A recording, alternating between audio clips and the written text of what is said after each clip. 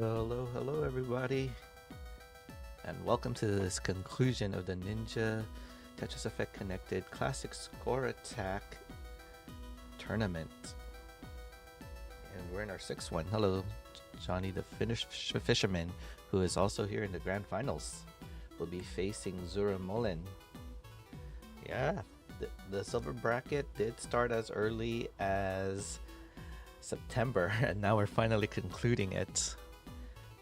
But yeah, we're best to conclude this tournament then in the main channel, the Classic Tetris Twitch and YouTube channel. We're available in all platforms and whatnot. So hopefully you will tune in and join in.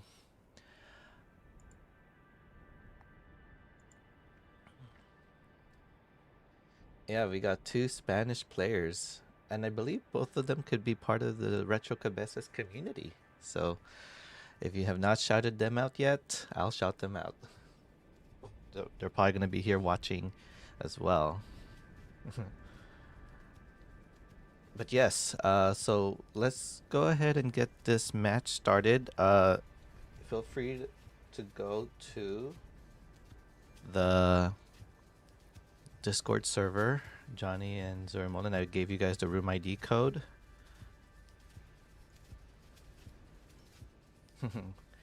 And Algado is also in the Retro Cabezas community. Awesome. It's probably running very late at your area, but you know, these players worked hard to make it this far, and so we'll see how far they can go. Let me just make sure I have all the rules settled. Now, since this is the grand finals, Ninja loves long Tetris matches, so we're actually going to do this as a best of 9.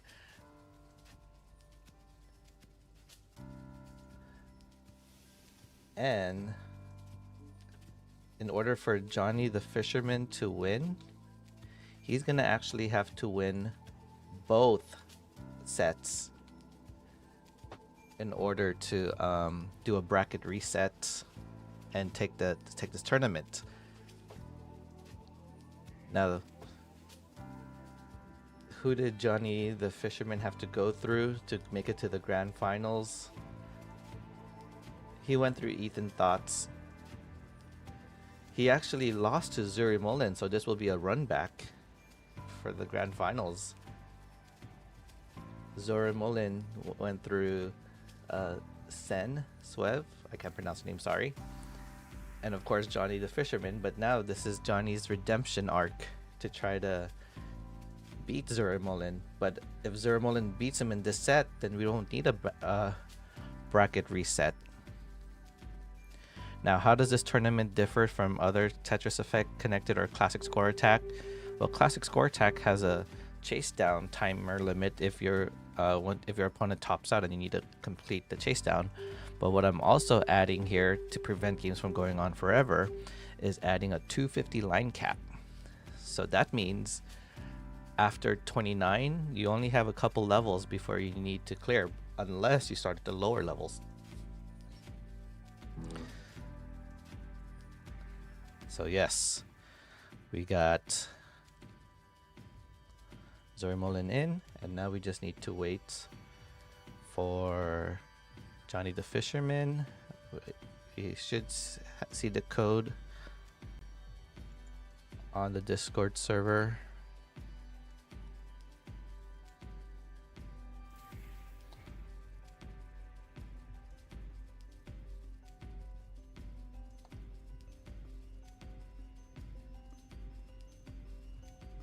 We got the two players in. They got nice ninja cams.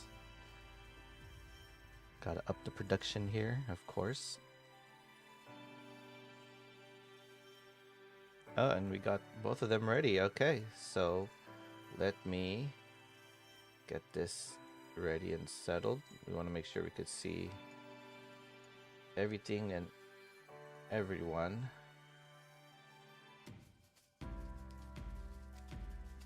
Okay, and Johnny the Fisherman is in as well. Okay, so let's go ahead and change the scene. And there they are. And we get ready to start for this grand finals. First to 5. Zurmolin chooses to start on the left side. That means that only even games is when Zurmolin will be able to choose the levels. Because this is a silver bracket, you can start from level 9 to 15. That's 9 to 15. Uh-oh, did we lose Zurmolin's cam? Probably fell off. There he is. Okay. Feel free to start. And we're ready to go. Of course, I should probably switch those cams because that is not where they are right now. Zurmolin is on the left. That's an easy fix for me.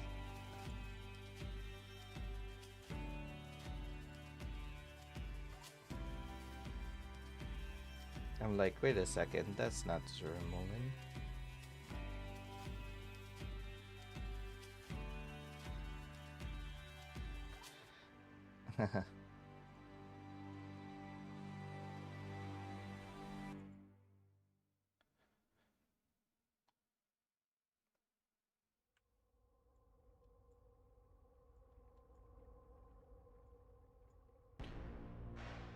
And making the slight adjustments, making sure everybody is framed, perfectly centered. But yes, whenever you're ready to start, feel free to start. We're ready. Here we go. Zurmolin versus Johnny the Fisherman. Get the glasses ready.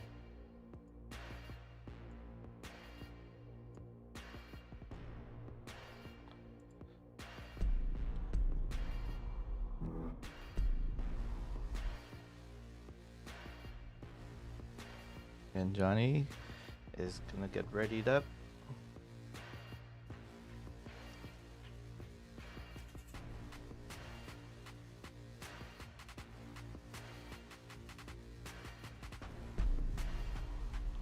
Grand Finals, silver bracket. Here we go.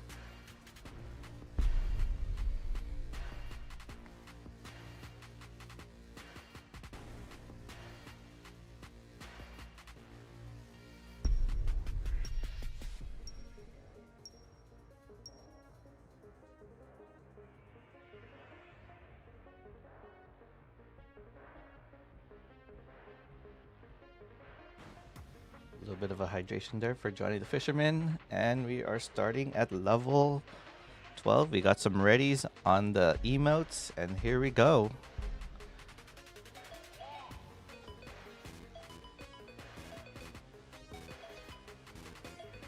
Level 12 start. And already you can see some different stacking. We see some pushdown points for both of them. But it looks like Zurmolin has the more pushdown points and the Tetris. But now there's some holes there that Johnny the Fisherman is gonna have to take care of, while Zurmolin was able to get a Tetris out of that.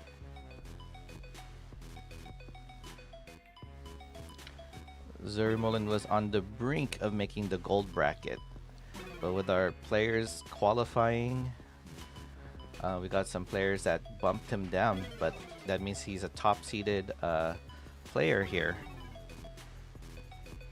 Zurmolin is seated at number 2, while Johnny the Fisherman is seated at number 6. So we got our number 1 seed eliminated in this tournament.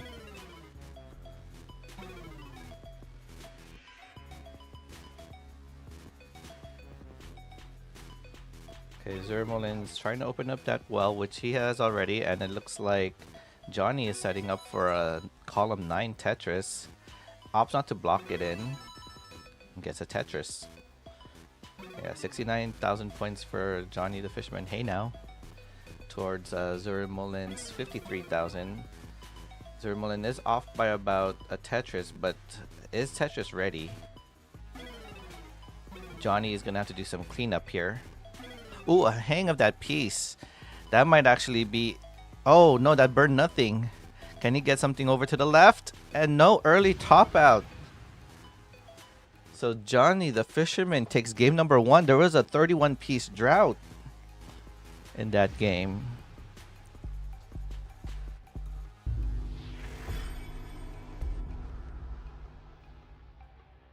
Okay, warm-up is probably done. So what level will Zuriman start? It looks like he's going to start at level 15. Here we go. 3, 2, 1. Tetris.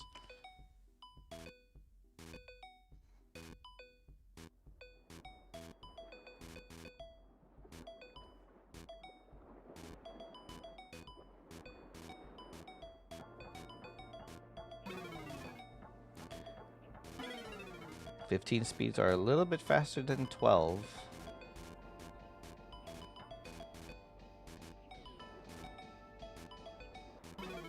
Ooh, Johnny blocks the wall a little bit, but opens it up. Gets enough dash movement to get that long bar over.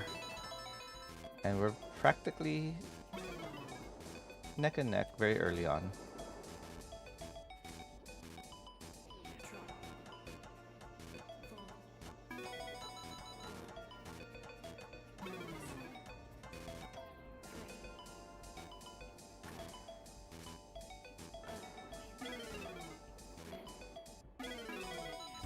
Okay, Tetris for Zurimullin.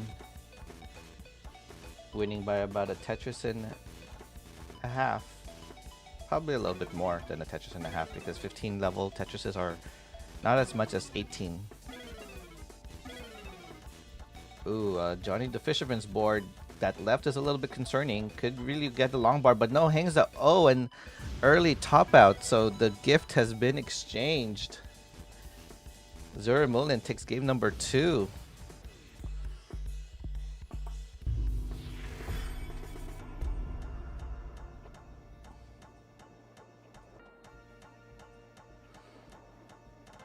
Okay, so now Johnny goes ahead and starts at level 12.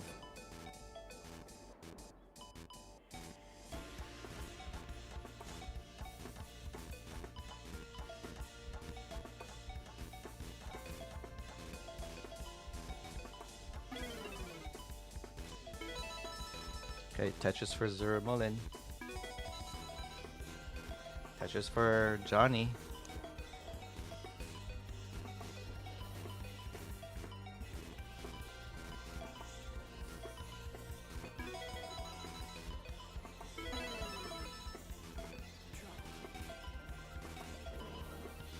Yeah, very early on neck and neck, but now there's a little bit of a dependency there for Johnny, but goes ahead and gets a long piece to cover the dependency there.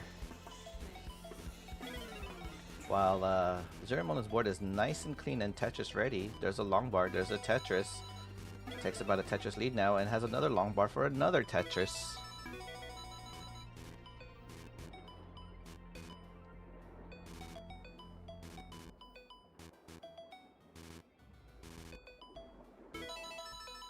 Okay, there's a Tetris there for Johnny, while Zurimullin attacks a Tetris back of his own. So this is one of those things where you're going to see the lead change back and forth until the opponent makes a mistake. Of course, you saw that Zurimullin was not able to use that long bar for a Tetris that Johnny was able to use. So now we could potentially start seeing Johnny the Fisherman start pulling ahead. Of course, if the long bar shows. And there it is. Okay, a little bit of a scary situation there by Johnny the Fisherman, but easily cleans up the mess. Setting these burns.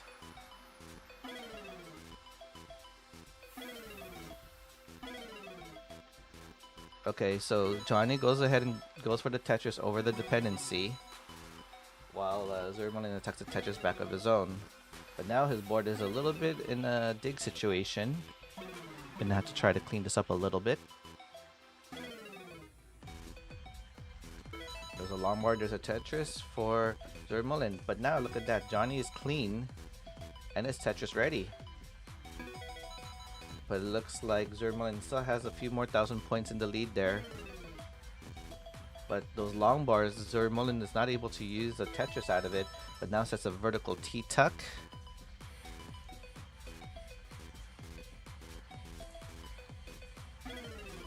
And both our Tetris ready. We're about halfway towards the speed transition. Ooh, okay. Johnny's stacking a little bit dangerously high. Can a long bar show on time? He really needs it now. Gets it, but hangs the long bar. Oh no, lost the dash piece there. Zuri Mullen already with 160,000 points. Take game number 3.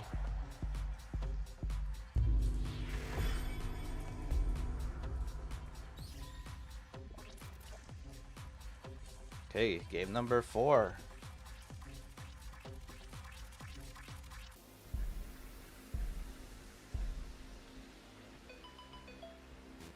Okay, we start off with that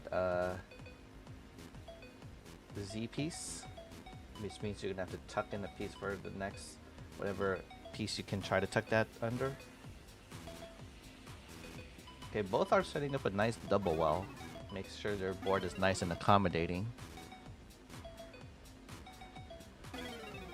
Johnny with the first Tetris and now has dependency in column 1. Gonna go for the Tetris first, but Zuri Mullen's board not looking ideal. Gonna have to downstack this quite a bit now. Yeah, that's gonna be a lot of burning for Zuri Mullen. Unless he wants to stack very aggressive. The speed is slow enough to do it, but not gonna take the risk. Since we're still early on, we're only 12 lines into the game. So he could afford these burns and then hopefully catch up later on, and hopefully Johnny will make the mistake. But now with that board, Johnny's board is nice and clean and almost Tetris ready.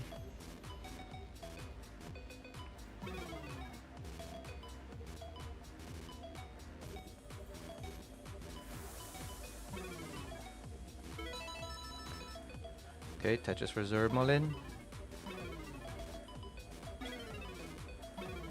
Tetris for Johnny, and another Tetris for Zuri Mullen.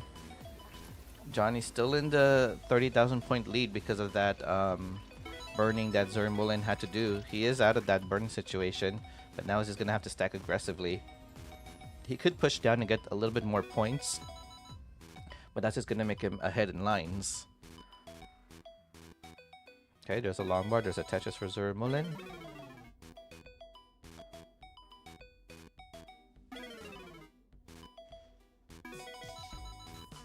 Okay, none of them are seeming to make any mistakes, so they're just going to continue slamming down Tetrises. And this 30,000 point lead has not really changed.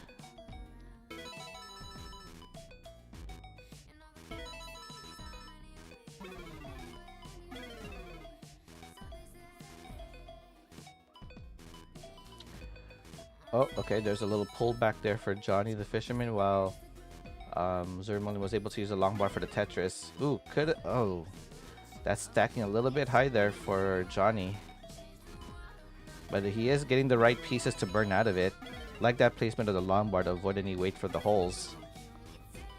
Oh, but that Z or S piece just did not... This came at the wrong time. Oh, overshifts the T. This can be salvageable. Just give him a long bar. There it is, but he blocks the well already. And another top out there. Meaning Zuri Mullen now has 3 points to Johnny's 1. He just needs to win 2 more games to avoid the reverse, to avoid a bracket reset.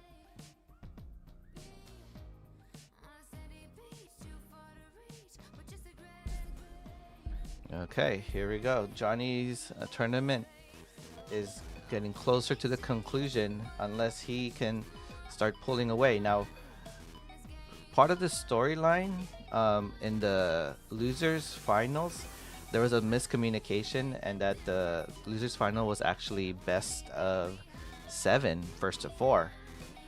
And so when the opponents thought it was a first to 3, Johnny actually lost when it was first to 3, best of 5. But once we made the rule clear that it was actually best of 7, they played out the rest of their remaining games, and Johnny actually took out his opponent. It was B and OG.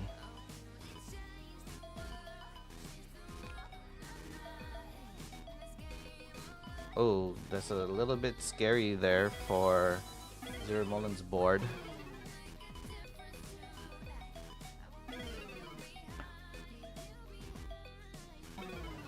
Oh, Zero Mulin's board's a little bit dangerously high. The speed is slow enough for him to maneuver through this. Probably setting up something dirty. Okay, goes ahead and just takes the burns, but this is stacking dangerously high. Tetris for Johnny. Johnny will start pulling the lead now while his board is nice and clean. While Zero Mulin is just back to just cleaning up this board. He is making way with these pieces. Opens up the well now. Can he get a long bar to bring some stress from the well? But no, opts to go ahead and set up some delay burns. There is the long bar, but did add weight to that hole. But does get a long bar to bring it down. Johnny, ooh, okay, takes a double into a Tetris. Now the lead might start exchanging back and forth. They both have one hole on their board in different places. Will Johnny commit to playing one row off? Looks like he's just adding weight now to column 1. Oh, saw the long bar and tries to pull away, but now causes to create another hole. Okay, I see this. Johnny goes for a row 3 dirty Tetris.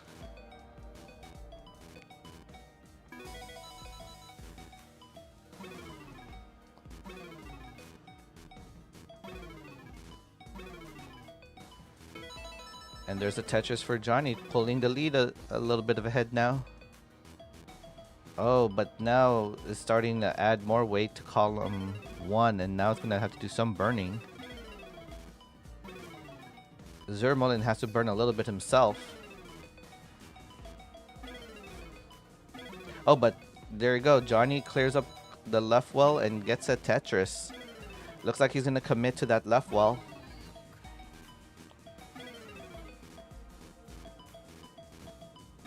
Oh, okay. I like the pullback. Trying not to put any burns. Probably trying to gain this lead as far as possible to avoid any points for Zero Mulin to try to catch up. He is set up for a row 1 center well Tetris. Center well being column 3 to be exact. There's a long bar. There's a Tetris.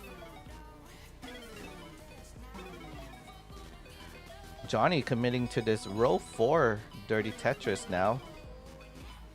And we're about to reach the transition in about 20 lines. I hope the speed change does not startle them. It'll only be 15 level speeds.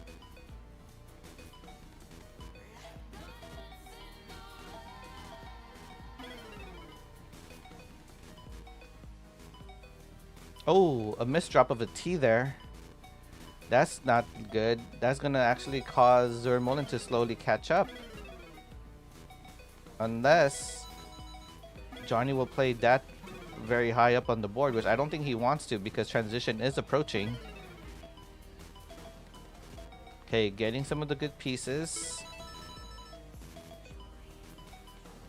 Yo, thank you, Wing Fryer.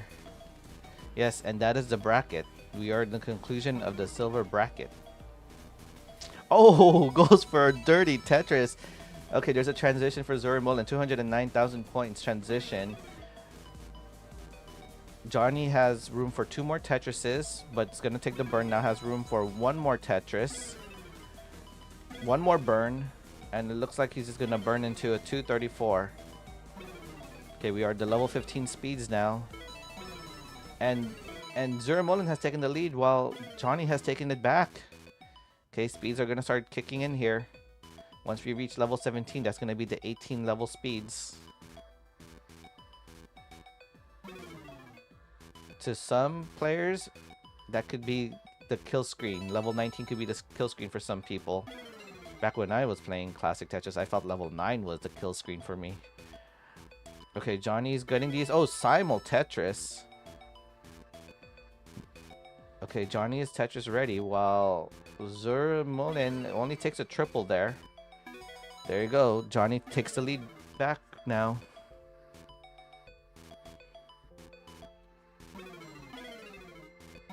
And now we have reached level 15. The next level will speed up again. Their boards are not quite ideal for the 18 level speed, so it looks like they're gonna have to do some burning. Oh, there's some weight there. Okay, but Johnny is getting the right pieces. One more burn into the level 18 transition. Oh, Zurimullin gets there first, but the board is quite high. I don't know if that's the height he wants his board to be in, but gets the pieces to the left. Okay, Johnny's avoiding to make multiple dependencies, but the board's starting to climb up. Uh-oh, this is starting to go too high there. Oh no, a cascading of misdrops there from Johnny and tops out. That means Zurimullin is in game point. Right before we reach the level 19. Now we've seen reverse...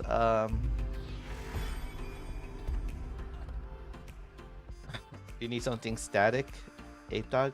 Oh yeah, we could turn that off. You know, I do set the game up in the highest settings, aka epic settings. Most people who play Tetris Effect Connected turns everything off. But you know, once you turn everything on to the epic settings, I realize how shiny these pieces can be.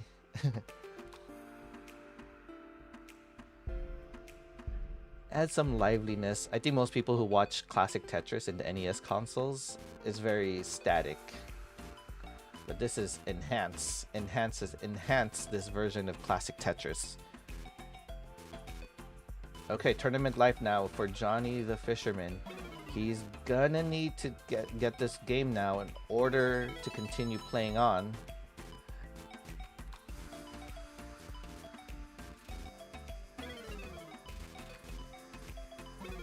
Now, in a tournament organizer's perspective, if Zurimullin wins, we'll be ahead of schedule.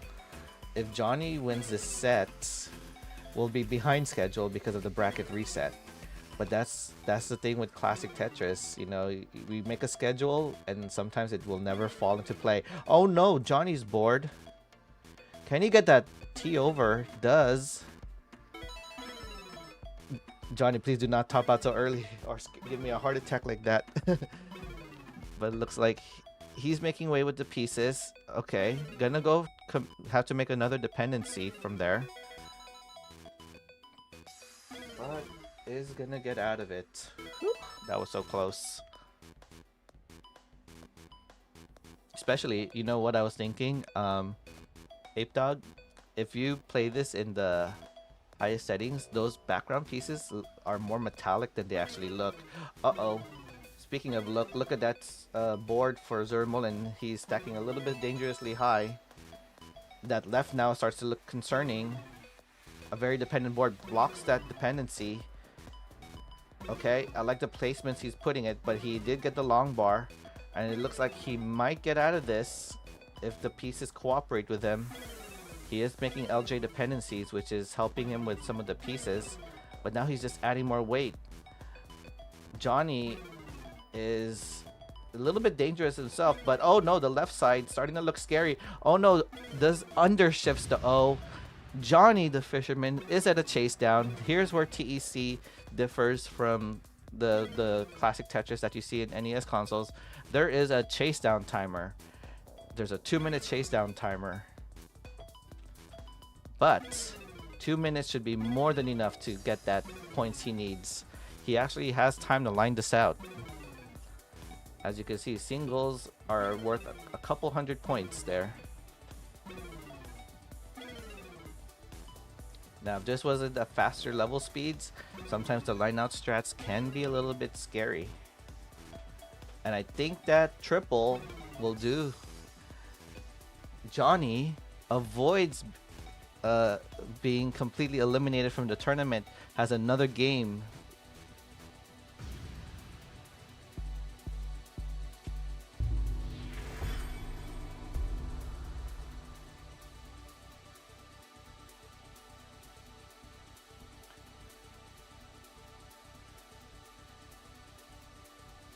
Oh.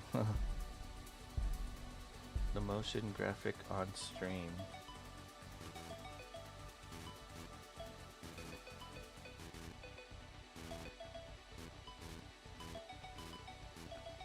Oh, are we talking about those rotating?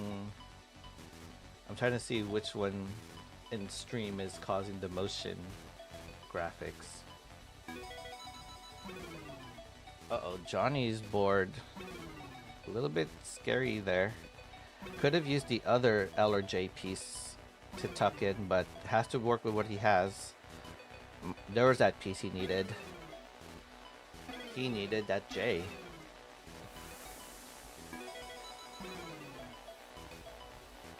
Ooh. Okay, Zermolin has a little bit of a hole.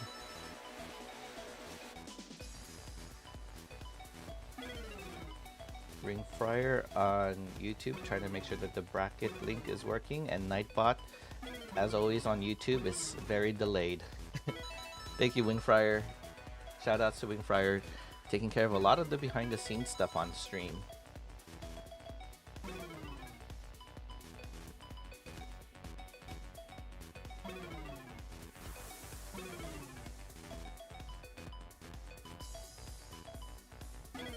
Johnny is set up for a Tetris, but I don't know if he wants to commit to this.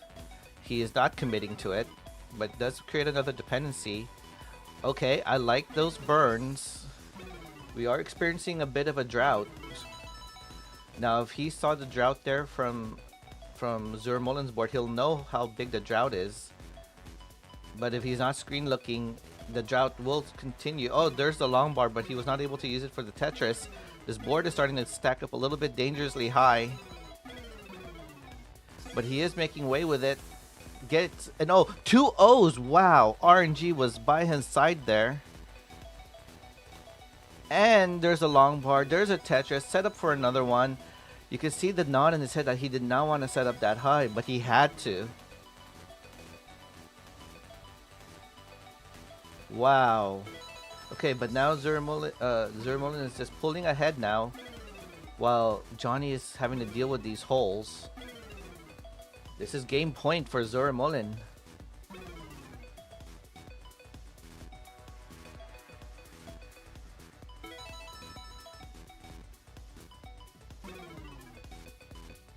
Oh no, Johnny's bored. Oh no. Can he get out of this? Oh no, Miss drops a piece and tops out.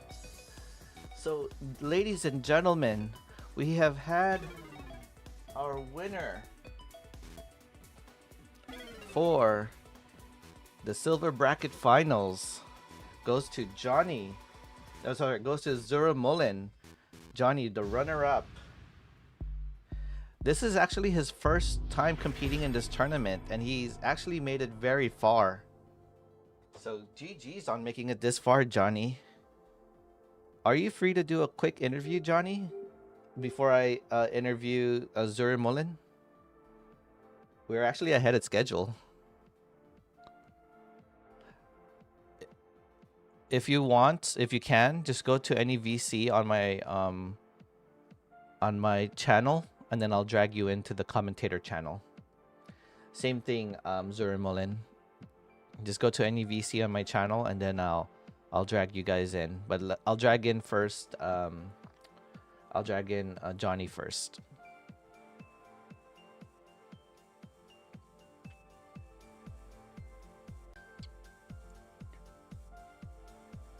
Let me know when you guys are in.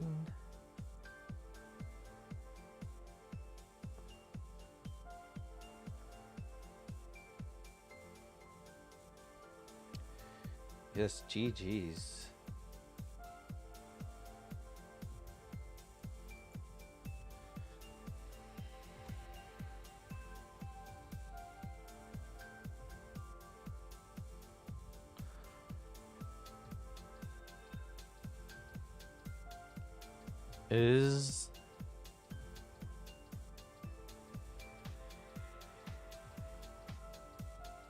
Are they in the chat, or are they in the VC? Or, you know what? I could probably just do this. Let's see if I can start a VC chat with you.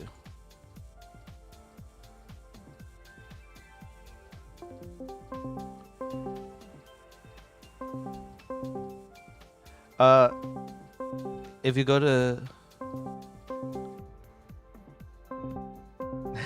you guys are all hearing the phone call ring.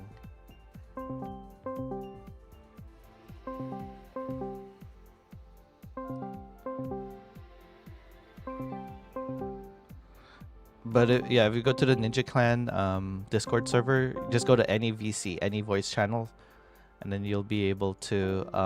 I'll drag you in.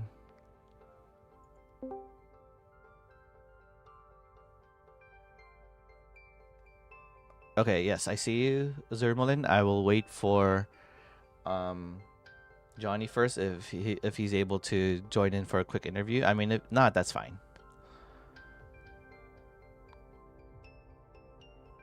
Oh, okay, okay. But yes, feel free to type anything. Feel free to shout out anything in the Twitch chat. Johnny the Fisherman, you deserve it. You made it this far. And let's bring in the the silver bracket champion, Zuri Mullen. And I actually have a scene for you.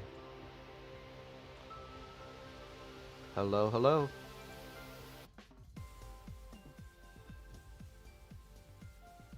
Let's see.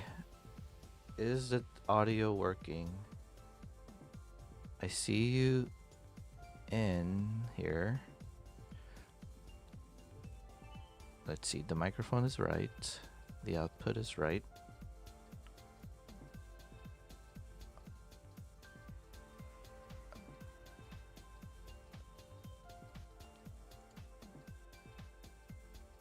Is the mic working?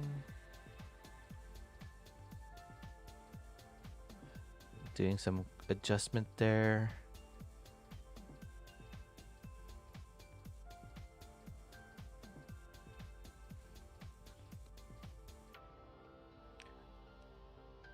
I think you should be able to unmute, but see if your output device is selected correctly.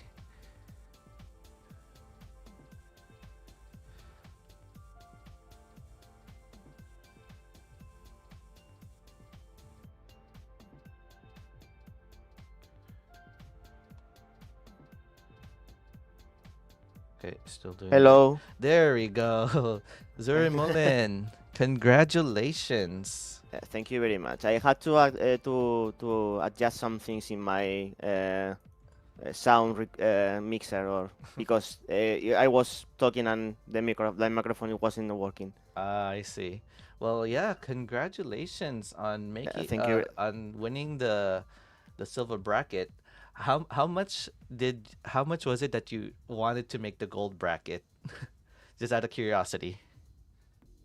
Sorry, what?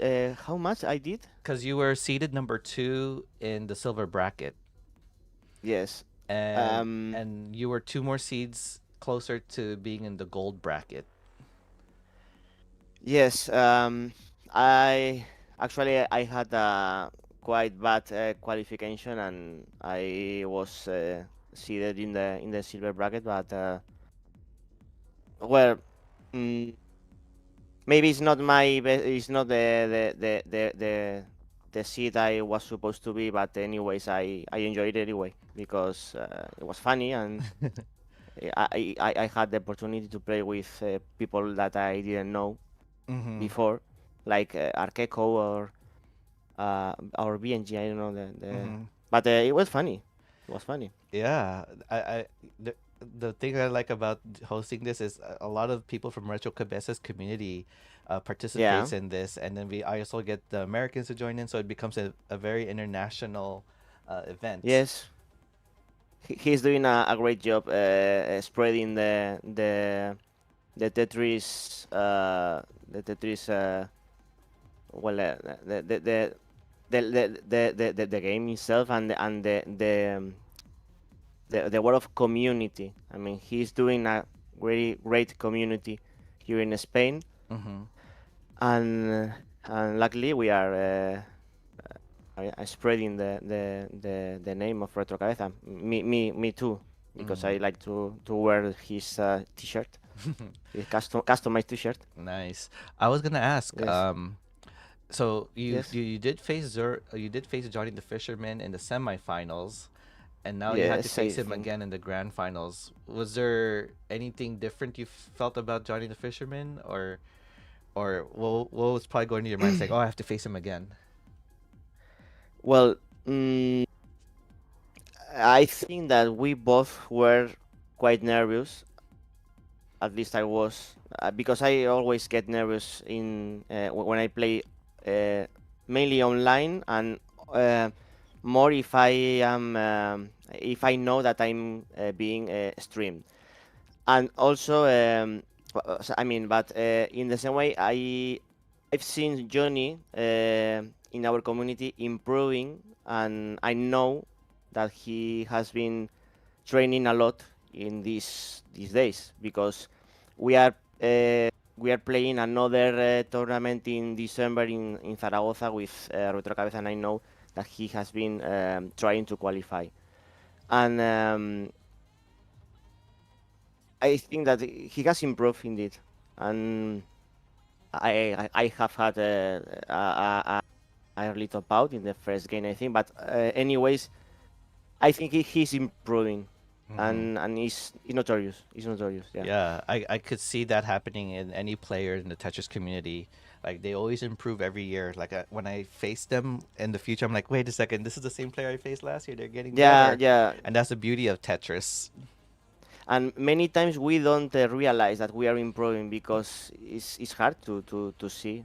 But when someone who hasn't seen you playing in a period of time, suddenly he realizes or she realizes that you have improved.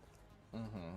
Yes, and it's Okay. what happens when you play online, or stream, because people say, oh, that's the same player, and now he's able to play to if 18, or also 19. I've seen Johnny arriving 19 many times in our tournaments, Mm-hmm. and he wasn't able before, so he's improving undoubtedly.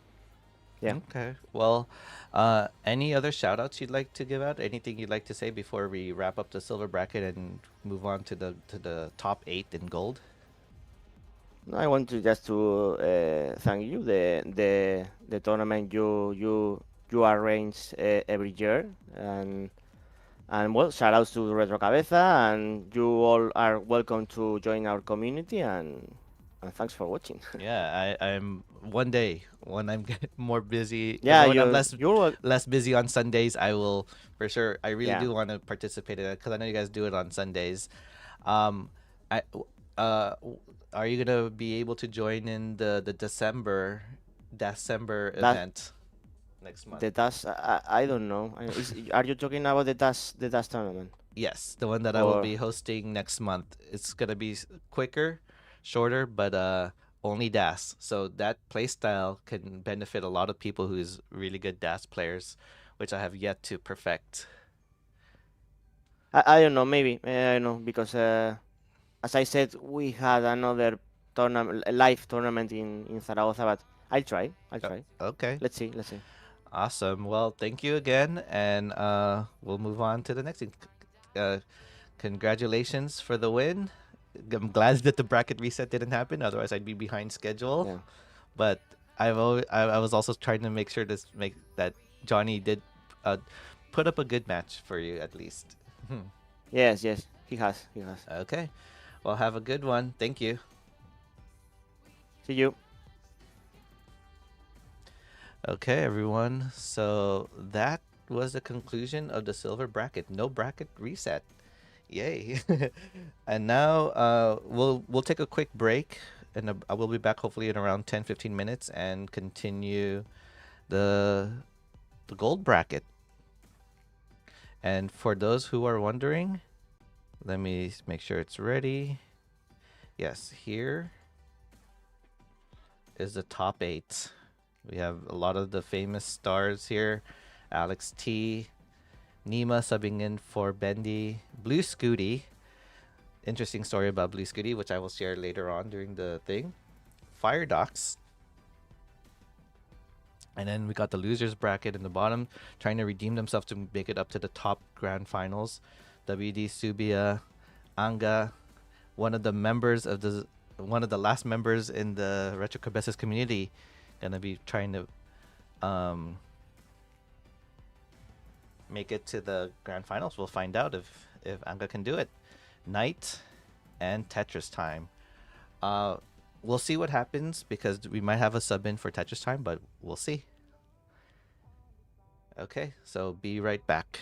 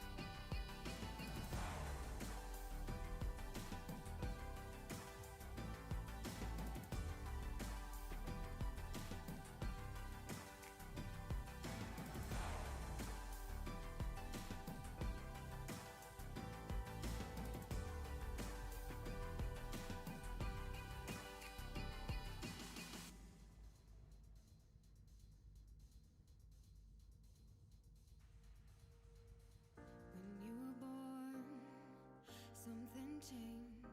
My heart could not contain the miracle of this world and all that it creates. With every Bueno, ya passing estoy. day, the winds might grow stronger and carry us away, but we will hold on to joy to light the way, to keep the reminder that love does not escape. I'm yours forever. There is no end in sight for us. Nothing could measure the kind of strength inside our hearts. It's all connected.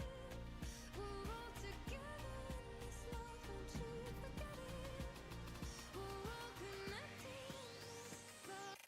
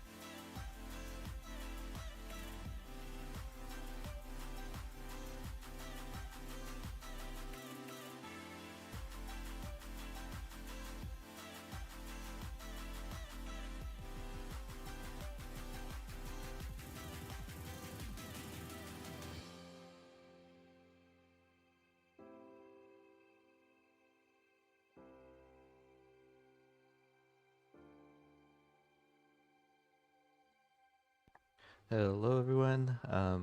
It was a couple minutes. Few people are wrapping up their matches, and yeah, we're gonna try to get Alex T versus Nima and Blue Scooty versus Fire Docs. Our dreams wouldn't sink underwater. I was okay, dreaming with my word of color. You never would not fade. Pushed me further to discover a whole new universe again. I know we're young, but we're damn strong. We are the light now. We're shining like no other. Like diamonds in the rough. We found our world of colors. Now we're never gonna give it up. We're never gonna give it up. No, we're never gonna give it up. We love our world of color. Moments of joy. I'm so blessed we have discovered. Nima, I think you could be on the right side. I'm most likely guaranteed Alex wants to be on the left. We kept dreaming, kept transpiring, never losing hope again. And if they say so, we prove 'em wrong. We are the light now. We're shining like no other. Like diamonds in the rough. We found our world of colors. Now we're never gonna give it up. We're never gonna give it up. No, we're never gonna give it up. We love our world of color. We fight. We hope for love. We fight. We hope for love. Love. Didn't we fight for love? We fight. We hope for love. We fight. We hope for love. Didn't we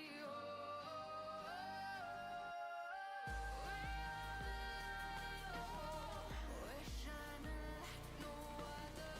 Like diamonds in the rough. We found our world of colors. Now we're never gonna give it up. We're never gonna give it up. No, we're never gonna give it up. We love our Okay, so while we wait, I think what I can do, because we do have one of the matches ready.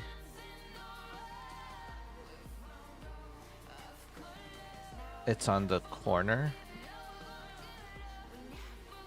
Yeah, because it rotates. What's up, Mari? Hey, if you want to come in and commentate your buddy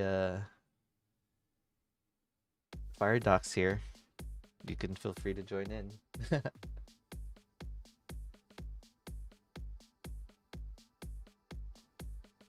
Let's see. I am good at this. I swear I am. Okay, while we wait for Nima, sorry for this wait. It looks like we're still waiting for Alex. You know, he is a champion, and I guess we have to follow his schedule sometimes. Dead after your match? Oh no. Let's go ahead and start this match. We'll go ahead and start this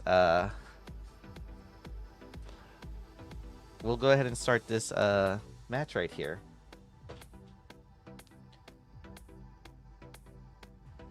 So yeah, now that the ones in the bottom are sorry, the bottom matches are ready. We got Blue Scooty, which I need to spell correctly, versus Fire Docs on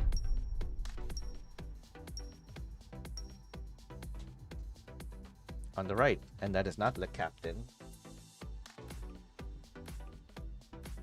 I could fix that.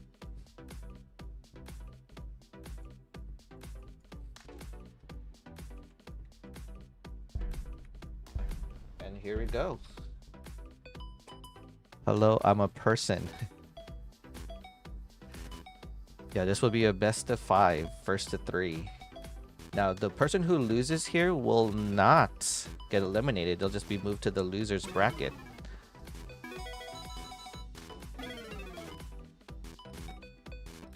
We got Blue Scooty, who goes by the train conductor in TEC, and we got Fire Docs, who goes by Fire Docs in TEC, representing Canada.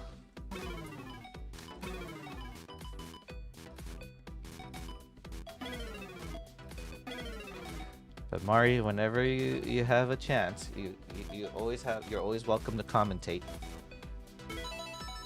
Now, Blue Scooty is hyper tapping in this tournament. Maybe doing some raking or some form of rolling that we have yet to discover here on TEC. And you can see Fire Docs with an NES controller rolling in here. And some of you wonder, how is he able to roll with an NES controller? Well, there are adapters you can use. But doesn't adapters cause input delay latency? Yes, it does. But then how do they accommodate that? They do something with the polling rates, of course. And sometimes increasing the sensitivity in the polling rate can result with some misinputs, as you saw there from FireDocs, misshifting the T there.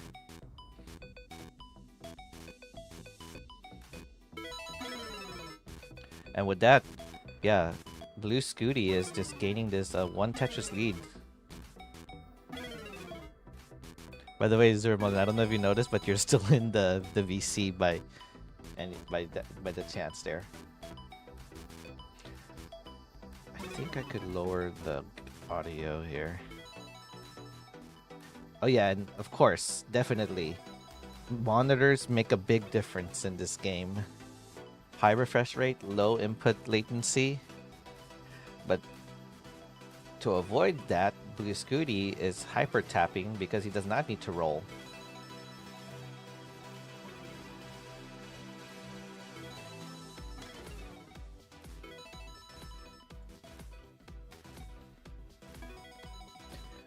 But you could see that even though rolling is the meta in classic Tetris, you could see that in TEC, that might not always be the best gameplay style, as we saw Alex T winning this in the 5th ever tournament. Sorry, Nima, it looks like we're still waiting for Alex T.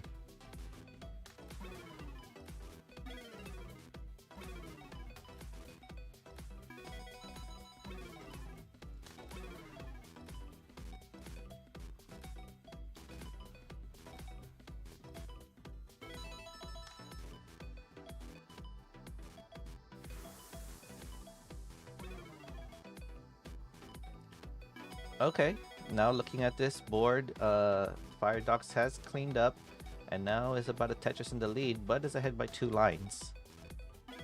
Shockingly, 2 lines can be all it takes for these high level Tetris players here.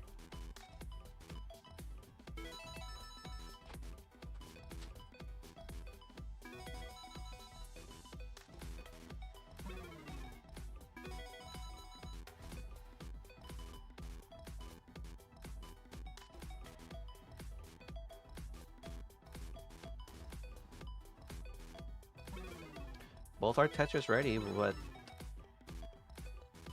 Blue Scooty was able to get the first Tetris from that long bar. Has a few holes now, setting up for a center well. Ooh, okay. What you are seeing in... Uh-oh, wait. What happened? Did a misinput happen?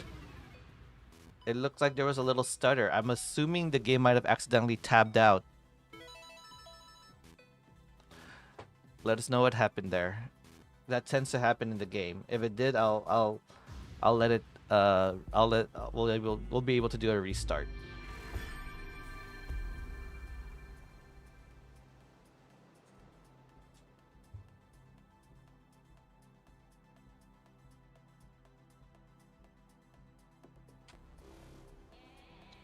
Yes, a small pause.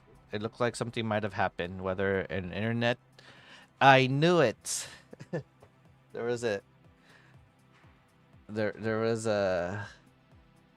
probably an internet lag spike.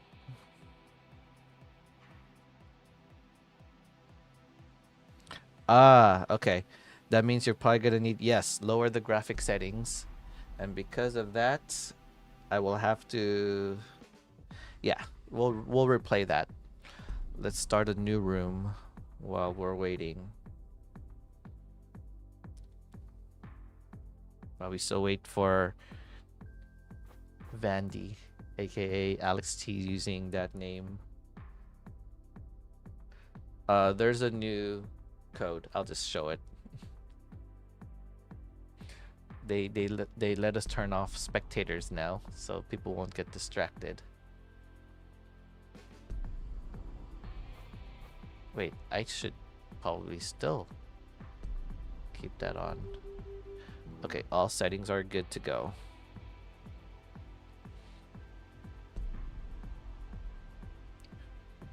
Okay, new room ID is UGN3.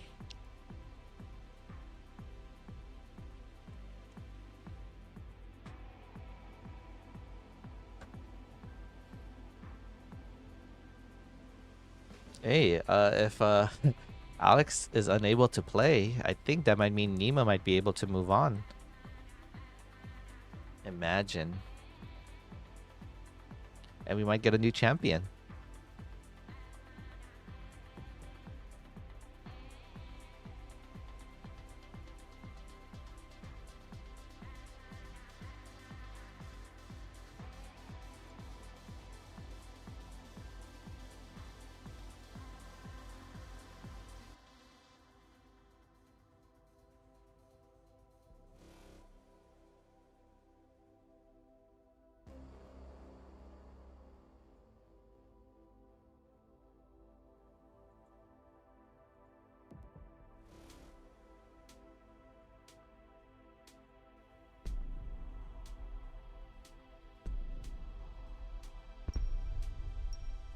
Okay, let's restart that because that was a false start.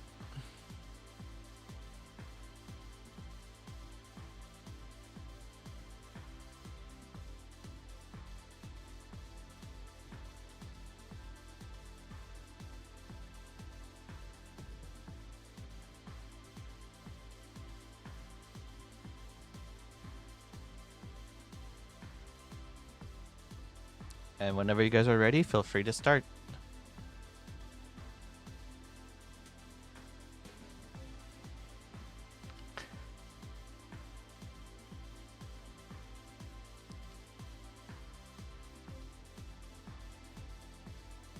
But it doesn't look any different. Did you apply the settings?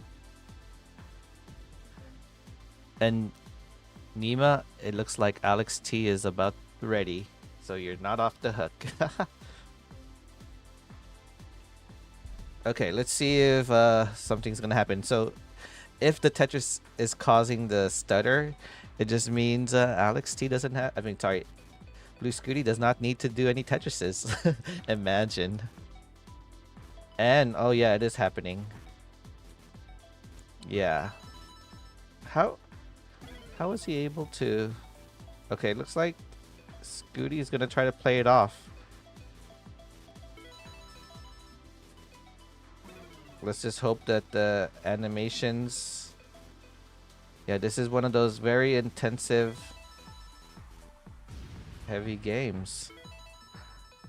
Let's try one more time. I think after you do the graphic settings, you're supposed to apply it. Try that.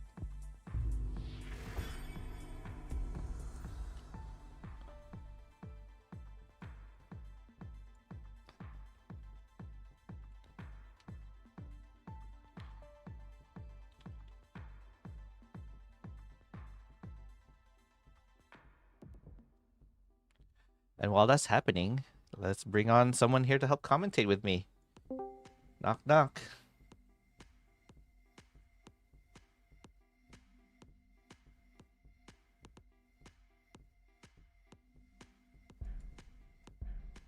Oh, probably still has his mic on mute. He'll try again. Okay. One more.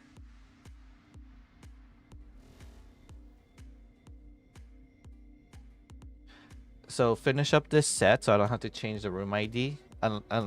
Actually, it wouldn't really matter. I could just change the ID.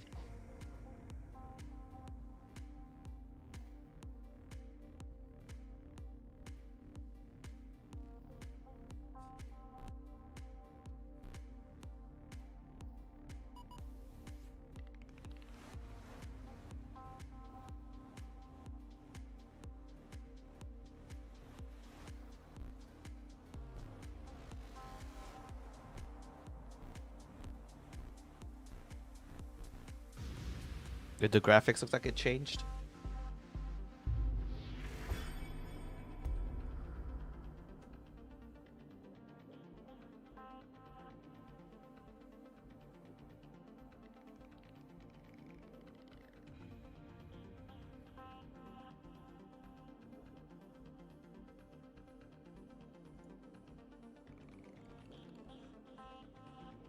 Oh, you guys have to finish up a set. You just have to finish up the set.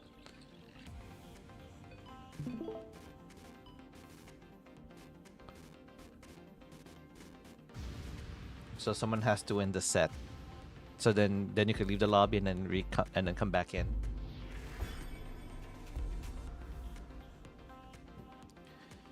Yes. Yo, Snowy is here. Snowy Tetris, what's up?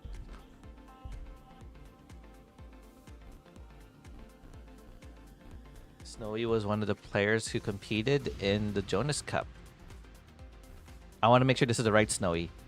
Is this a Snowy that I saw in Washington? Because there was 2 Snowies also in the Jonas Cup.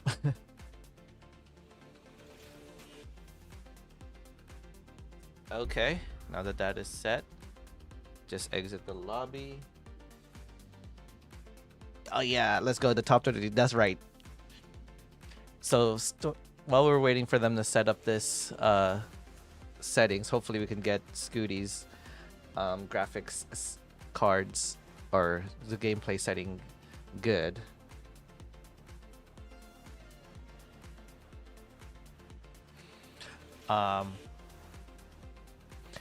Yeah, so Snowy, since we're here in the Classic Tetris channel, did make it to the top 32. Last year, there was no silver bracket, so he wasn't able to make it. So he had a redemption arc.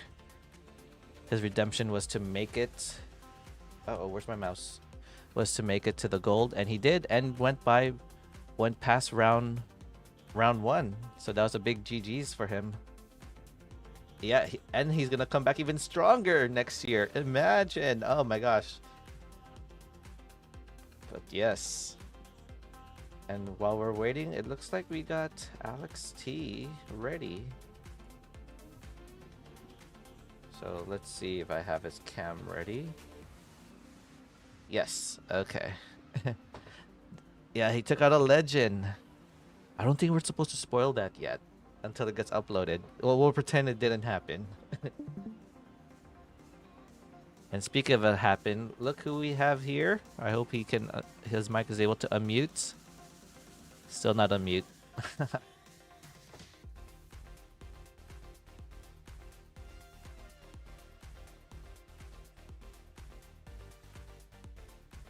And it looks like the mic is unmute now. But no audio is coming out. Okay. We'll take a quick break.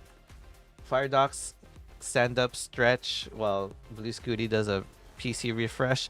When was this Blue Scooty when I was facing him against these matches? Maybe 10 minutes ago. I was facing him like yesterday or the day before, and I lost all of the matches against him, all my ranked matches. I'm like, where was this Blue Scooty I needed? Those SRs. Oh yeah, but hey, welcome. We got Pine Frine here as the co-commentator for the Ninja tournament. Feel free to introduce yourself while they're getting their things settled. Oh, my pleasure, Ninja. Hello, guys. What is up? I am the Avatar121. Well, I play video games, but I also play Tetris myself. And yeah, I've been part of this Ninja CSA tournament for quite some time. Yeah. And feel free to share your journey and what might be happening later on because of a potential sub-in, but since we're actually running behind time, maybe it might not occur. Yeah, potentially, maybe not be, but for those wondering, I made it all the way to the top 12, true losers around 4, lost to Tetris Time in a sweep, but due to scheduling snafus, there might be potential I might be the one to be facing Knight instead of Tetris Time, but we'll have to see. We'll see.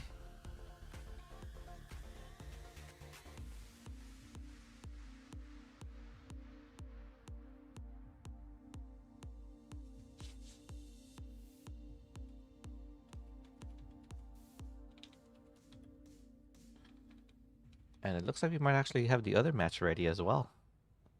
Nima's setting up. Firedox is probably doing some warm-ups.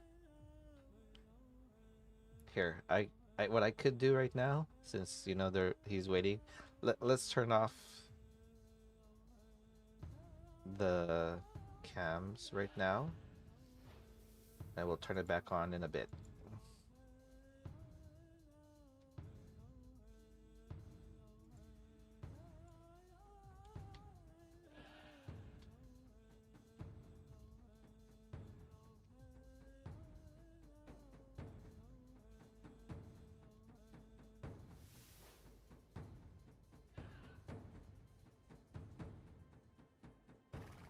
And while we're doing that, actually just go ahead and show this one right here. That's right. We got the bracket here. We have Nima subbing in for Bendy. Bendy is unable to make it. Blue Scooty facing Firedox, as you see here. Firedox, the only international player left in the winner's bracket. And then in the bottom, we got two Americans, WD Subia and Tetris Time. Potentially, might not be. We'll see. And Anga representing Retro Cabezas community in Spain versus Knight in Canada. So this is a very international event.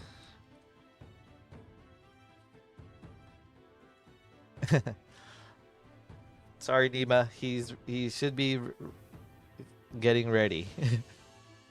He's pulling a SV moment.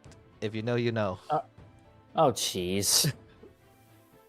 But the good news is he's not having to travel too far.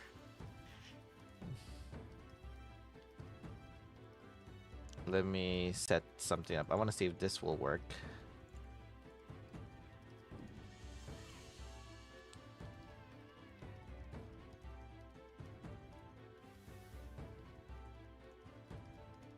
No, you typed... Oh, did I type his name wrong? In the bracket? Nima. Oh, 47. Yes, who wrote that? Gee, I wonder.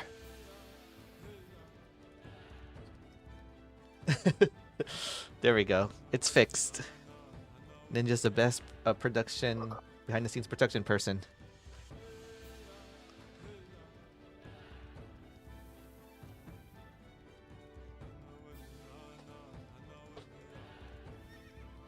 Oh, there we go.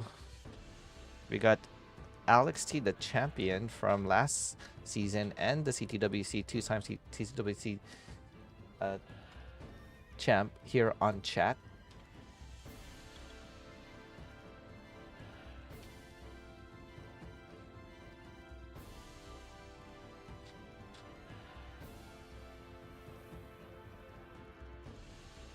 Oops, hold on.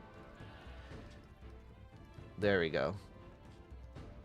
And now, yes, we got Alex T there. Let me do a few changes on the cam, make sure he's fully visible.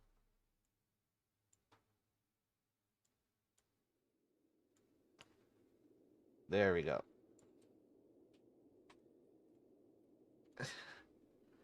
And we could actually get this bottom one started while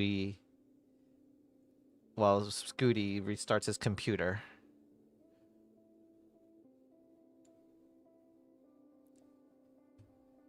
Now, why did Ninja sub in Nima besides the fact that he was available?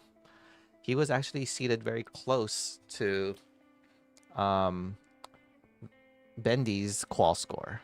So I thought that would be the appropriate sub in.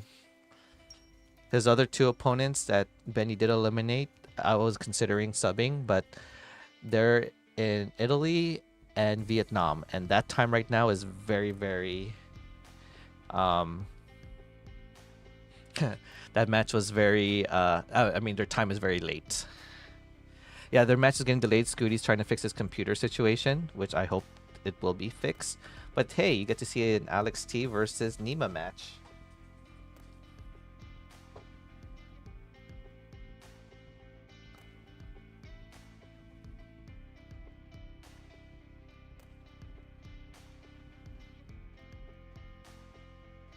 Good luck, have fun. Good sportsmanship. Why is it loading? That's a good question.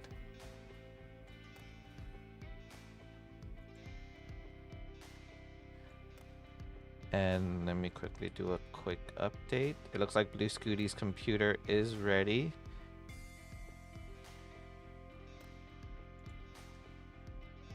Oh no, it got disconnected.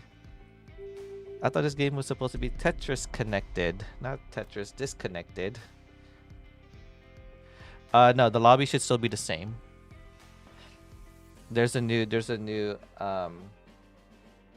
room ID, DA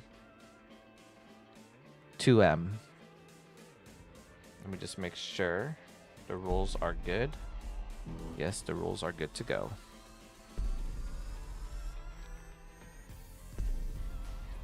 And let's hope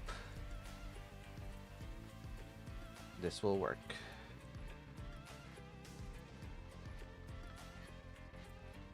Good luck, have fun.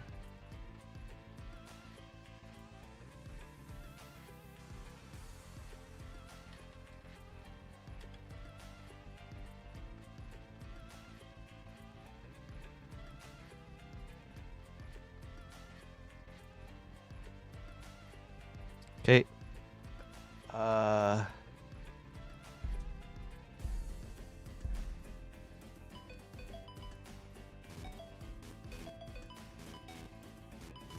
And here they go. They're starting their match.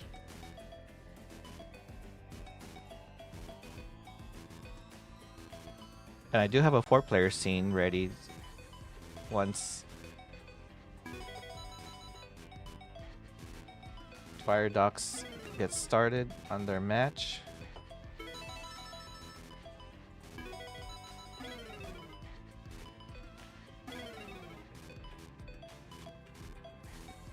Okay. Oh yeah, they are ready. So are you ready to see a 4-player scene, Lee Pine Friend? I believe I am. Okay. Well, here we go. Also, I apologize in advance, ladies and gentlemen. It's literally 5 in the morning. 5 in the morning. Oh, imagine me having, when I did this in the second tournament, I started at like 6 a.m. and it did not end until like 12 hours later. Yeah. But here we go, the final 8 for the Ninja CSA tournament is finally here. We have Alex T, the defending champion, taking on Nima. And we have Blue Scooty taking on Fire Dogs on the other side. As you can see, a Dirty Tetris on Nima's side.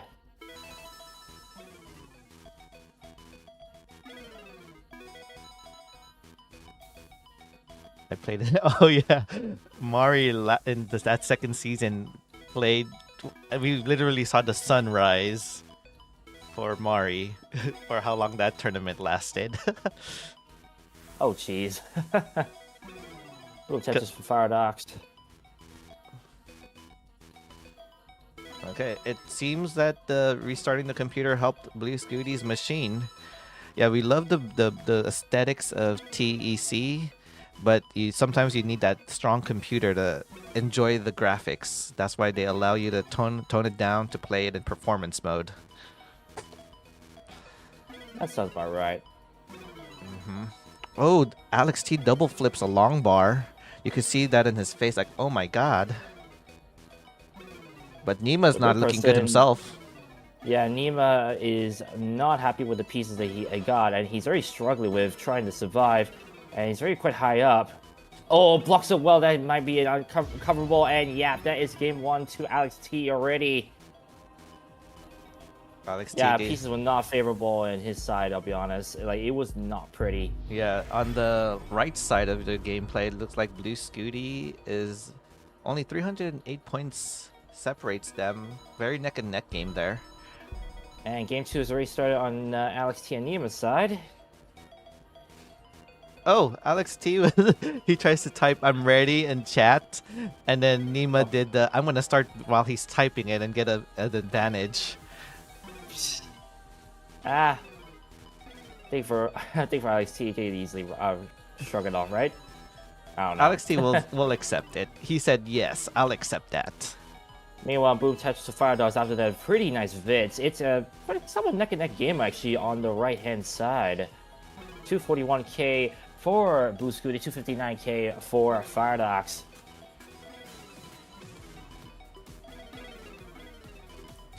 Are they playing it with a keyboard? So Alex T is hyper tapping in this tournament. He is not rolling, so you can see that in his hand cam there. Nima is playing DAS with a controller. I'm almost guaranteed he is. Scooty is tapping also with a keyboard, and Firedox is playing with a controller. Also, Nima refusing to burn there to the extent. Notice the lack of the T delay burn. But let's get a 30 Tetris. Definitely burned quite a bit of lines though, just waiting for that Tetris. Yeah, it looks like also on the right game, Blue Scooty has been continuing to commit to playing one row off the top. Hey, I mean, if it works for Fractal, it can work for anyone, right? It's amazing how the top stars here are not rolling in this tournament. But I actually have a chance. What? Oh, and what also I've added to this, and this is why they're probably sticking to the tapping, is that there's a line cap in my tournament. And not like the traditional line cap that you would see in the NES championships, the classic Tetris championships, but it's only a 250 line cap. 250 line cap, yep. Which, if you're playing in this level, that means you only get 2 levels of kill screen. Which means a DAS player can also have the potential to win.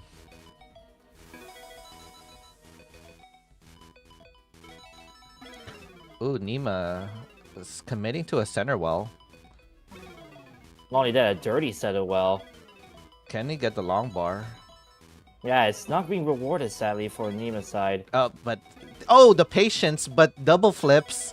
What happened Oof. there? Oh, I mean, hangs this that. is oh, well, I was about to say this is recoverable unless he hangs in J, unfortunately, on the left side. And yeah, he himself knows that's unrecoverable again. Game 2 to Alex T. Yeah, so 2 games have already passed by while we're still in game 1 for Blue Scooty versus Firedox. And they're about to retransition. Oh, and Firedox hangs that J. Yeah, indecision on his part, actually. He had felt so there's nowhere to place that. Does burn a triple nicely, though. He's near the bottom. Although, besides nearing the bottom, we're also nearing transition on the right-hand side. As we see game 3 of Alex T and Nima also start up. Now, the good news is Nima is not eliminated yet in this tournament, because if you notice this is the winner semifinals. You have to lose twice. Well, unless you're Nima, they need to lose 4 times, potentially. Potentially, that's right. He's subbing in for Bendy. Okay, transition on the top with a nice 600k transition there for Blue Scooty. Yeah, actually, 74% Tetris rate, 6 versus 69% Tetris rate for Fire Dogs. Actually, this is a pretty nice game we're seeing on the right-hand side. Although Mr. Blue Scooty decided to start on the left-hand side with a Tetris. Nima is just being very Quatrus-y right now in all his games. Dirty Tetris at that.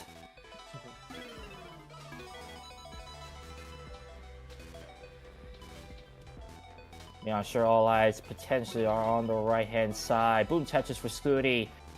Fire Dogs with a awkward setup. Oh, he's Actually, committing he's going to for the it. dirty. He's going for the dirty Tetris for Fire Dogs. gosh. Committing to the bit. Oh, Committing but to the hangs approach. that. Oh, Wait. Maybe it's But wait. part of the plan. Maybe he's committing to continue playing. Yes. dirty Tetris at that. Oh my goodness.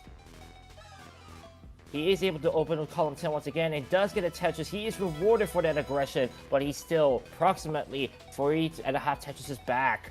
Yeah, there's a big storyline here with Firedox and how he performed in my tournament last time. If it served me right, a couple tournaments ago, he was in the silver bracket, got eliminated by Reed by a nasty, great chase down there from Reed. And now look at Firedox. He's in the top 8 here in this tournament. And he also made it to the gold bracket in CTWC. So there's a big massive improvement there for Firedox. Boom Tetris for Scooty, Boom Tetris for Fire Dogs. It is neck and neck. She was separated by less than a Tetris. Boom Tetris with Blue Scooty. Oh my gosh, anyone have a bell? Because we're about to experience a max out there for Blue Scooty.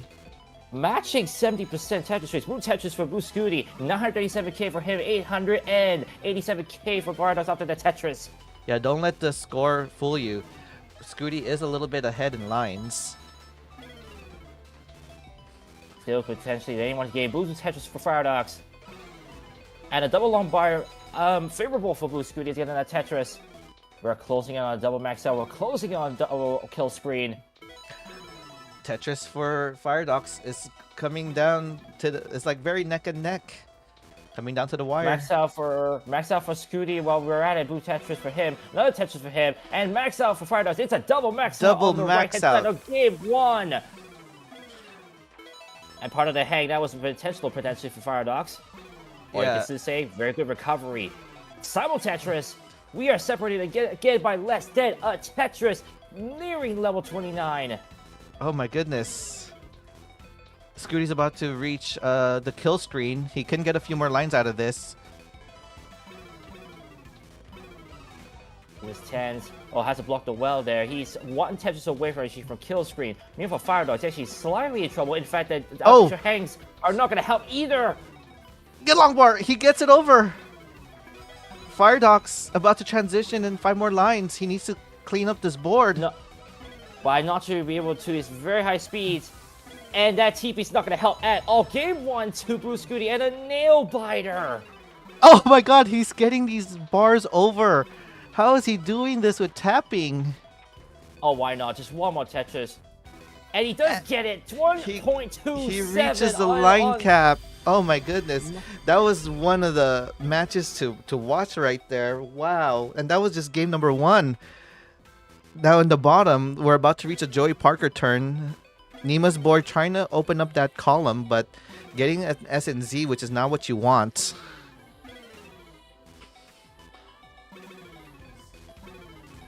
How is Nima's committing to the center? Well, try not to add weight on the left. He needs there you go. He needed that L over. That triple is going to help nicely. We're at Codio transition as well on the left-hand side. Yeah, shockingly, Nima's not that far. Like, yes, it's 80,000 points, but Maybe that's 60. yeah. It looks like Alex T might be dealing with some situation earlier on. Oh no, drought. And Nima's going to face the same drought as well. Yeah. Alex T fails that spin. Something you have to get adjusted easily. I mean, you need to get adjusted to with this version of Tetris. Nima not necessarily happy with blocking well yet again, but the good news is that he has ample number of lines to transition. In fact, he actually is still committing to the center well on column 9. Oh yeah, I see what he's trying to do. He can get some Tetrises before transition. And he does get Tetris right there. Question is, will he burn into transition? Alex T has already transitioned at 480. Yeah, 47k. Meanwhile, Nima back to column 10 to an extended at 409k. Oh, that side for Blue Scooty. It's Actually, yeah. Yeah, it's GG's and an early top out. Firedogs game 2.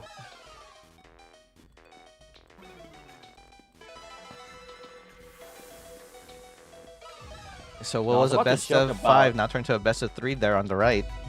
Yeah, I was actually about to joke about Nima, being able to handle pressure while we're not putting the spotlight on him, but he's actually doing pretty well despite that. Ooh, had no place to place the alternate burst. Oh my god, he's doing these crazy tucks with Das. Yeah, but more importantly, alternating burst shells piece is just not in his favor until they're trying to burn down the stack. Oh, I love that placement of the L to be able to burn that down. He's looking for a J. Of course, J comes one piece too late. He probably wanted the L to avoid the weight, but he had to make what he had to. Well, but you know what? No problem. No problem. Almost down to the bottom. Meanwhile, Alex T actually also a bit of a situation. He's able to get pieces to the left though. He is hyper One thing tapping you this. gotta, yeah, one thing you always have to not forget. Alex T may be a great roller, but he's also a great hyper tapper himself. Yeah, he was one of the Look at this. last top players to switch to rolling. That just showed how much he was committed to tapping during the rolling phase. Oh, but that might Ooh, be a level little bit hard to recover. But wait, it's Yeah, not that over is the yet. top. Yeah, 2 minutes for Nima to catch up 100,000 points. Not over yet. It is doable with less than 2 minutes on the clock, but Nima needs to get Tetrises. He does, and he's still not at a proper setup. Oh, I like but that that's tuck. good. Oh, of course covers it as the long bar comes in. Okay, he's just trying to Oh, bring it actually, down. yeah. He is just trying to burn it down. I think he knows if he gets himself back to column 10, something he's familiar with, he should be able to at least try Tetris. But of course, early dash pieces not shift. in his favor. Oh no, another early dash shift. How can he get out of this? He needs. He's... Oh, that might be GG's. No. Oh no, he just could not get good pieces, nor the right setup, which means Alex T is moving on to the winners finals. And Nima will drop down to the losers for the second time this tournament. Yes, he will be facing. Well, we'll find out who will he be facing once I show the brackets. No, I think I gotcha. He will be facing the winner of WD Subia versus Anga, if I'm not mistaken. Oh wait, no, sorry, Knight versus me potentially. Yeah, so now since that match is over, let's focus our attention on the right side.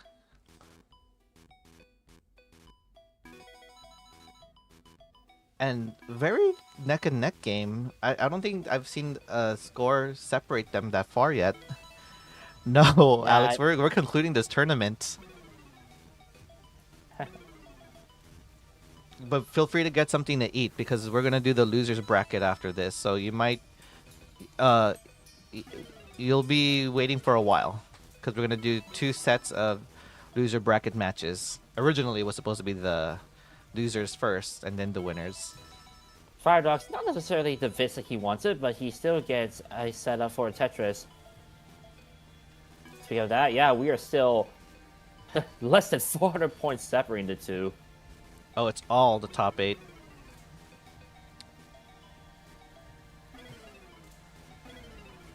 Sorry, I think I might have miscommunicated that, but Scooty almost out of the situation. I like the burns.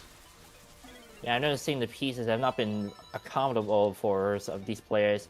Definitely some awkward setups having to be made. Boom Tetris for Firedox, Boom Tetris Blue Scooty. 362 versus 358k for this match. It is still very much neck and neck.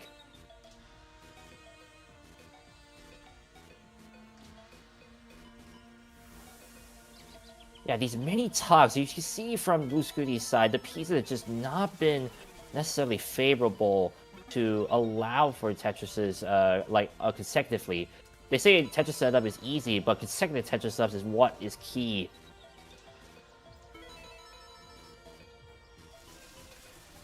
In fact, you see Blue Scooty once again resorting to being one off the ground. Boom, Tetris from Blue Scooty in the meanwhile. And another Tetris. Yeah, he is having to play this aggressive just because he knows how strong a player Firedox is. And again, the improvement that Firedox has just gotten after he got his first max out is just crazy. Definitely acknowledgeable. Oh, Boom, we might Tetris actually... Firedox.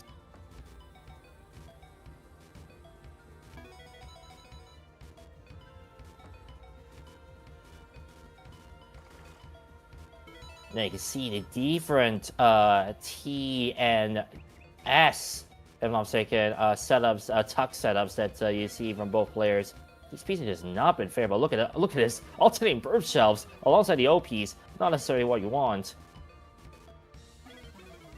And guess what? We're actually in the midst of a very long drought too. We're up to 30 pieces. There's the long bar, allowing for Blue Scooty to open up well again. Boom Tetris for Blue Scooty. And Boom Tetris for Fire Dogs. And another one at that after that burn. Fire Dogs actually extending this lead up to 2.5 Tetrises. We are closing on transition. 543k from Blue Scooty, but Fire Dogs with a 600k transition. We're off to the races once again.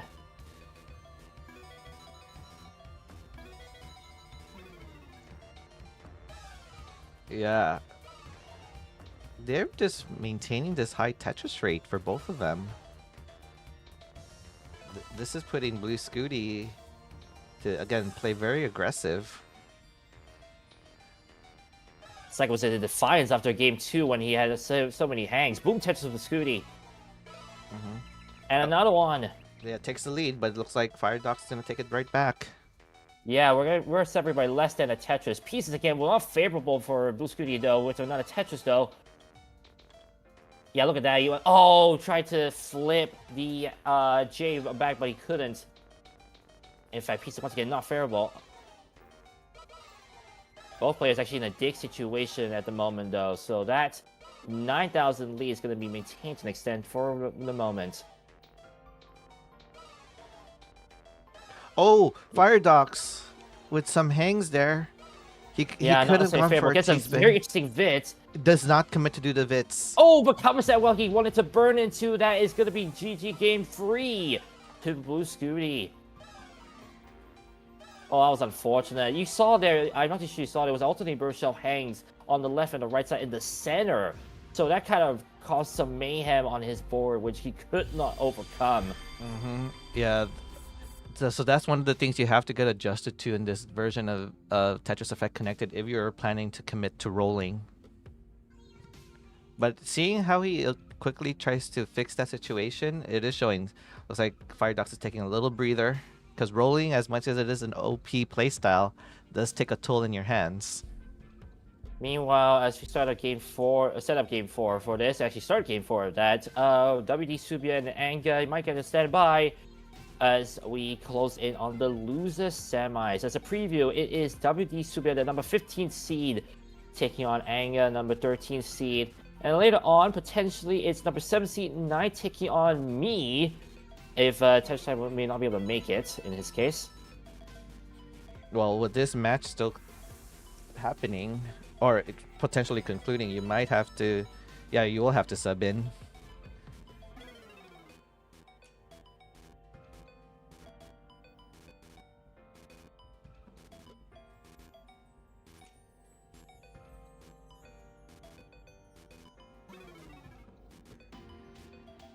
Okay, you can see the body language there for Blue Scooty having to, like, will the pieces to the right.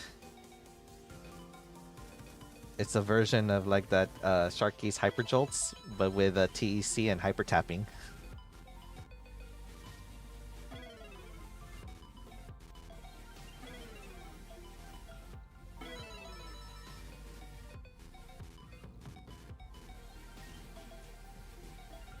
Oh, there's a little bit of a O-hang there from Fire Dogs, but can easily get out of it. Okay, I like the resolves he's making out of it. Another hang of the O, or maybe intentional. Okay, gonna go for a Z-spin, but fails it. Yeah, you gotta get that timing just right.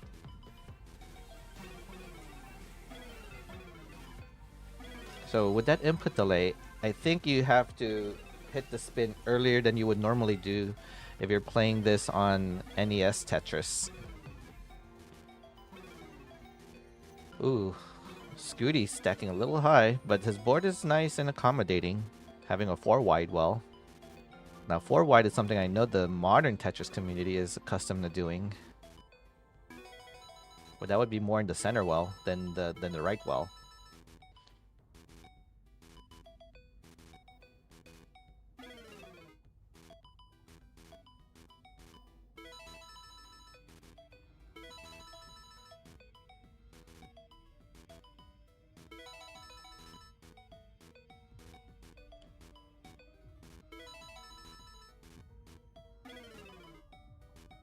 Scooty is over 100,000 points in the lead. 325,000 points for Blue Scooty.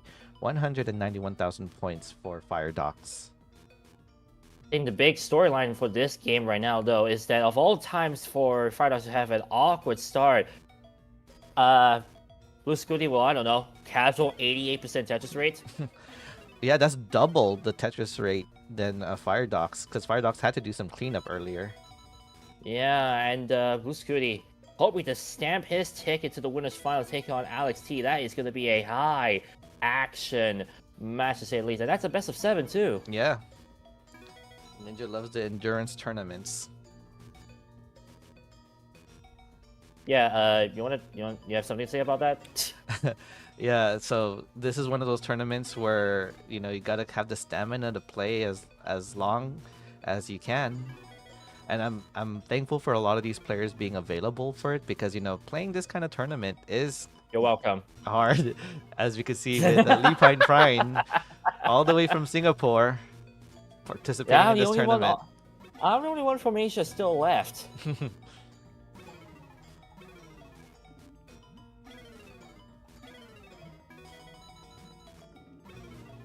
Okay, Fire Docs is slowly trying to catch up there, but Yeah, the burns that difference Blue is not. Scooty had.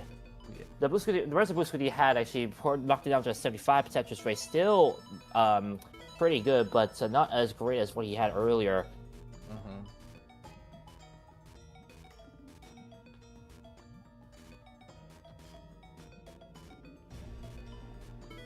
Boom Tetris Fire Docs. And Boom Tetris for Blue Scooty. We're closing a transition here, though, Ooh. with a 5 Tetris lead. Yeah, T-spin setup. potential Yeah, for and Fire gets Docs? it Yeah, this he does time. get it. Yeah, Yeah, the so- one thing about TEC is they gotta be careful with any kind of spin. The timing is a slightly different extent as well.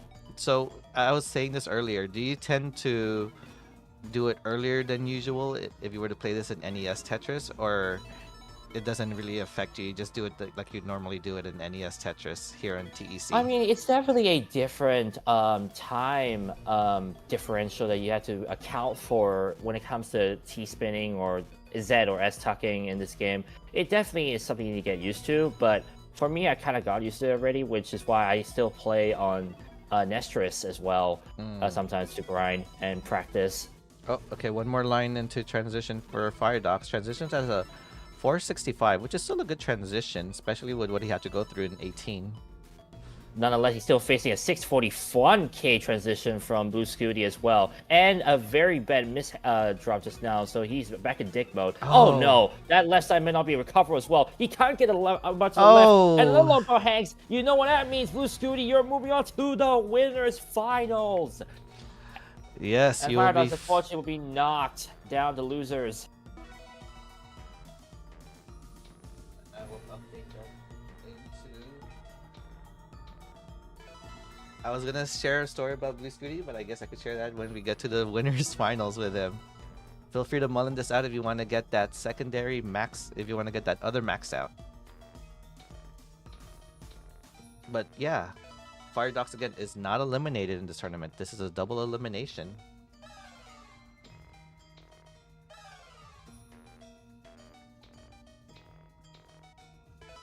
Meanwhile, to I guess Anga, who is it? Anga, actually, who are the 4? Besides me, I already have my team set up. Anka, Knight, and it looks like it's gonna be Deep Pine Prime.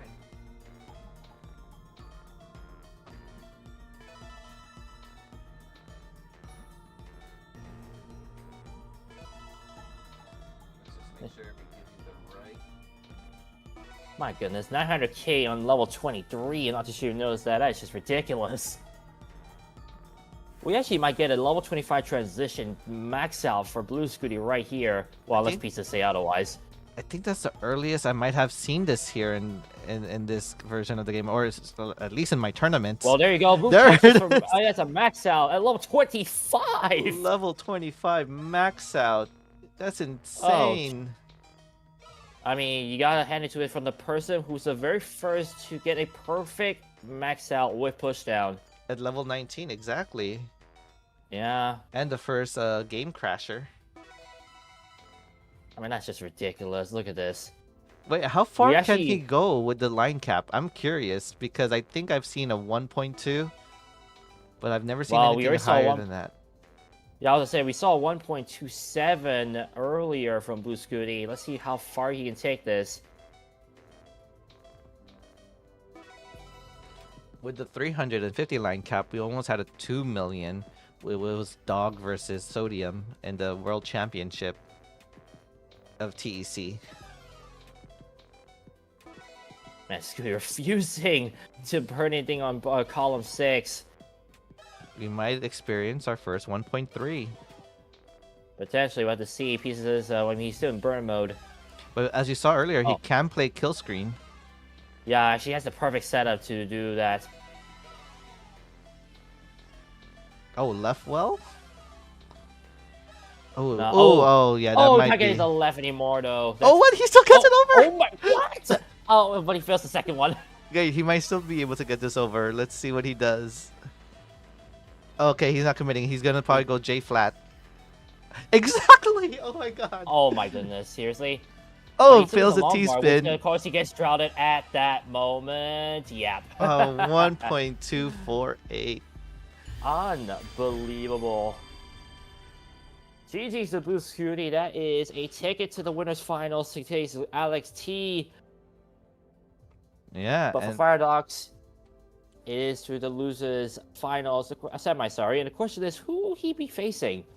yeah, let's find out. Let's go take this to the bracket. We are slightly behind, but actually, you know, not as far behind as I predicted we should are. So we'll have the losers round Language, 5 and the losers quarterfinals go. Let's go ping them.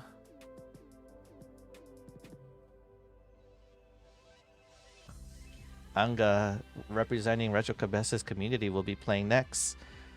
Once I set up the scenes, I'll take a little break and use the restroom, and we'll continue back from there.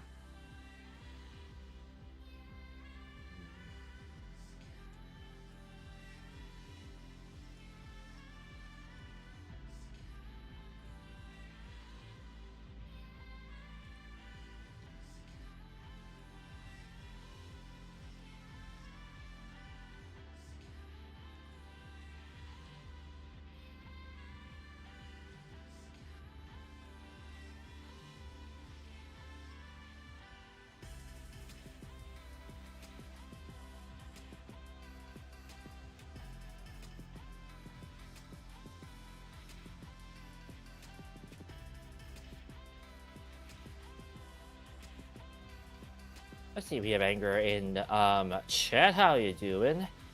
So we're waiting on WD Studio at night, in this case, to set up our losers quarters.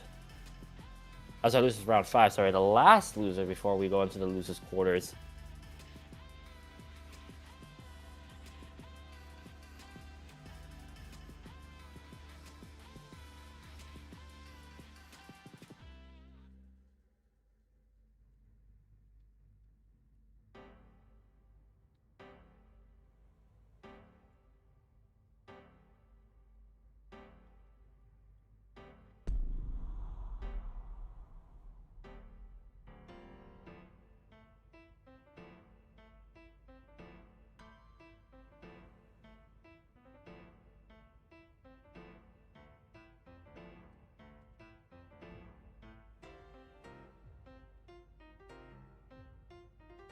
Okay, it looks like Anga will be playing on the left side.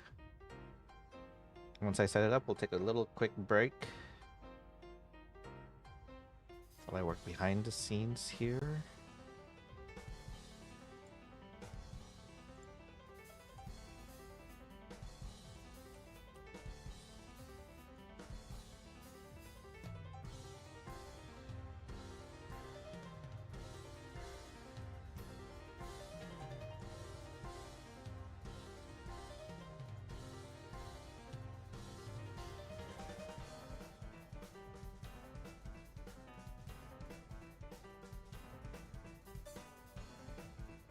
Yeah, to XT, you don't have to worry in terms of having to face your winners finals match yet, because with the current setup, we can at least get all the way to our final 3. With these next 5 matches, will determine who will be the first member of the losers finals. Will face the loser of that winners finals. Yeah, it's a bit confusing, but that's how the winners of the double elimination bracket works. Yeah. Isn't it crazy how those things work? And let me get your setup. So, let's see. I'm gonna make the assumption Knight will play on the left side. So I'm gonna make you on the right, Lee.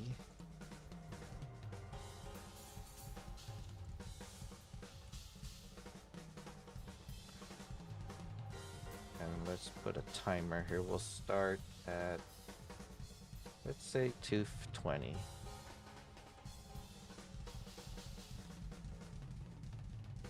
So 17 minutes time. Yeah, Knight has to take care of a few things right now. Ah, And oh, wait. I think your Ninja Cam didn't work. Oh, it says push. Your link's supposed to have the word view in it.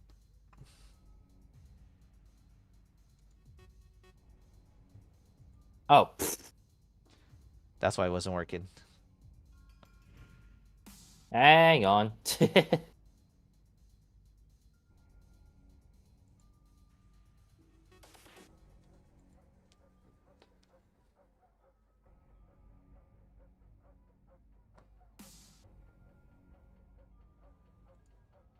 There we go. That has the word view.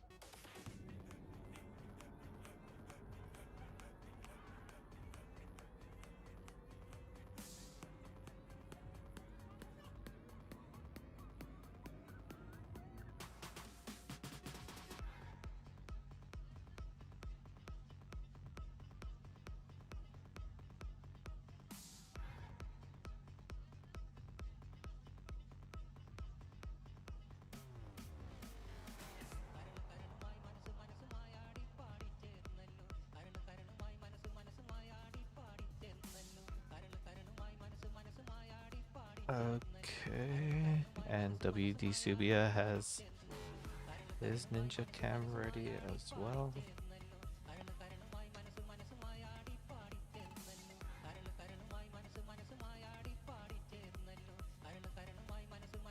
And Subia will be on the right side.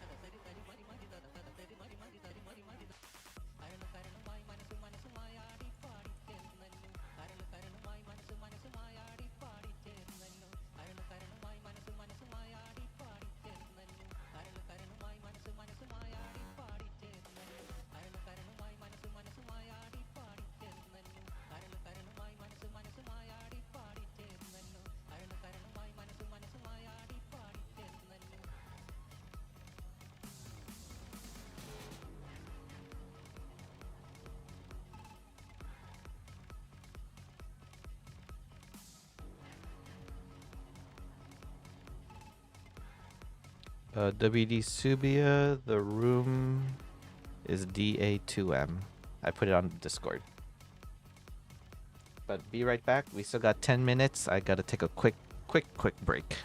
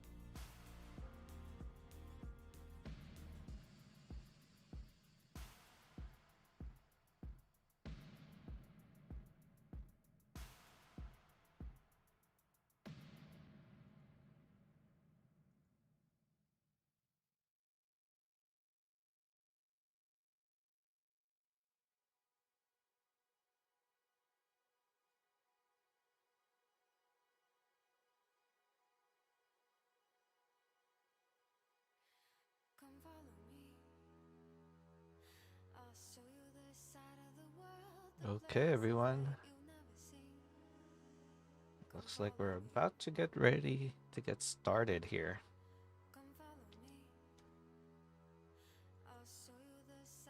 So while we wait for oh, it looks like we have everybody here ready. Okay. Actually, yeah, we could actually get this 4 scene started. Let me just make sure I have everyone and everyone. Okay.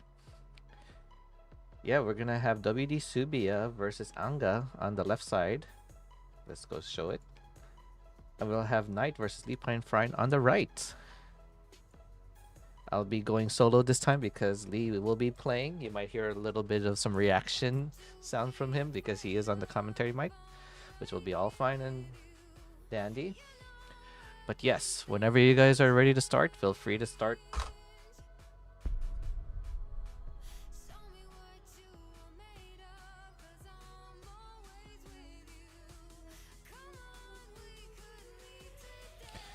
Good luck, have fun, players.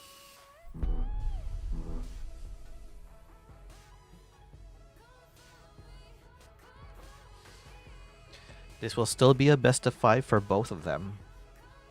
For both matches. We got Knight is not in America. Let's go fix that flag. We got a full diverse players here. One from Spain, Anga versus WCD Subia in America versus Knight in Canada on the left versus Lipine Frine on the right representing Singapore. So whenever you guys are ready to start, feel free to start your match. Good luck, have fun, players.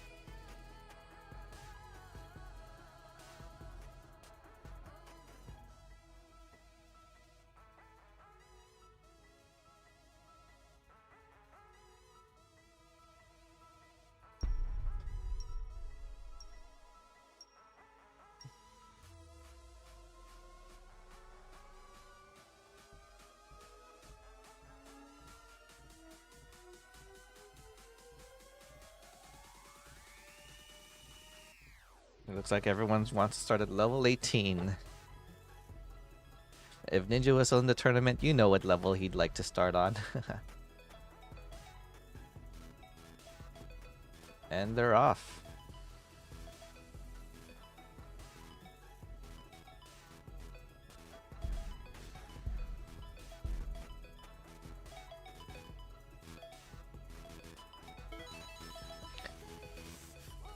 So Tetris on the right for Lipine Frine. Getting the first Tetris and some pushdown points. He is known to push down. Oh, but very early on, experiencing a drought. Okay, like the burn. That was a little bit scary there. But handles it pretty well.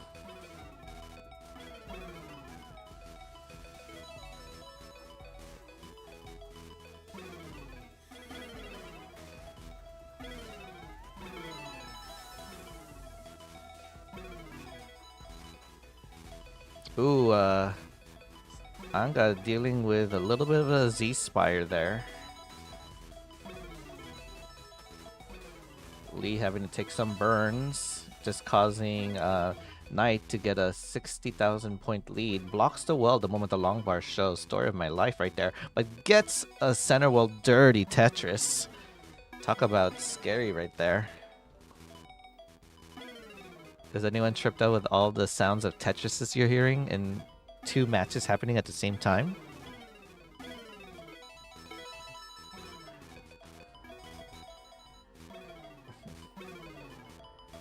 Everyone's board is nice and clean, and all were Tetris ready. It's going to be hard to commentate both matches if they all reach transition at the same time, because then now who do you focus your board on? Well, actually, let's focus on WD Subia's board because that is not looking good there. But he is taking some of the burns. Oh, Knight's board. Having to do some burns there. Has a column 9 open. Gets a long bar. That could have been catastrophically hung there if Knight didn't get the right pieces. While Lee is just taking this lead now by a slight margin. But Alice takes it right back. Alice going for a column 4 dirty Tetris setup. Can we get a long bar for Alice? There it is. Tetris for Alice.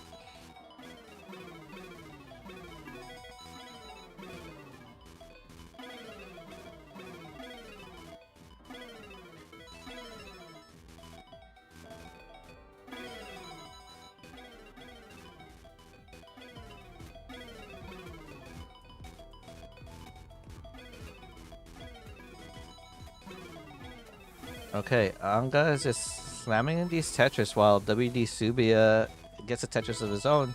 So now we're going to start seeing some rubber banding lead exchanges from the left side of the game. While on the right side of the game, it looks like Knight has just been taking this dominant lead. About 6 Tetrises in the lead.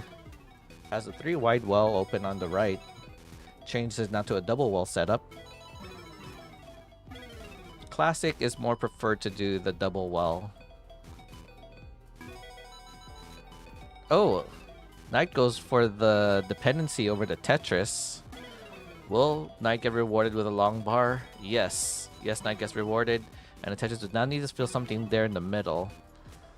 That long bar will not help because that is a 3 vertical placement. Oh no.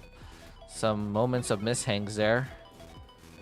And we are about to reach a Joey Parker turn here. But Knight is bringing the board down. Now has a long bar dependency in column 3. We'll probably only get a single out of that if the long bar shows. Okay, I like the safety triple. Oh, but overshifts the T. Lee is using this opportunity to close in the gap now, down by 40,000 points. While on the on the left side of the game, Anga's behind 30,000 points. Ooh, I'm not sure if that was an intentional misshift of the O or maybe setting up for some kind of tuck setup. Okay, I see it.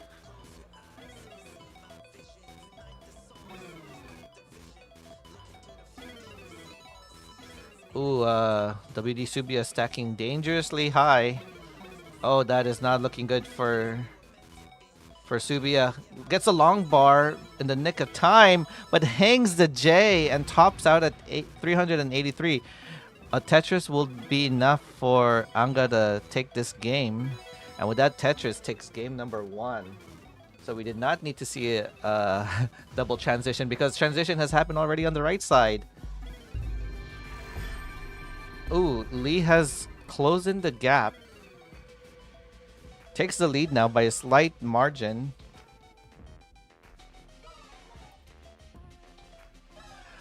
Uh-oh, okay, let's wait for the ad to end. That's what I keep forgetting to do, playing an ad between breaks. I will do better. I will remember to do that. Get some of our ad revenue here.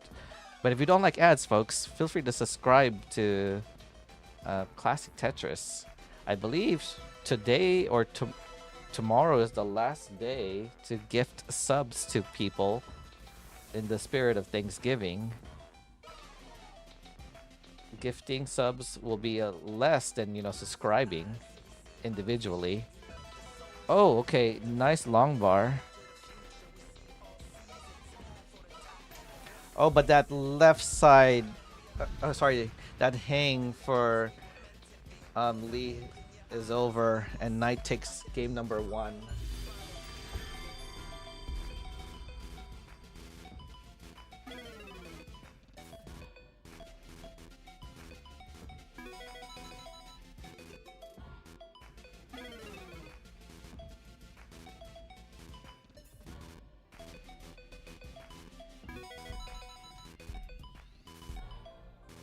Yeah, whoever loses here will be eliminated from the tournament. And whoever wins here will face their respected opponents after.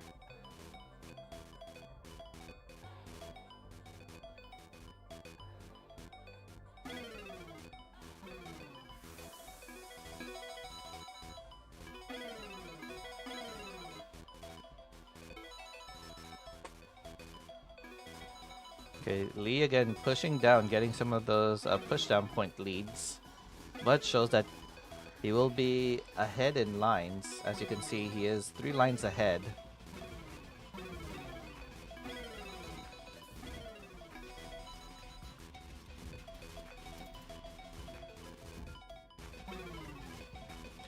I'm trying to see. I think the camera for Subia might be frozen.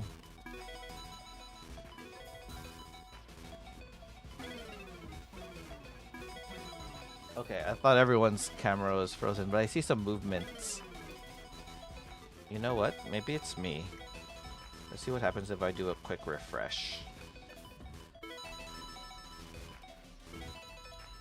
Hopefully they'll keep playing this on.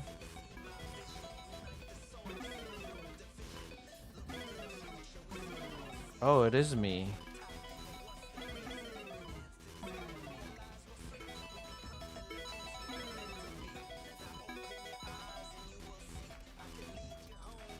See what happens if I do a quick refresh.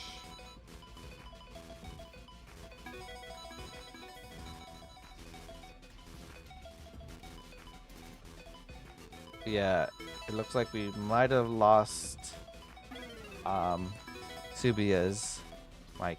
And Enga is just actually just not moving, very focused on the game.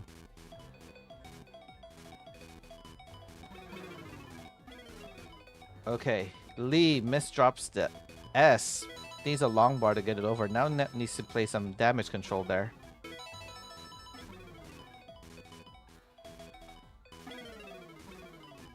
Okay, Knight is getting got a Tetris, and now is about a 2.5 Tetris lead. While Lee is still trying to play some down stacking here. Again, is getting ahead in lines, so even if he does get out of it, he will be behind in pace.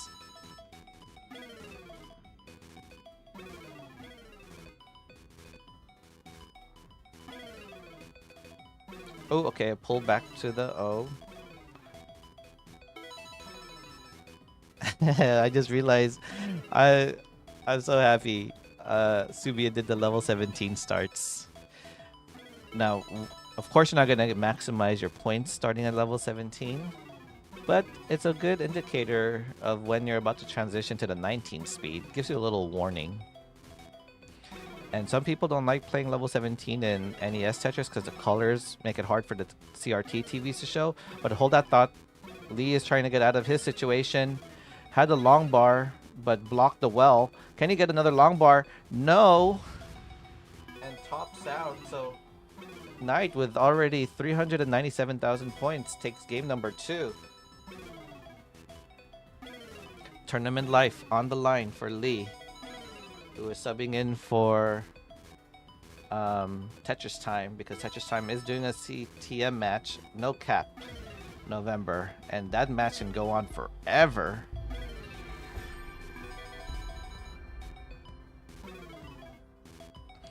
Okay, Anga having to do some cleanup. Not too far of a lead between them two. And transition will be approaching soon. It's going to be only a level transition, but not a speed transition yet. Once the level transition happens, they have less than 10 lines to accommodate the pieces there. Oh, could have set up a vertical T-tuck there for Anga.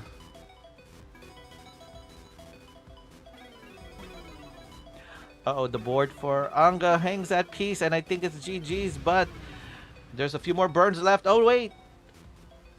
A few more just one more burn. Hey now, lines are points left. And that burn does it in. There we go. So WD Subia takes game number 2. On the right side, game 3 has already begun. Lee is in the lead by scores, but Knight takes it back right away. And there it is, a refresh of the Ninja Cam. Was all it took to get Subia back on the... It sometimes is the internet. I've found out, like, if you use it on the app, you have to sometimes reinstall the app, because I know it would tend to do that. But you're good now. It shows. You're good. We see you. We see you in your nice red room. It's like you're developing some photography there. Oh, Knight hangs at O. How is Knight gonna resolve this? Okay, that tuck works. That other tuck works. The well is open. Can we get a long bar for Knight? No, gonna go ahead and block it off. The opposite L and J's is what Knight is getting, but the well is reopened. We cannot get O burst, not at this time. Oh no, blocks the well the moment the long bar shows. Oh, the well is open. Just need a long bar. Oh, blocks it again. Oh, it's that thing that always happens to me too. You block the well, you get the long bar situation, but Knight is getting out of this. Kind of. Still in the woods. Oh no, and a top out. So Lee prevents being swept with a potential of a bracket reset. No, sorry, not bracket reset. Reverse sweep, I mean. I'm doing so many things at once. I'm amazed I could try to do all of this. It is early morning for Lee, so sometimes time will be a factor in these tournaments. I know when the Tetris Effect Connected World Championship occurs, they have 2 sessions, morning sessions and night sessions for people who tend to do that. Yes, I agree. Worst time long bars ever. I think it happened multiple times. Every time Knight had the well open and Knight just blocked it for just that instant, the long bar showed. But that's part of the reflexes you need to have in this game, how quick you need to react to those. Oh, speaking of a reaction, that low, we might... Can Knight get out of this? Oh no, early top out. Knight moves on to the next round. And we'll be facing Nima. Knight versus Nima. I think this will be another rematch. One job, I know. GG's. Well, at least I took a game off of you, Knight. To which I say, what was that drought on that third game, man? I don't know what the drought was, but it just... Every time Knight blocked the well, the long bar showed, like the next piece right away. And it didn't happen once. Yeah. It happened like multiple times. Yes. I just looked at my level, I was like, no way am I to take that because of... And of course it did. Mm-hmm. Well, at least I didn't lose to the sweep. And now we can focus our game on the top. Or, I keep saying top. I'm so used to the 4-player Left. scene in regionals. Well, I guess I can say I finished top 8. Yay. Yay. Oh well, GG's Knight. I did not play my best today, I'll be honest. But then again, am I able to blame 6 o'clock in the morning Ninja? For Yes. This is one of those international tournaments where, you know, time is a factor. Time zone can be a factor. That's why it's always Okay, good. impressive to see these international players who go to the World Championship adjust to our time zones. Especially the European players. Yeah, you're welcome. No, I'm just kidding. I'll take it though, GG. So yeah, Knight will now be facing Nima, and I believe this will be another rematch between those two. I could be wrong. No. This will be the first time they're facing in this tournament.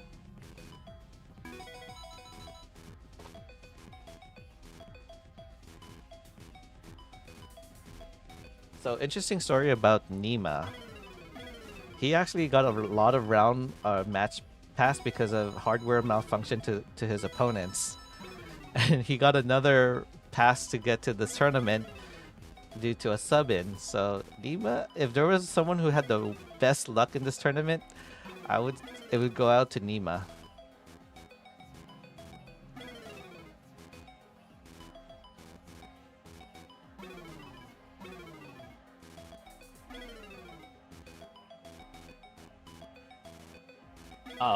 Uh-oh, that's left for Subia.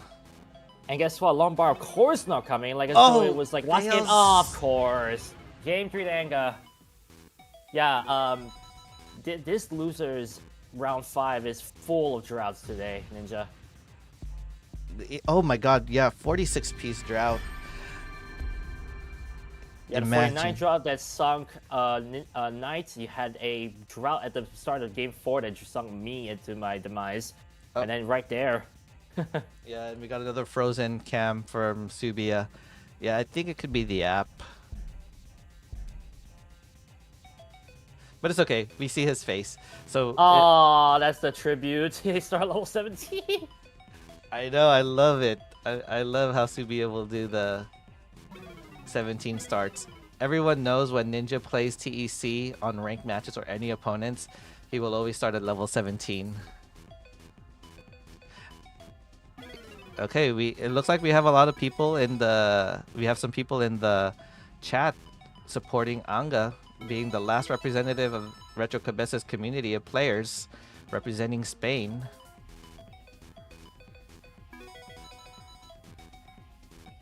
Also, the last one to represent outside of America. Yes, fun stats moment, but we've only had 2 Americans win this tournament, and we're on our 6th one.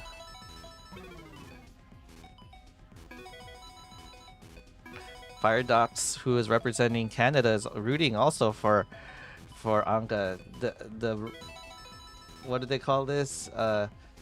Subia is on the ropes, trying to make sure he does not lose this game.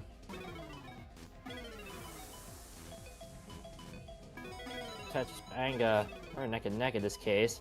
Fortunately, pieces is not favorable. W Studio looking for a delayed bird. He does get it. On the left side to open up content once again. Boom touches for Anga the meanwhile.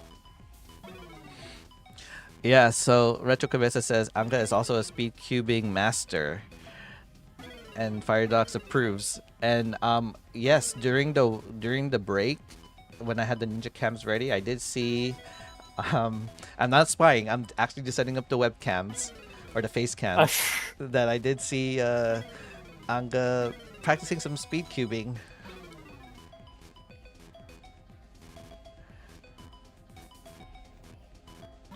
Oh, look at that board for Subia. It's pretty holy, and it's almost Sunday, by the way.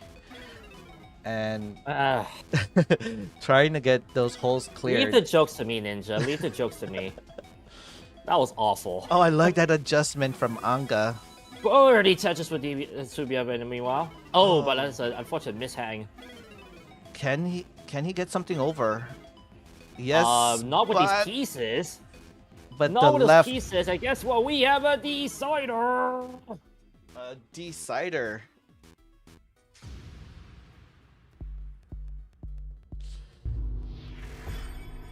I know we're nearing the end of November, but Bobby for Apple ciders. Apparently, I don't know.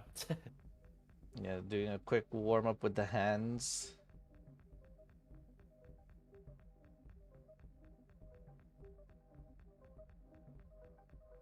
Oh, well, face cam back in form for Subia. Mm-hmm. So will Spain keep themselves alive, or will Subia move on? Subia is ready.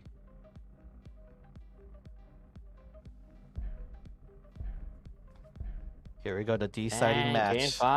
Game 5. With the traditional 18 starts. Aw.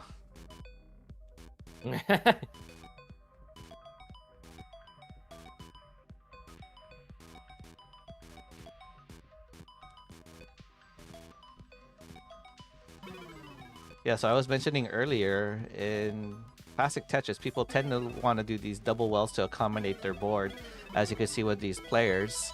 Whereas in modern Tetris, sometimes there's 3 or 4 wides.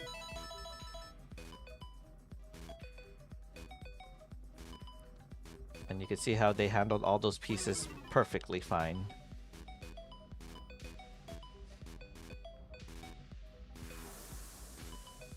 Nice accommodation for the SPs for Anga.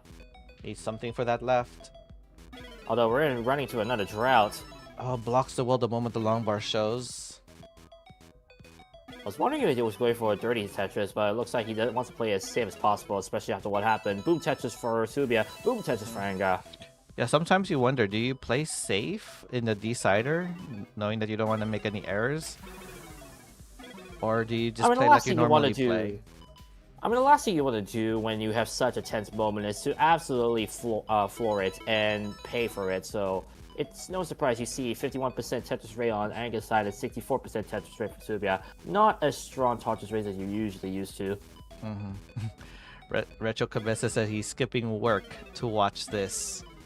Oh, jeez. Tetris makes you do all the crazy things. But that's why we love this game. There's Boom a Tetris Tetris for there. Anga and Boom Tetris for Subia. Yeah, so it looks like leads will probably exchange back and forth now, depending on who makes the error. Oh, look who's in chat. Lee, Uh-oh, you got who's some in chat? explaining to do. Oh, no. Do I?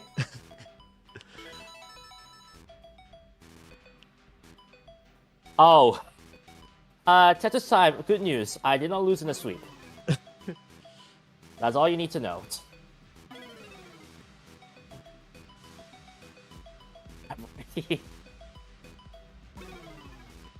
Oh, that board for Subia was scary. That was not ideal at all. But he is making way with these pieces. Oh, especially with triple long bar there. That actually is going to help his board.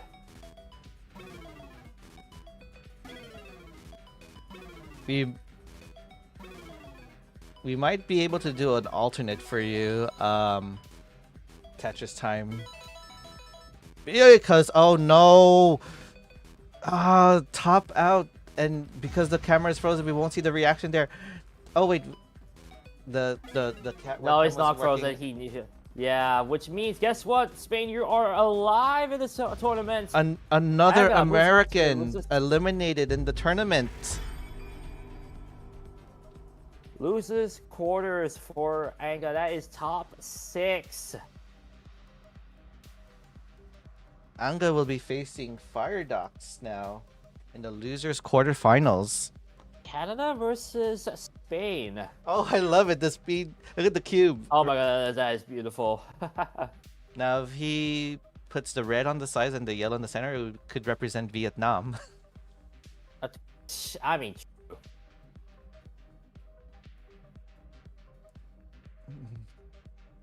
Okay, so let's show the bracket. While we get the next sets of match set up here. Anga, feel free to stay in. Firedox, join in here. The code should still be... Oh, actually, it's DA2M. Ooh, tapping on the Xbox. Yeah. Anga stays on. And then Knight is still... Okay, Knight is still on the lobby. And we just need Nima in there. Okay, let's go ahead and do that.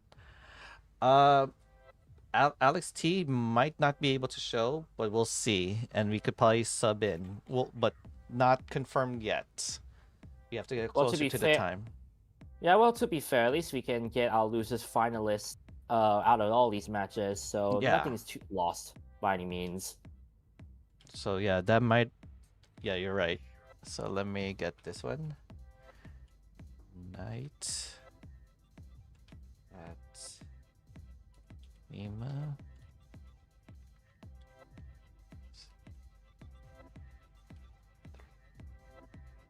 But at this time, if you're wondering, Druts ahoy with our match, but I did not lose in a sweep. Unfortunate delayed burns at the wrong time for Knight caused him to lose game 3.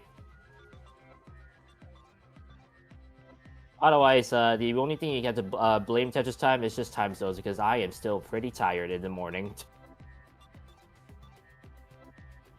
Ninja has given me that permission to make that excuse.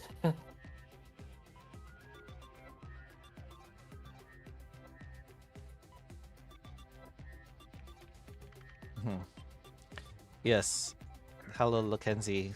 Subia is a goat. He and I always meet up at the CTWC as well as the Phoenix Regional. 2 times Ooh. top 8. Oh yeah, that's crazy. Yeah, Subi has been twice in the top 8. This is actually my highest finish at top 8, so I'm pretty happy with that too. Okay, and it looks like Fire Docs will be on the left. Anga will be on the right. So while that's happening, oh, you know what? We actually got back on time. The next match will start at 3 o'clock. So take a 10-minute break, folks. While I set up some scenes and face cams and all of that stuff. Well, in that case, I need breakfast. Yeah, take a 10-minute break, folks.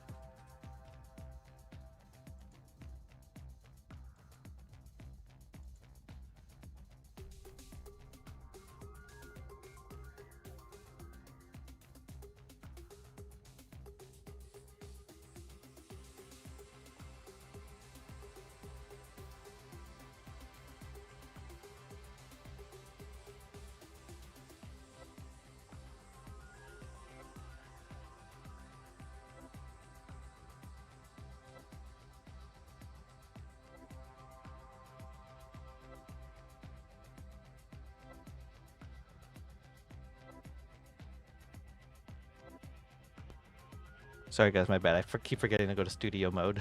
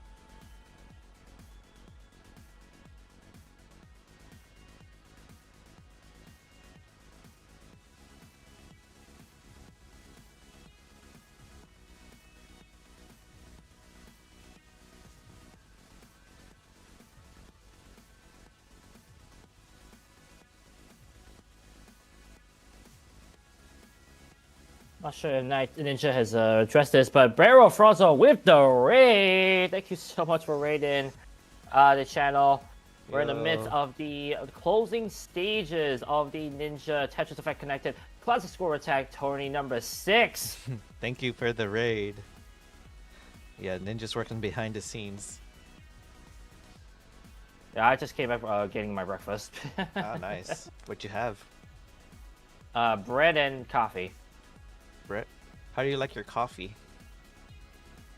Actually, I could say either black or brown. Just not white. So extra creamy? Well, it's more so I don't want too much milk on it to the point that it's so white. Okay, okay. Speaking, let's see if I got this set up. Oh yeah, I do. You know what we can do right now while we wait? Let's see if I can get this set up. Because I haven't had a chance to show this camera yet. Or, oh, I won't do it. I tried. Meh.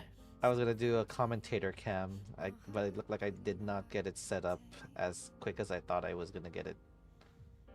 Oops. We live, we learn, and maybe in the next tournament we'll find out. But speaking of find out, let's find out who's gonna move on to the losers semi, because we're gonna go to the losers quarterfinals. So with that, let's quickly change the scene here. And oh, where is it? Where is it? I'm a pro. I got this. There we go. Yes, we are now not on the losers round 5, but we are now at the losers quarterfinals.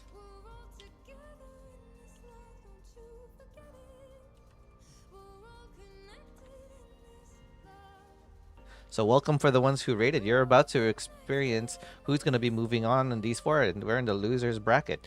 We have on the left side of your screen Fire Docs in Canada versus Anga from Spain on the right. And then on the right side of your screen we have Knight representing Canada. We got 2 Canadian players in the losers quarterfinals, and Nima, the only American here in the losers quarterfinals. We do have 2 Americans in the winners bracket, so we'll see how far the Americans can take this. Fire Docs is probably just gonna type up the code, but whenever you're ready on the right side, feel free to start your match. The code didn't work.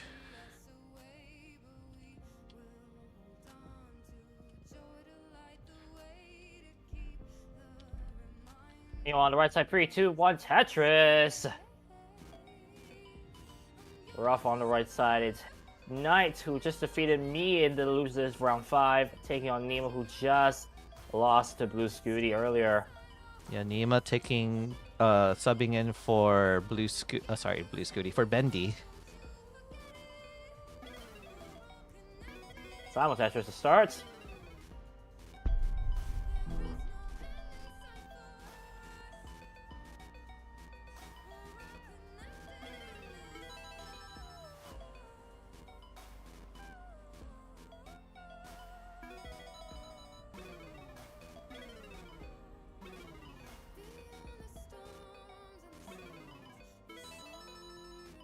Yeah, so we're having a little bit of a hiccup on the left side. The code seems to not be working, but we'll see if maybe I have to just create a new room, or if Firedox restarts the game, maybe it'll do that. It tends to do that if the game is idle way too long. But what's not waiting too long here is the match between the bottom.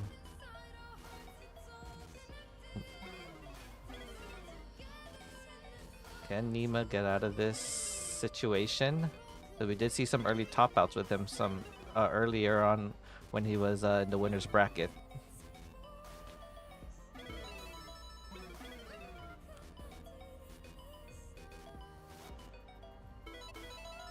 But with the midst of what his stacking is, he's smiling because he got out of that situation.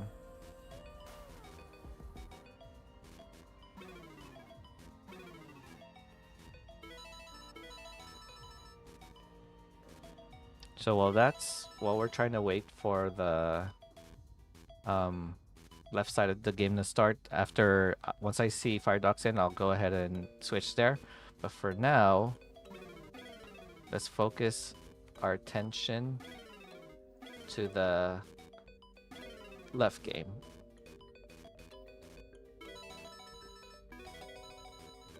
Yeah, it's probably 1.5, actually 2 Tetris, I should say, separating the two. Final Tetris, Knight with probably might have to play 2 off the ground if he needs to. Yeah, but we could see Knight playing very aggressive, as you saw Knight getting out of those intense situations. Yeah, I mean, droughts will definitely be the bane of existence if you play aggressive, but you're just hoping for the Lombard just never arrives. That was, I mean, I'm pretty sure our match had the biggest drought thus far in this round of 8. This top 8. That was definitely enormously big. Oh, Knight setting up for... Oh, okay, let's see how Knight gets out. I mean, pieces for one, so at least cooperating. Dirty Tetris there for Knight. I was seeing if Knight was going to block that well to try to burn it down, but easily saw the long bar and adjusted right in the nick of time. Yeah, this is not like a 13 high Tetris well, like last time. So he definitely can react to that. Boom Tetris for Nima in the meanwhile.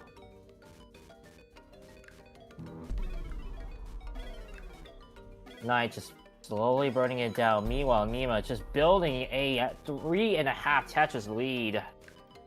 Yeah, this is a very different Nima in the losers quarterfinals here.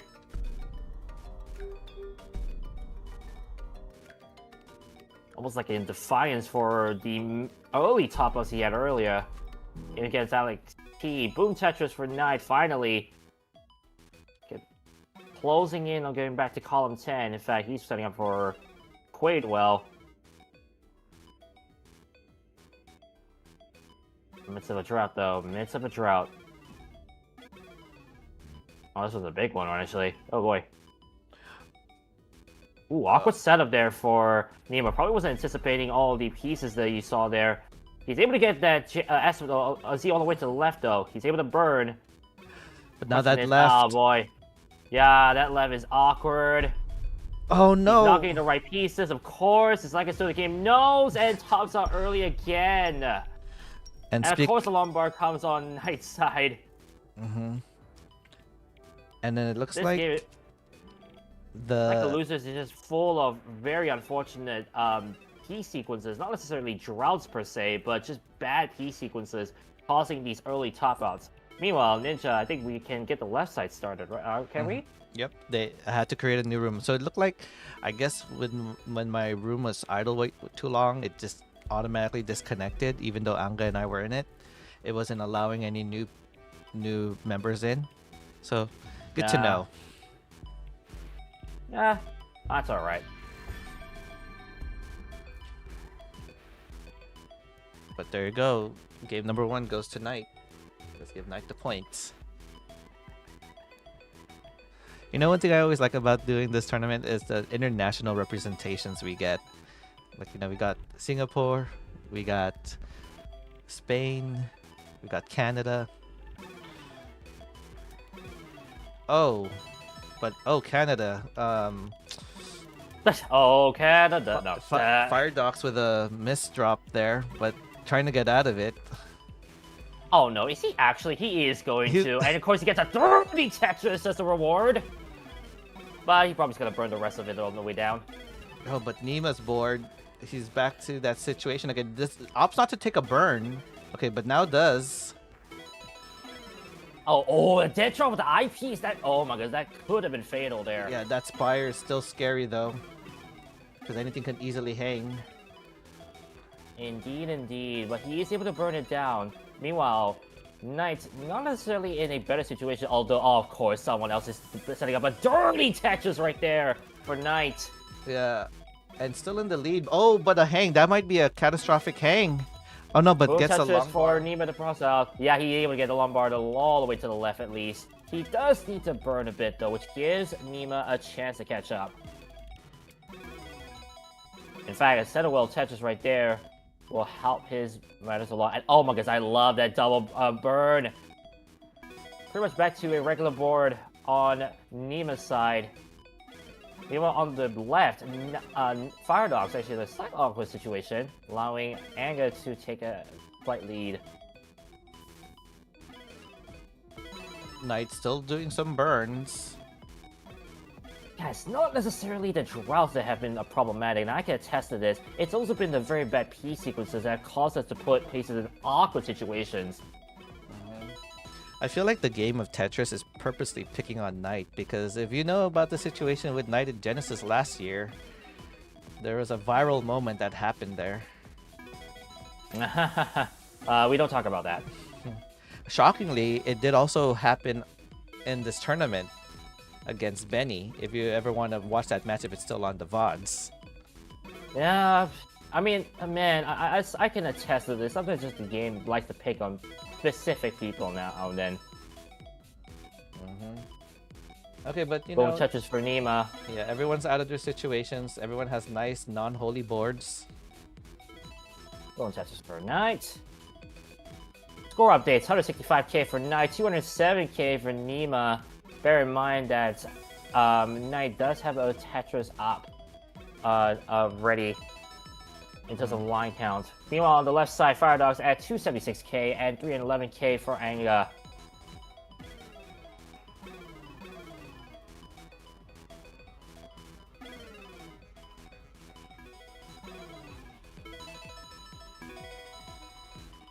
Tetris are flying in right now.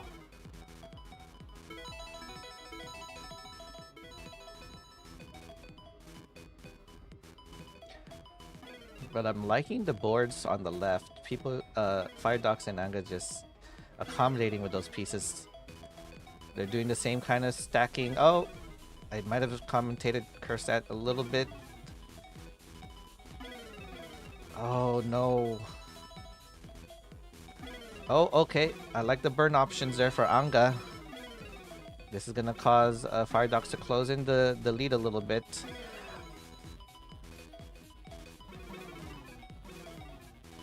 Oh, nice quick tap there for Anga. Oh my god, he's can get out of this. Long bar, quick taps again. Oh, but that T-Volt burned nothing, but it's not over yet. Fire Dogs has a chase down, a doable chase down. Yeah, those were some clutch quick taps. And again, quick tapping in this game, if you're a DAS player, is not as easy as quick tapping on console.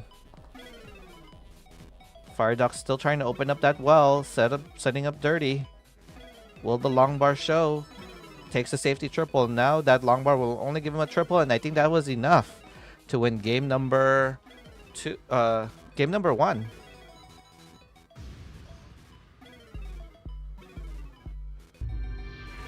Accommodating those pizzas.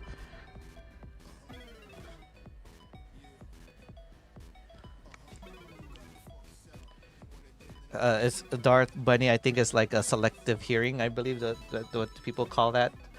But what I am gonna also call is this match on the right side. Nima's left is a little bit scary,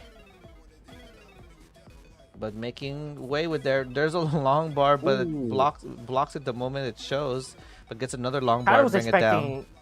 I was expecting the standing up L in order to like allow the well to be open, but I guess he didn't anticipate that I bar to come that suddenly. And wait a second! Transition that might have startled Nima.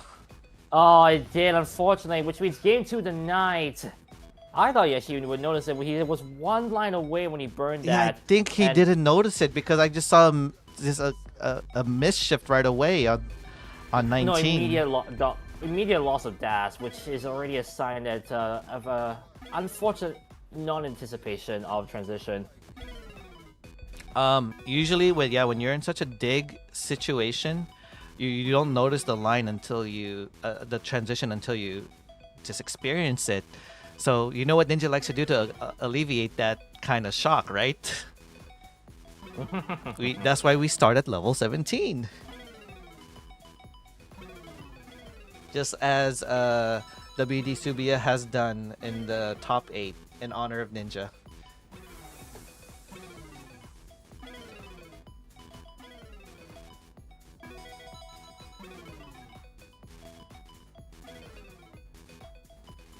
Imagine in a future update in this game, they could actually incorporate a 4-player scene like this.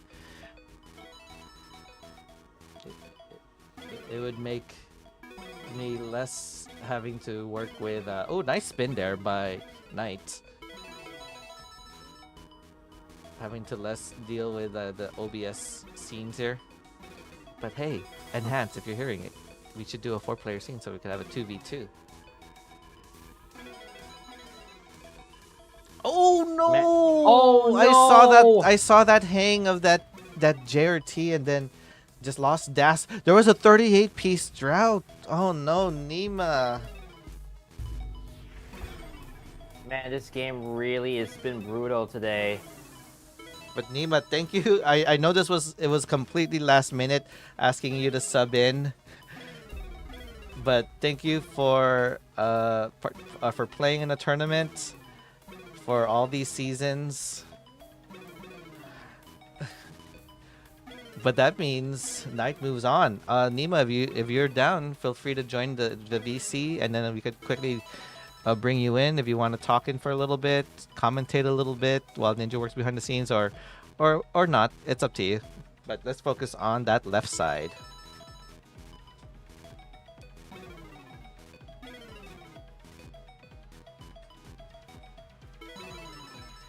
That, ladies and gentlemen, is why I will always be a hyper tapper. No, I'm just kidding. I don't blame you. That's the reason why I stick to hyper tapping as well.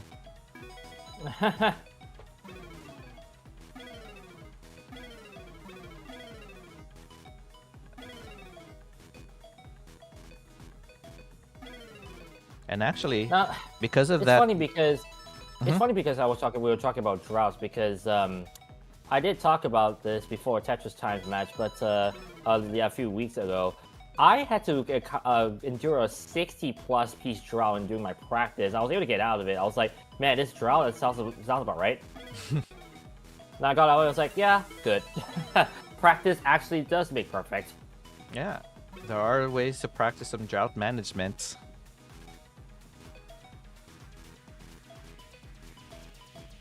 Hey, Lukenzi, by the way, there will be probably a person competing in the Iberia Regional next year that might be a threat to your title. And we've seen this kid dramatically improve. Recently got a max out, getting multiple max outs, made it to the semifinals in the Jonas Cup in the silver bracket. So that's something to look forward to. But what now we're looking forward to here is game 2. Yes, you're correct, Lukenzi.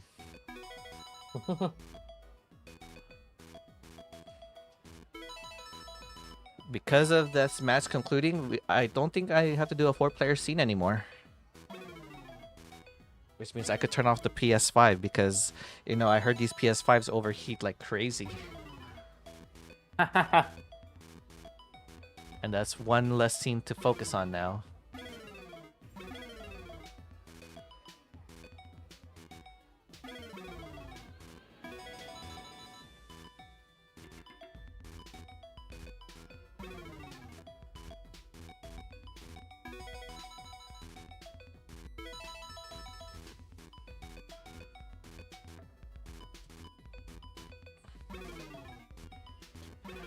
Are they playing on PS5 or PC? That's a good question.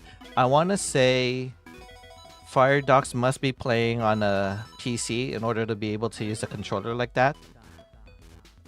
And especially when you think of the less laggy way to play this game, PC comes to mind.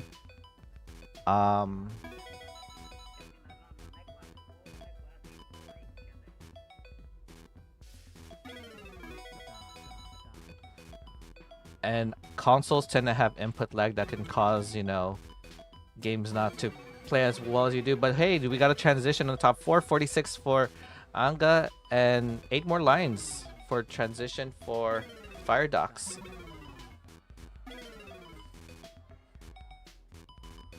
Oh yeah. Hey, I heard Cadvinity might be considering rolling now that he got his DAS max out. Nice double tap for Fire Dog to get back to column 10. Question from Ape Dog on YouTube. So have some of these players just been using keyboards? If so, where can I play this? It's available in all Hi. platform, actually. Thank you for asking. Hi. Hi? No, you talking about keyboard. I'm a keyboard player. Oh, yeah. There it is. Yeah, we have keyboard players. We have controller players. We got Switch players. Actually, shockingly, Switch seems to be the most popular console to play this version of Tetris Effect Connected because it doesn't bombard you with too much graphical noise as the Switch does. Jeez. Now that I think about it, Tetris Effect Connected on the Switch 2 would be absolutely gorgeous looking. Mm-hmm. Potentially. I'm not too sure if it's compatible at the moment, but if they do make a Switch 2 version, oh my goodness. I think they can because like this version, since I'm playing it on the PS5, it's still the PS4 version. Oh no, that hang. Hold on. Hold that Ooh. thought. Wanted to tuck that Z piece, but unfortunately had to hang there at the last second. Is he gonna get the right pieces? No, of course not. That game's holding the L in this case. Of course it is. But But also, it's not looking any better for Anga either. Yeah, I'm aware of that. yes. Well, Quick PlayStation tap. Take Oh no, mode. fails a quick tap. Oh, that's unfortunate for Anga. Game 2, the Fire Dogs. Tournament point Ooh, now his for sigh Fire relief Dogs. was like, oh great, I was wondering if that hang would have costed me that game, but it's not going to. Yeah, so it looks like, yeah, we do have some information here that Luckenzie is saying that Anga is playing on the Switch and has a DAS TEC Switch max out. Wow. Honestly, I can see a video incoming, like, maxing out every single method on every single console. Mm-hmm. I've actually, so yeah, so whereas in the story of the PlayStation, so I have the PlayStation 4 version playing on the PS5, but the PS5, but playing this game on the PS5 is asking me if I want to upgrade the game to the PS5 version for an extra $10. To me, I'm like, I'm okay because I don't want that extra graphical fidelity that will make the game distracting to some people. So yeah, tournament life now, and you do not want to have holes to start off with, but Anga gets out of it. By the way, let's point out something I failed to mention about my match against Knight. Knight, doggone it, really? 100% Tetris rate for so long in game 2? I was just looking at it, I was more like, oh crap, well, I'm in trouble. Mm-hmm. And I thought Tetris times 91% was already enough for me to swallow during my match against him. I see 100% Tetris rate, like, oh, well.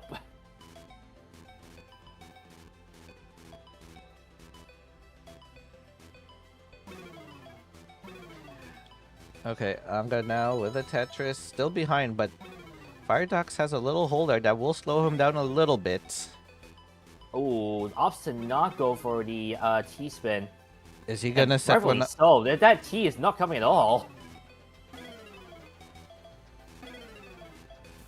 Yeah, that L is gonna help him burn a bit more. There's the T finally. So it's a good thing he decided not to do the T-spin. There you go.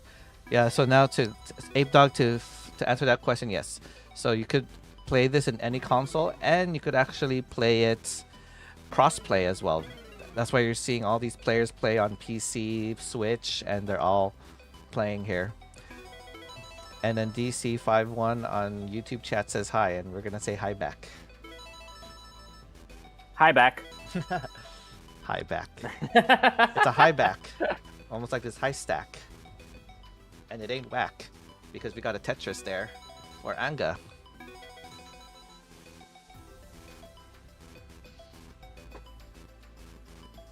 So Knight will be facing the winner of one of these two players. Fire Doctor spawns back. Oh, there we go.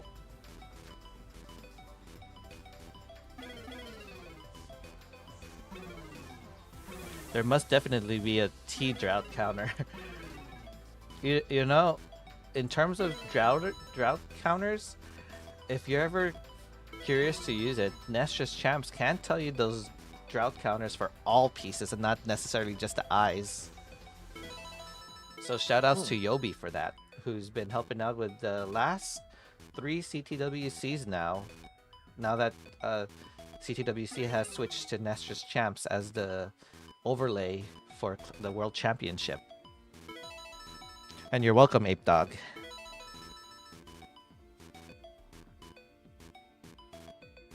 Oh, Fire Docs with a L hang. But is getting out of it. Oh, I like that adjustments. Try not to put any weight on that hole, but that still had to put weight there. How is Fire Docs okay? I like how he's trying to avoid a dependency. He's really avoiding that dependency. Remember how I said droughts are not the only thing causing the main story. It's just not ideal pieces that's causing some unfortunate mishaps. But Fire Docs handles it pretty well, but that just caused Anga to close the gap a lot. Yeah, guess what? We're back in neck and neck. And they're in about the same line count as well. Same Tetris rates. Oh, Fire Docs back in the situation again. This is a tournament life for Anga. Can he get that long bar over? He does. Oh, but hangs the Z. Oh, but I know that situation too. Oh, I wonder if he wanted to burn, but just flipped at the last second. Oh, gets the in a long bar panic. over. Gets the L over. Again, still He's avoiding long surviving. bars. He is surviving. And then long bar's gonna help things out. He needs a 2-1 on the left side. Oh, but adds another weight to that well. He is getting the job done at least. And that JP is gonna help matters pretty much. Yeah, he's back to flat on the top. Okay, yeah, he does not want to block the wall again because he's afraid that long bar is going to show. But fails along the some spin. I think that was the S spin. Z spin. Back to the of course covers how the long bar comes in. We're nearing transition, by the way. Oh, yes, you're right. One more Tetris for Fire Docs. But let's see if he... Okay, he opens it up. Yeah, he's back to comfort zone. Transition right there. Okay, that did And, not... oh my goodness, Oh, not hangs the the ideal piece. pieces. And yeah, you can see the rage on Fire Docs' side. He just did not get the right pieces at all. Whether be it the drought, whether be it this dig, and whether be it the transition. Anga, game 3, stays alive. Yeah, showing off the Retro Cabeza shirt. He is not eliminated yet. He wants to take that broom and take a reverse sweep. Fire Docs adjusting his shorts because in order to roll the way he does, he needs that grip to anchor the controller.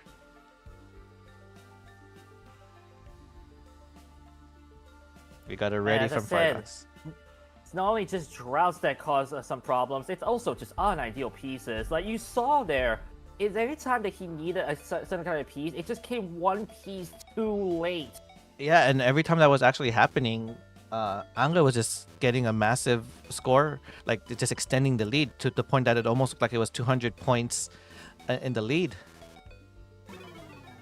200 points, Oni. 200,000 points.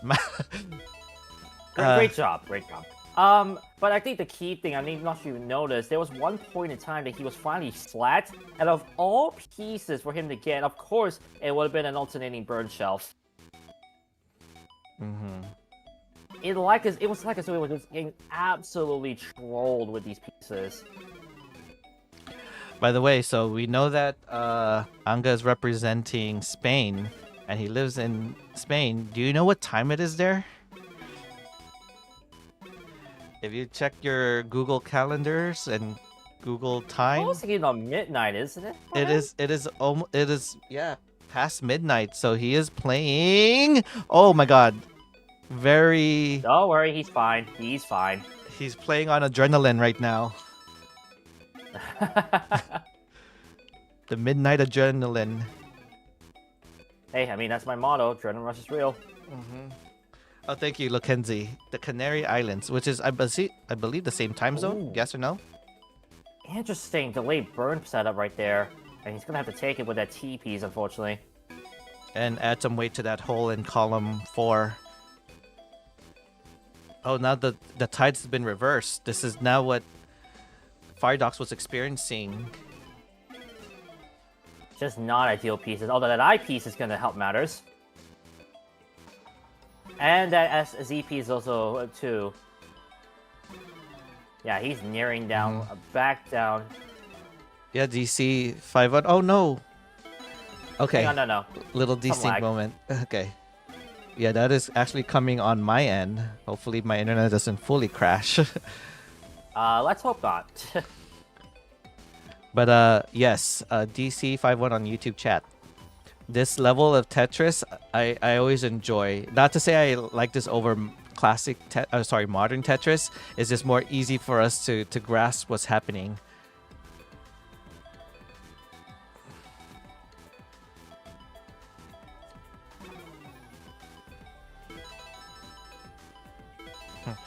Everybody wants to live in the Canary Islands. Maybe it might be a good thing. But what's a good thing happening right now is, Anga's out of that situation, but now has a lot of catching up to do.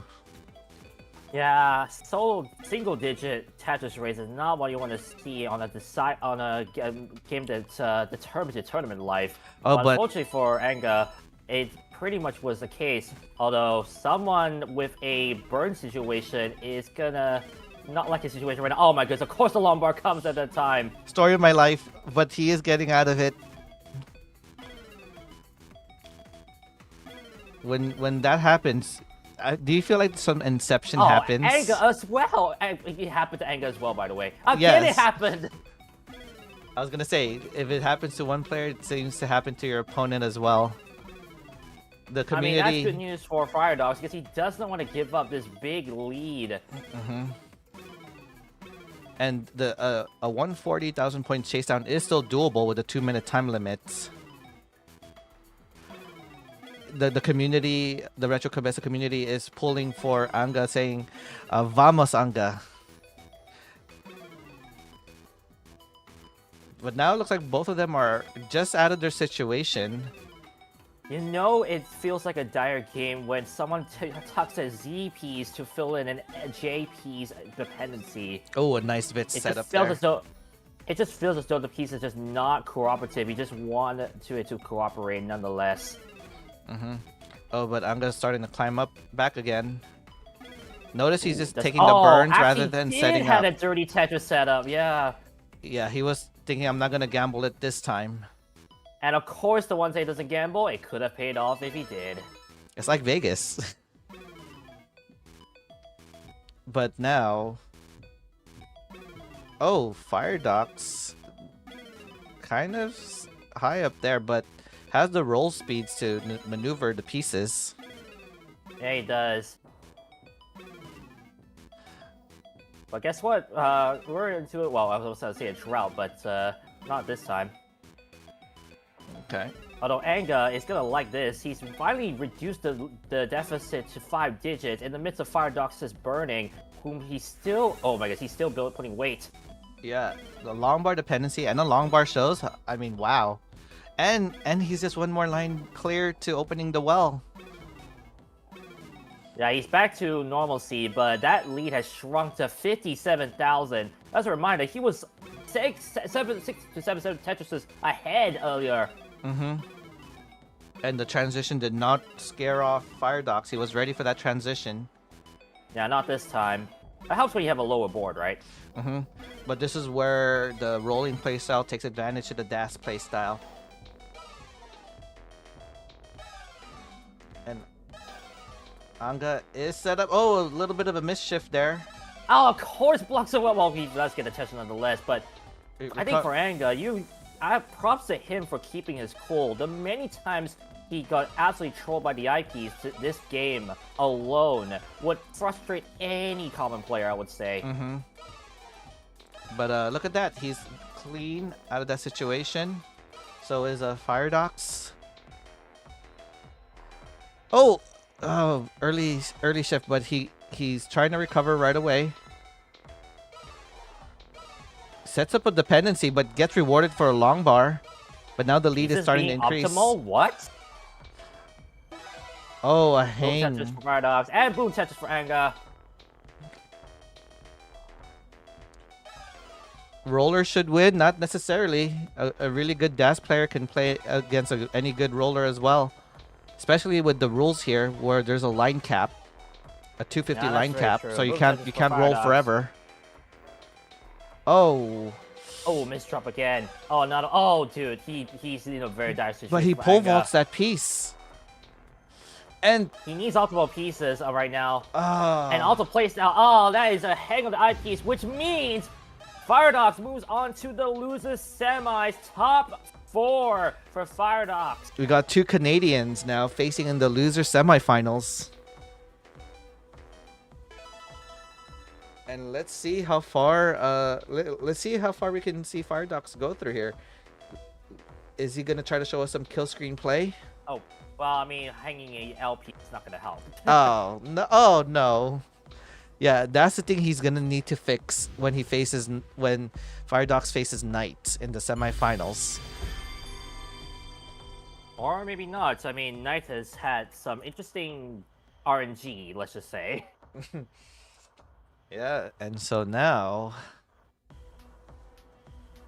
let's. Yeah, Knight, if you're in chat right now, you might want to come in because it's your turn. We could potentially have 3 CPWC competitors in our final 3. If anyone's curious about the bracket, just type in exclamation bracket to see the whole 32 player bracket. But I'll show this scene to show just the top 8. Let's get that scene ready.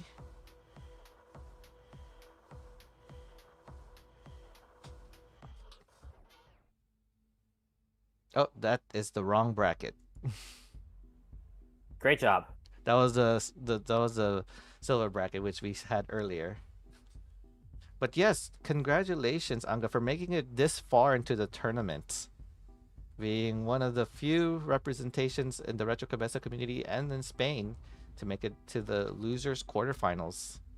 Congratulations. Knight, I just pinged you the code for the room to face off against Firedox. We have an all-Canadian battle for the loser semis. And an all American finals. Which will probably be done another day, I presume, Ninja, since Alex is not around.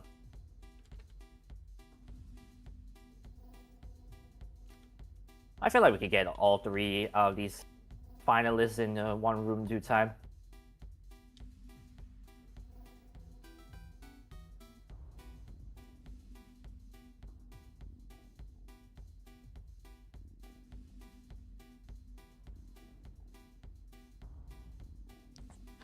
Okay, so yeah, we got Firedox and Knight. So Knight, I believe, chooses the left all the time. So Firedox, you'll be forced to be on the right.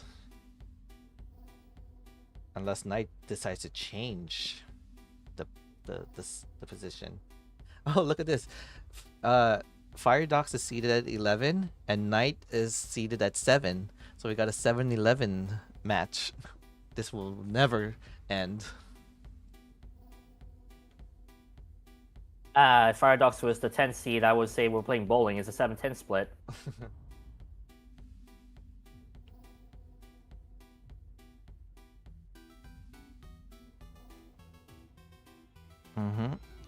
I'm just realizing, are we way ahead of schedule?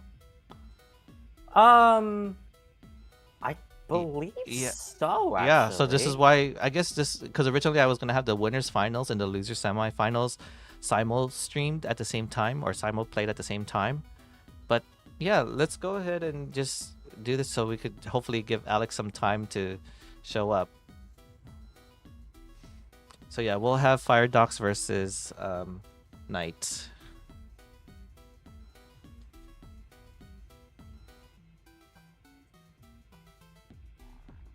Let me just look at something.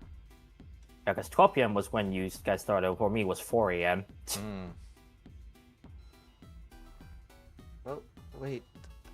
The whole time, I never opened up the other commentary. It always seemed like Ninja was having 2 different voices at the same time. But there it is. Lee Pine Frying is the other thing. You know, one thing, like it's good to know how to do everything, but in actual events, it's good to focus on maybe one or two things, as I've learned going through a lot of live events. Yeah, night. Basically, Alex isn't free until about a little bit later, so therefore we're doing losers semis right now. At least confirm our final three. Mm-hmm.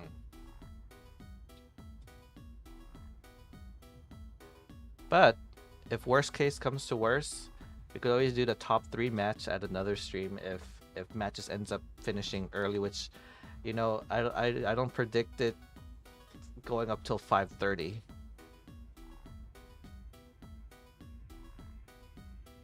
Otherwise, we'd have to wait for like over an hour. I mean, it's 3:40 p.m. right now, so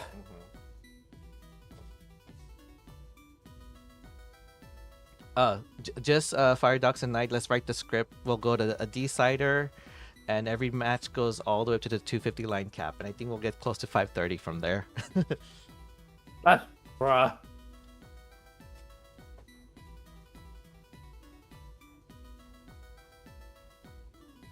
Oh yeah, by the way, I should probably be focusing on changing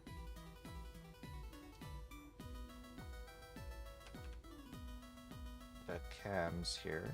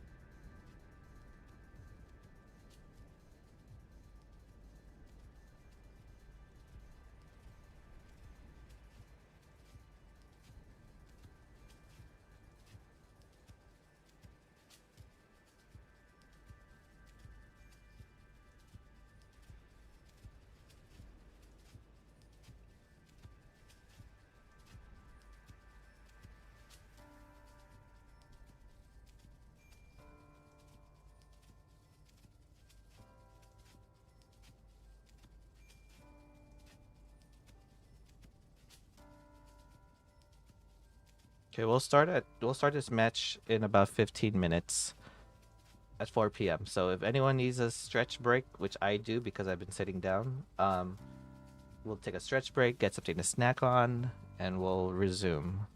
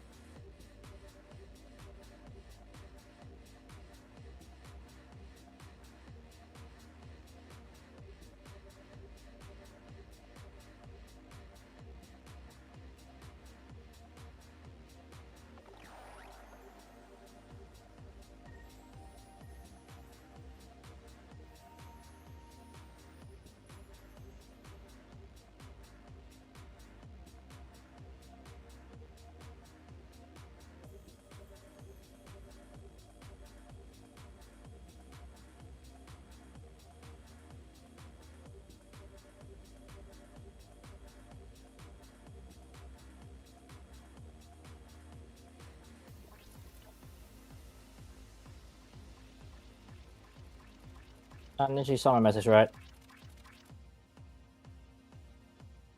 Yeah.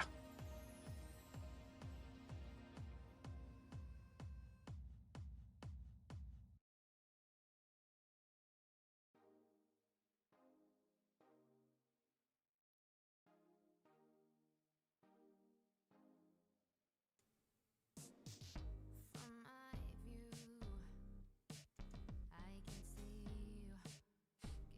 Can you see me too? 'Cause we are one, we're just some in this universe, all around the earth. In all the galaxies, how many are we? Anyway, so they say. On a steady pace, too far to reach. We're just a grace. Okay, everybody, we're about to start in 10, less than 10 seconds while we get our players ready.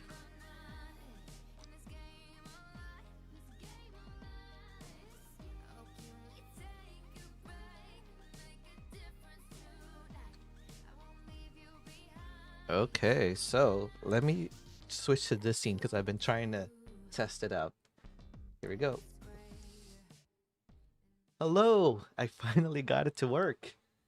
I had some wrong scenes set up, but yes, we've been the people behind the scenes commentating your match, just in case you needed to see a face to that. But yes, Ninja and Lee Pine Frine. I'm in the Yo, United what's up? States while Lee Pine Frine is up early in the morning in Singapore. Yes, I am. But yeah, what do you think so far of this tournament? We've had some really good storylines happening here. I mean, we definitely got some very good storylines. I mean, we have an all Canadian match in the loser semis coming up, but I feel like the big thing, especially with evident from the losers bracket, it's just the idea. It's just the, I mean, just the many sequences of unideal pieces that we've seen downing some of us. I say us because I can be included in this case. But no, it's just been brutal. Like it's not only like we already talk about how almost every CTWC the story is droughts, but I feel like now it's more than just droughts. It's just unideal pieces that people have not been us we've not been used to the point where like even burning seems to be a challenge sometimes. Agreed.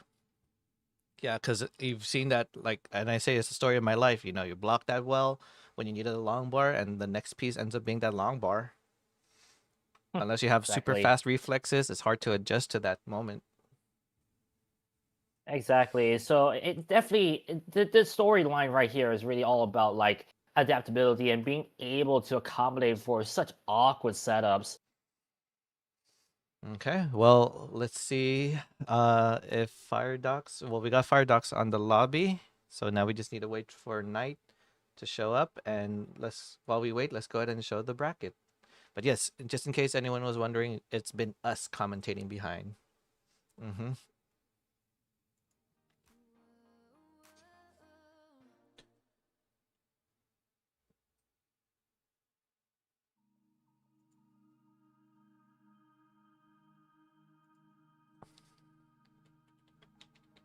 Knight is in the Oh yeah. yeah, he's ready. I was gonna say, if you look at the letters, it's like saying K9PU. What kind of randomized letters are that? Just hopefully K9, sorry, Dog Playing Tetris doesn't see this room ID. K9 partially used. Partially used. Because you know PU is like a tier list for Pokemon like TCG, not TCG, Pokemon like VGC. There we go. Mm.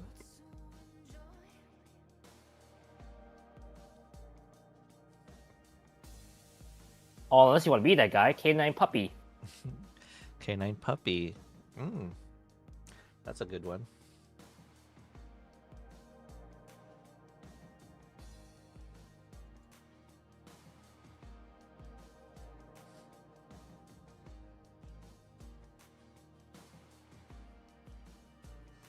Oh yeah, it looks like they are both ready to start, so let's not wait further. We got Fire Docs on the right side Knight on the left side. Knight is ready. Firedox is ready as well. This is gonna be an interesting match, and Firedox has a nice dinner there already, because it is evening time already in Canada, or the parts of Canada that Firedox lives in. As a reminder, this is the last match to be a best of 5. We'll see what happens right now. 3, 2, 1. Tetris. Tetris. 2 long bars to start off with. 3 long bars to start, excuse me. Wow, 3. Never mind. Wow. I don't know what. Where was this earlier? I know. But you know what I always say? If you do get long bars this early in the game, you might get droughted later on in the game.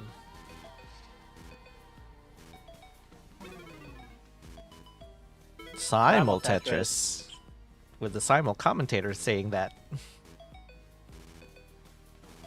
The funny thing is, in terms of simul, as another simul happens, my commentary will be probably about a quarter of a second delayed on Ninja's side and your side, so who knows? Sometimes even though it might sound simul, it's not simul.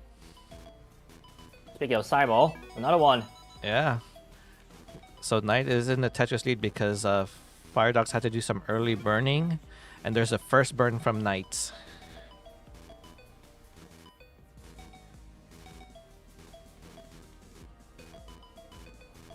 Oh. Okay, there you go. Firedox finally nails a spin, but a long bar shows a piece too late but gets rewarded with another. Ooh, didn't lay the Z flat. That L piece actually would have helped with the burning. And of course, another long bar comes in at the worst time. Sometimes a less droughted game is just as worse as a droughted game because you're getting those long bars at the wrong time. Firedox pushing down in frustration.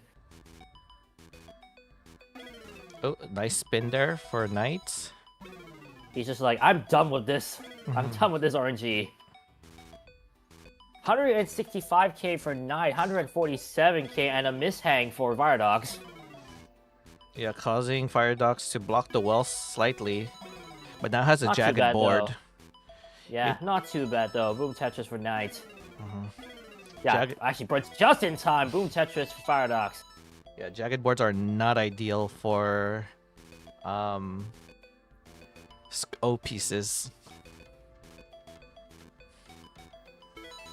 But, you know, if you could find a way to use it, all power to you. Boom Tetris for Knight. 87% Tetris rate. Keeping the high Tetris rates up. I mean, 68% ain't bad, Firedox, but facing up against 87, what can you do sometimes? Both are in max out pace. One of them just will get the max out earlier if they keep this Tetris rate going. But now with that hold, there will be a slight delay for that. Yeah, dead drop of the Z piece, had nowhere to place it. It was a very similar situation to a case of nowhere to place the piece. And yeah, whilst the board looks a bit awkward, I think it should be fine, especially with the eyepieces coming in. Especially with an abundance of eyepieces this game. Case in point, Boom Tetris for Knight after all that cleanup. And now they're still within a Tetris apart. Yeah, the burning that Knight went through, Simul Tetris, the burning that her Knight went through pretty much made up for Firedox's early start. There's a Tetris for both, slightly off sync. 80 and 76%. I mean, this is the kind of Tetris you love to see. Boom Tetris for Firedox and Boom Tetris for Knight. Yeah, if they keep it up, we could see a good high 600k transition.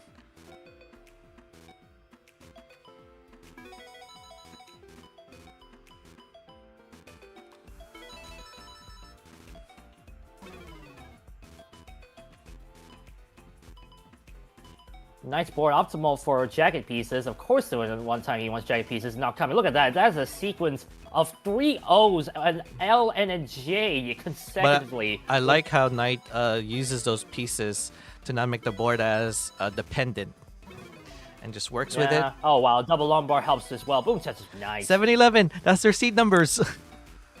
Of course. Yeah, Knight seated at number 7 and Firedox seated at 11. And look at the difference in points. 711. It's destiny. It might also be destiny that someone might top out early. Oh because, no, oh my I goodness. jinxed it. Ugh. Yeah, no, Firedox was not happy. Like, I saw those pieces at the end there. As I said, not optimal pieces just causing sudden dropouts like that. Game 1 Yeah. tonight. And the drought was kicking in there. Okay. It looks like Knight's gonna get that energy boost of food in his system. It actually looks like a good food. It looks like what? Steak and rice? I could use some steak at a moment. Right after this, I might actually go for some steak.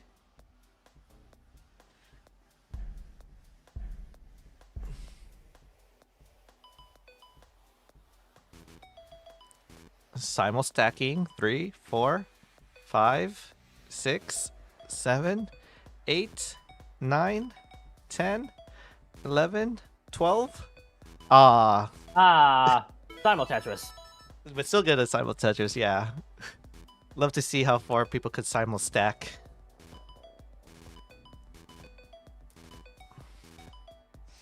I don't know if anyone has ever taken a stats record of that. Like, what's the number of pieces people were able to simul stack until they Not deviated? sure. I also like to point out something, and this is gonna sound very ironic tonight. Guess what downed Firedox in game 1? Say that again. This is gonna sound very ironic. Guess what caused Firedox to top out in game 1? What caused the top out? The draft. Waiting for the JPs, and guess what? Back-to-back O pieces blocking the stack. Oh, Hey, there's- Knight, sounds familiar? yeah. A lot of misplacement of the pieces there for Knight. But I think Buddy, look at this. Look at this. Oh my goodness. That is some beautiful tucks and beautiful spins to burn that down. the creativity of dealing with these situations makes you know that these are really top tier Tetris players. Oh, another mishang of that S. I don't think he meant to do that, yeah, but was he able to get out of that? That's the question. Answer is a definite yes, looks like. Especially with that eyepiece, it's going to help that out. Meanwhile, Firedox building a decent lead. If I'm not mistaken, that's about 3.5 Tetrises. Simul Tetris. Yeah, those burning Knight was doing causes Firedox to take a 2.5 Tetris lead. So Firedox, as you can see in the cam in the bottom right, is rolling with an NES controller using an adapter on his computer, while I believe Knight is hyper tapping. Now we do know that Knight knows how to roll and play DAS as well. So it just seems that sometimes when you play this version of TEC, rolling might not be the meta. Opts to build up the left side for Firedox. Not paying off, sadly. Having to burn a few more lines. Yeah, Knight was waiting for that piece to take the burn. Another case of needing too wide and not getting the piece for Knight. I- Although, he does still get a But Tetris. I like that Knight decided to lay the long bar flat rather than vertical to burn, to make the board more accommodating. That's some high IQ stacking right there. But because of those burns, it's Firedox is pulling ahead, and we're halfway towards transition.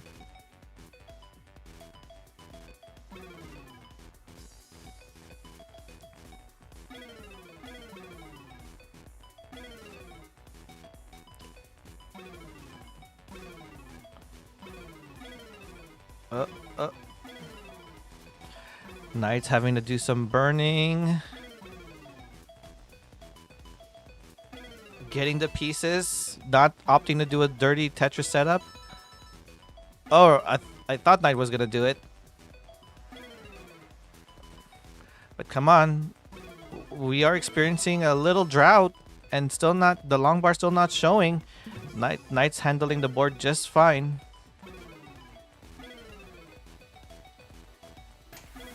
Ooh. Someone did some kind of spin there. Also, like a commentary on my end. It was a bit of robot on my end, so I didn't want to speak too much. Oh. Yeah, you were. Yeah, my side was roboting like crazy. Hmm. Meanwhile, I can see that Firedogs has booted himself a pretty good, substantial lead now. As Yeah, we 'cause of- approach 100 lines.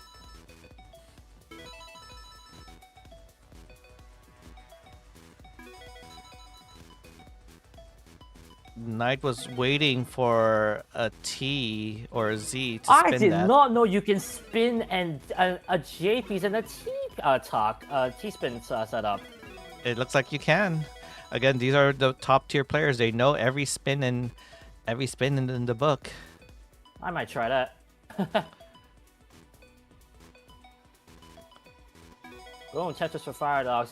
133,000 point lead. That's like about 6.5 Tetris in the lead. Make that back to 6.5 now.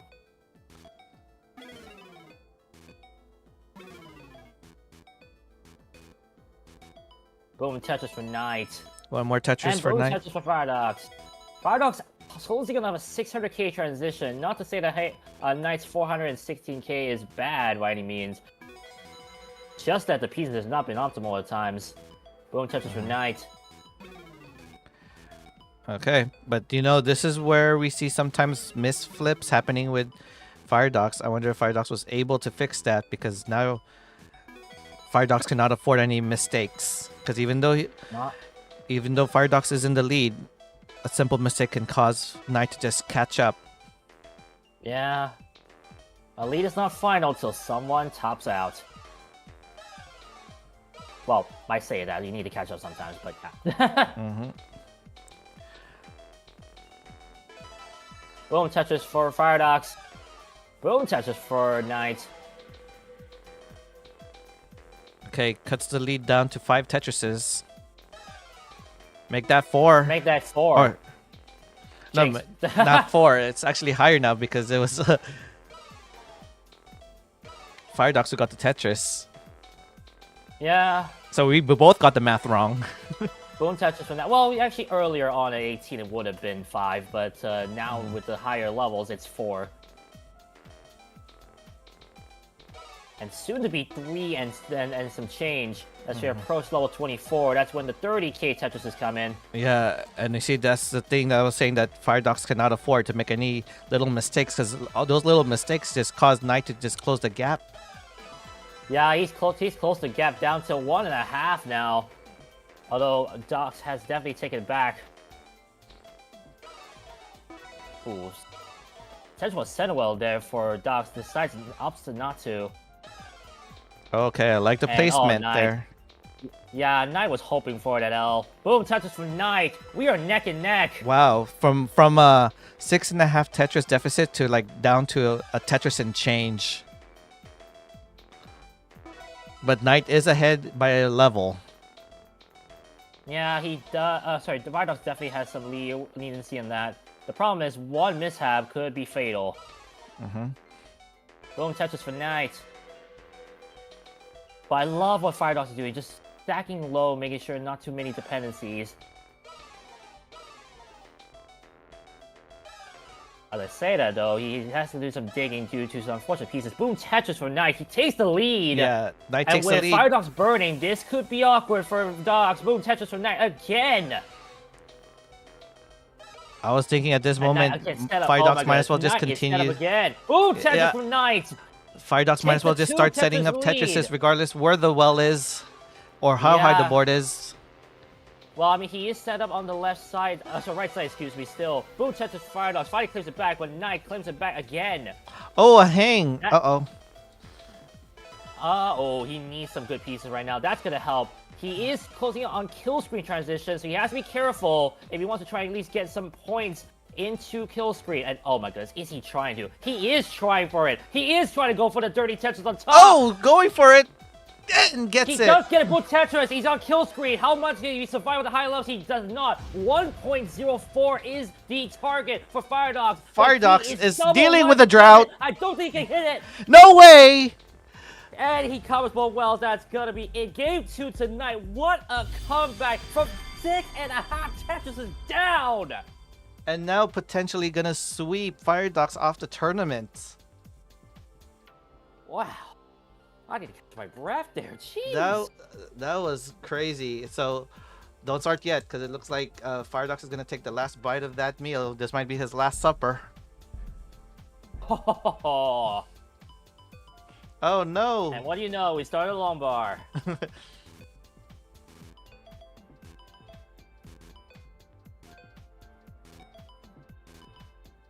Either we have an all CTWC final 3 or Firedox turns that into a reverse sweep. We're about to find out. Folks. Mm-hmm. Simul Tetris.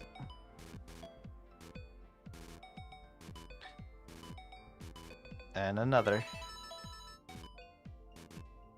Yeah, that was crazy how Knight, again, that's the storyline that we need to tell about Firedox. Just maintaining or keeping the efficiency on 19 is what Firedox needs to do to make sure he takes that commanding lead. Because we could see him doing really well on 18 speeds. Oh no! Uh-oh. Not a Oh, good time, no, and that's gets it not great. over. And another. Oh my gosh. He is playing with fire right now in this night match.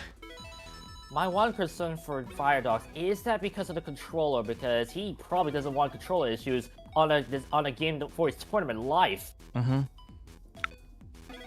I was gonna say though, there was a quick moment Firedox had to adjust his glove because Knight started the match before the ready of Firedox there. Thank you, Ground Bob. Yes, this is the classic Tetris community. This is from TEC. A lot of players, high-level players, like playing this in original hardware. So if you like seeing this action, feel free to give the follow and watch more classic Tetris action. Something you could definitely keep track of, where I know modern can get a little bit too fast for the eyes to see.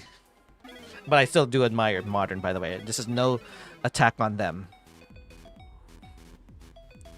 Boom Tetris for Knight. Storyline right now for Game 3 is kind of the opposite of what happened in Game 2. Now Knight with the substantial lead. Yeah, again, but knowing Ooh, Firedox... opts to take the Z tug rather than the J tug for their Knight. Mm-hmm. Oh, nice hang unfortunately over there, and does not burn, so therefore that long bar cannot be used. And again covers the well when the long bar comes in. Okay. Oh, nice placement of the long bar. I was wondering if Knight was gonna go flat on that. Yeah, he was thinking of burning up above row 9 there just to at least get some lines burned, and it's paying off. Meanwhile, dirty Tetris to Firedox. What a risky play that paid off. He does. I feel like he's not caring. Like he's just gonna go YOLO in this game point match for Knight. I mean, Game 1 you saw the unfortunate pieces just causing him to top out earlier, if I'm not mistaken. Then Game 2, we see that substantial lead just being broken down at the 19 speed. Also trying to go all out. Yeah, if there was one way to go out, I think you just go out with a bang and just play your hearts out instead of play too conservative. Well, the good news for him is that at least we're still neck and neck despite that. 46 Sotos. That is a good question. We know that original hardware, with the way they play this, cannot last forever. Especially the biggest factor being CRT TVs. So who knows? But we don't know how long that will take. Yes, K-Ham says no. Probably not in our lifetime. Double Tetris for Firedox claims back the lead. And once again, another long bar coming at the worst time. Can Knight get out of this? Knight is getting the right pieces. Has 2 LJ dependencies. Oh, wow. Okay. Ooh, wow. That O piece was deadly. Not a chance, says Knight. He's tired of this RNG. I love that Z burn right there. Mm-hmm. Oh, okay. So 46 Sotos no. in tournaments? Probably not. If CRTs go blowout, like becomes extinct, CTWC might. Oh no, Firedox. Yeah, miss hang right there, but Knight's not necessarily in the good position either. Oh, In fact, he very was long just bar waiting dependent. oh my god, he was waiting for the Z piece. It did not show up. T piece just comes in just in time to save the day. Blue touches for 9. Meanwhile, Fire Dog still burning, trying to get rid of that hole right there. Okay, adds a little weight there, but now has to add weight there. He's actually transitioning very soon. You Oh gotta be yeah, careful. it's right there. Don't get startled by it. Oh, miss hangs the okay, he has to burn. Yeah, no, he needs to burn right now. He has to burn. And double Z pieces will help his cause. Boom Tetris for Night in the meanwhile. Fire Decay transition for him. Okay. Oh my God, he's setting up. But goes back down. No, his boy's Swiss cheese. And these pieces are being Swiss cheese too. And Knight just getting this Tetris lead. Like 4 Tetris in the lead now. Yeah, Knight with 3.5 Tetris lead, he knows for a fact that Fire Dog might have been still in trouble. He can play somewhat safely, not saying that he cannot do Tetris like that one, but at least he feels have a safety ground. Oh, especially with Miss more misstocks like Hanks. that, which could be fatal, which means Knight moves on to the final 3, aka the losers finals. One Canadian moved on to the losers. Yeah, the losers finals. And who would have thought it started with a double O problem in game 1? Ouch. Frustrating end to Fire Dog's run, but Hot Knight makes it an all CTWC finalist of Final 3. That means now we have an hour to kill for Alex T to come back. Well, you have an hour to kill. For me, I'll need to head off for a bit. I'll be back, though, for hopefully the losers finals, but definitely the grand finals. So, yeah, I'll be right back. Oh, yeah. Yes, both Fire Dogs and Knight were in the CTWC recently in gold. Both gold. That's right. The prior year for that. So this shows you the progression of Fire Dogs. You know what? Fire Dogs, are we okay to do a quick interview with you since we have some time to kill?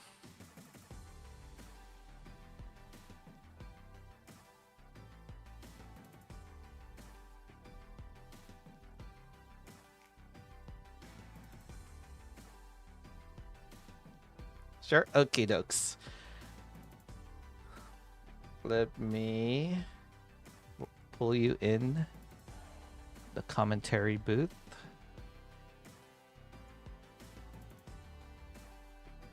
And I actually might have a scene ready for you. Yeah, I could actually do that. Let's do that.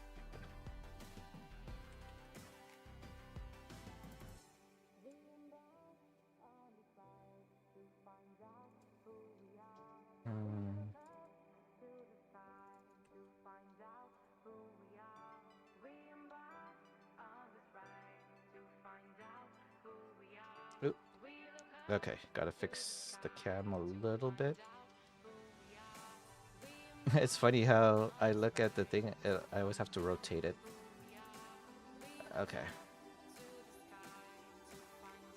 Give me a quick moment while I set up your... Because I have some questions I need to ask that the whole fans want to know.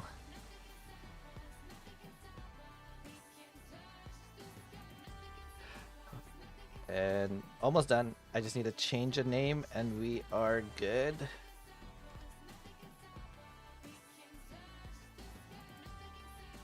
And I could drag you in now. Hello, Fire Docs. Yo, hello. Well, first of all, I want to say congratulations making it this far in the Ninja tournament. Way different than, prior tournaments. And I don't know if you ever want to talk about it because we got a lot of time to kill. Yeah, I can talk about it. Yeah, I got a lot of time as well. So yeah, I mean, like over the past few tournaments, doing the TEC tournaments, I was never really good enough with rolling yet to ever use it in competition. So I always just use tap on my Xbox controller, and I played like okay. I didn't really do like too bad in these like tournaments. Um, but it was never like an insane performance until I finally got down rolling this year and was able to actually go like really far. I'm kind of surprised I made like at least like top four. It's kind of crazy. Yeah. I mean, from a silver bracket player in this tournament to all the way now here to the gold top, I believe top four. Yeah, top four in here. So it's very impressive how far you've gone in the Tetris journey. Like, is there a secret to what you've been doing? Because you were one of those players also who took forever to get that max out. Like you were always one off. Like everyone's wondering like what happened? What caused this surge? Yeah. Um, for such a long time in 2023, I just could not max out. I had an extremely unlucky experience. One of only around maybe like 10 people could like relate to the experience I had with the max out journey. Like you get so close so many times, you're like one Tetris away, you have it set up, or you get droughted, or you miss drop, you miss the bar to the right because it's too high. Like you miss it so many times. I've missed getting the max out probably around 20 times before I actually got it in January of last year. I I was really glad I finally was able to break through, and as soon as I got it too, I was able to get the 1.1 as my second ever max out, and just Wow. keep on building from that. It was it's you need like a lot of patience and persistence, but like eventually it will finally work out in the Yeah, end. I agreed. And how about your Tetris Effect connected journey? Because I know a lot of the top players, and I consider you now as a very top player. Even Mari considers you as a top player now. Like, what's your like training regimen, even with TEC? I know that this tournament I do is usually twice a year, and there's a world championship that enhanced this as well. Like, do you have any? Do you play this game like for fun sometimes off stream? I'm gonna be honest, I actually don't play TEC like ever. This is really the only time I ever play it is when I usually play in your tournaments. Hmm. Um, it's mostly because I now just have my own console and I can just play on my CRT. But like I'm not really too interested in any of the modes in TEC. Yeah, Like I like they're always there, but I just never really played them that much. I see. Well, it looks like even if you didn't say what you said, I feel like people will believe that you've been playing this game for so long, just with how you played TEC. Oh, Yeah. the face cam disappeared, but yeah, we can still hear you. Oh, yeah, it's probably my phone that. Oh yeah, I actually forgot to charge it. Whoops, that's alright. But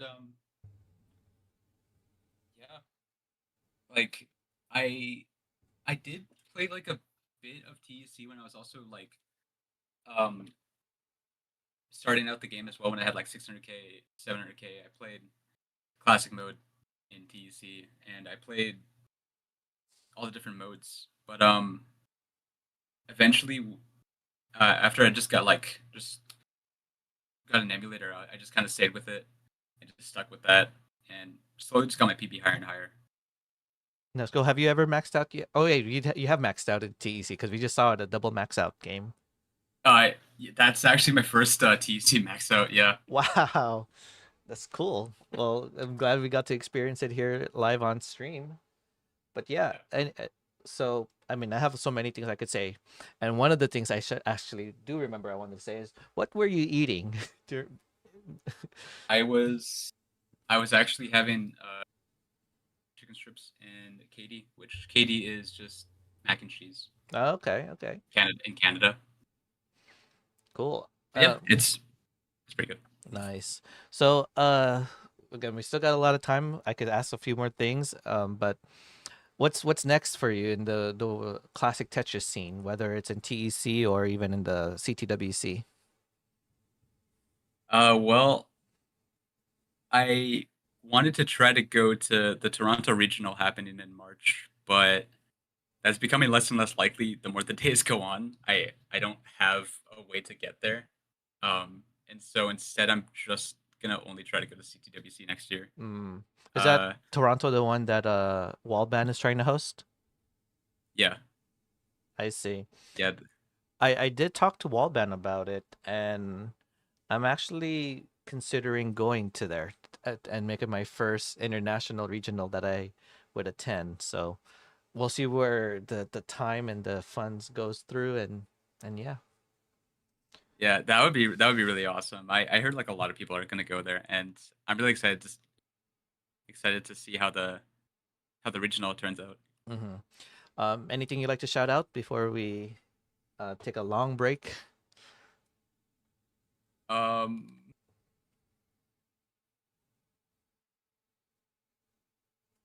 I'm not really sure if I have anything exactly to shout out, but I will say for the next month, I'm gonna be streaming every day to try to get the rollover because right now my current PB in NES Tetris is 1.58, Okay. and I will be going for the rollover basically every single day in December.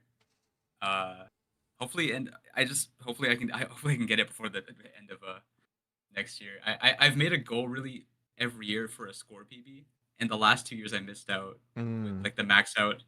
I didn't get it before 2024, and like the okay. 1.2, I also didn't get that. That But is a good I'm goal. gonna try to get it. My question Yeah. I want to ask about that rollover. Are you trying to get the rollover before 39, or would you just line out until you just get the rollover no matter what the level is?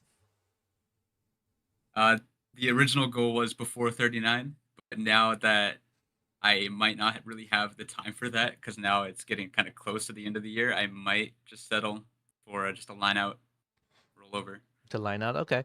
Yes, someone in. But Mhm. whatever one happens. You know, if I have a really good pace, I'm gonna go for the before 39. Okay. Good goal. You do have a new fan now, 46 Sotos, asking what is your Twitch channel, because I think 46 Sotos wants to follow that journey with you, because you did perform really well here in this tournament. Yeah, my Twitch channel is Firedox532. I usually just stream every day. I'm actually planning on either doing my CTM qualifier today, later tonight, or tomorrow. So yeah, Fire Docs, you said five what? 532. Oh, 532. He's on chat. Duh. Right Yeah, there. 46 Sotos. He was in the Twitch chat, so that was the same one he streams on as well. But yeah, Fire Docs, really great performance. I was gonna see if you wanted to talk about that Reed chase down moment that happened some seasons ago, and just uh, to show how far you've grown, if you want to share that story quickly. I actually don't remember that moment. Honestly, I actually like don't remember how it went. So okay, I always remember it because one, when I hosted, a lot of things happened, but that one I always remember because it was a silver bracket all day tournament without those breaks, and then you challenged me to just say, hey, just play cold without the warm ups, and you had like a big lead, and Reed had to chase down that lead on 29 play, and down to the Yeah. very last second, right when the counter was literally about to hit zero, he clutched up with the last max out. I mean, no, sorry, Tetris to surpass your score. Oh, okay. Yeah, okay. I do remember that. I do remember that now. Yeah. Oh my god, that was literally like the very last second he could have gotten it. I remember the like both you and like I think someone else. I don't know if anyone else was commentating, but Yeah, they were yeah, you were both like super shocked I was able off to my get it. seat. Like I was so impressed with how Reed got that, and I know things like that can kind of feel like uh, quote unquote demotivating, but like I bring that Yeah. up because like even though that happened, next couple seasons later, you just like blew up in the scene and just got really good right after. Yeah, I mean, I think back when that happened, I had only just started to try and learn rolling. Like I only had like a 1.1 with tap, Hmm. but around the summer of 2024, I started to finally try and learn rolling, and within a year and a half, now I have a 1.58 PB, and Let's go. I'm Yeah. I'm feeling really good. Yeah, and I'm pretty sure 46 Sotos will see that 1.6 million on your stream. But yes, Yeah, I hope I can get it. you will. I believe in you. And Firedox, again, thank you again for joining this tournament and making it this far.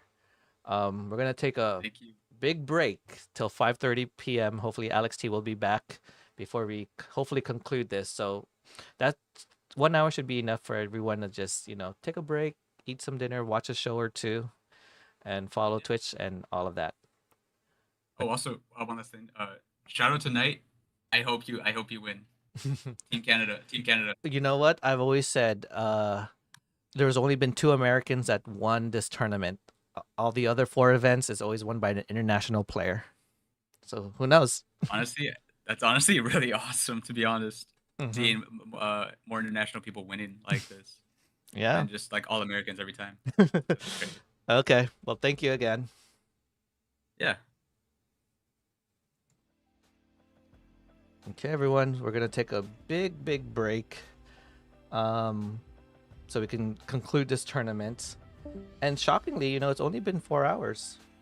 Usually, when I do something like this, it would go up to the 10-hour mark, but maybe it might, just because we're gonna have some really top players, and these last matches are gonna be best of 7 and best of 9.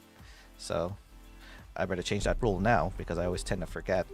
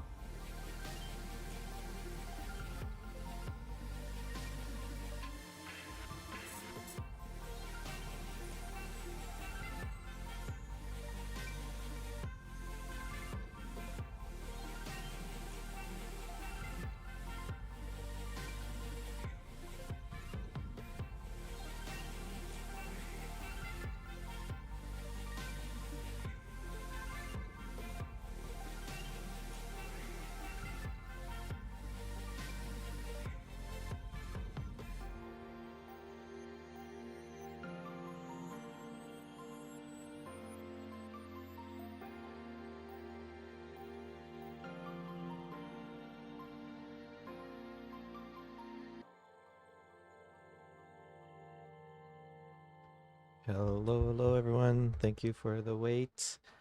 We are just about to start soon. Thank you for your patience. I hope everyone was able to stand up, stretch, all of the above.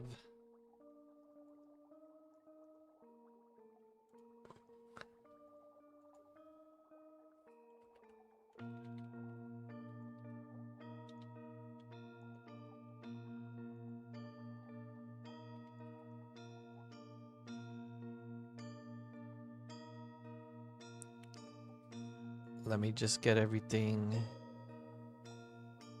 announced here. Okay. Well, welcome everyone.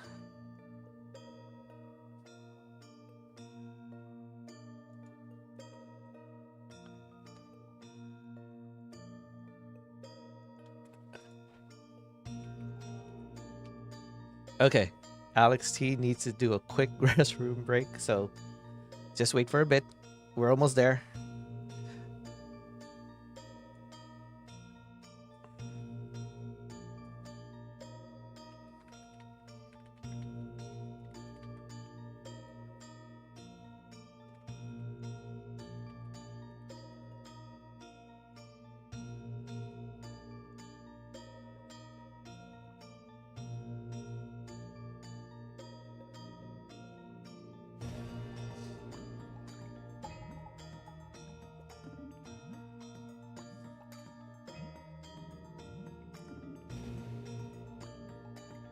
Let's see. If there's anyone in chat who is comfortable commentating, we will take some commentators. But Lee and I have been holding the fort, so we've been good.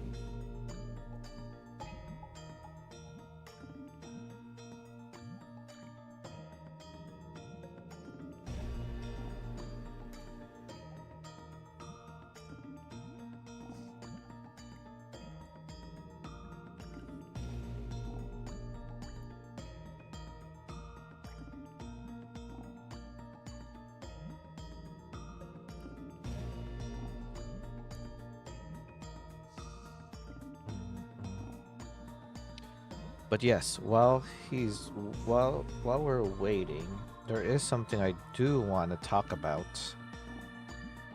And this would be the perfect time to announce this. And you probably saw it on the on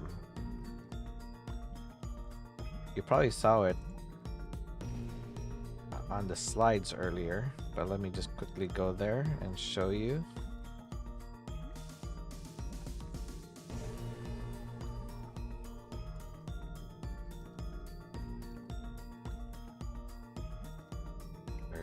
Where is it?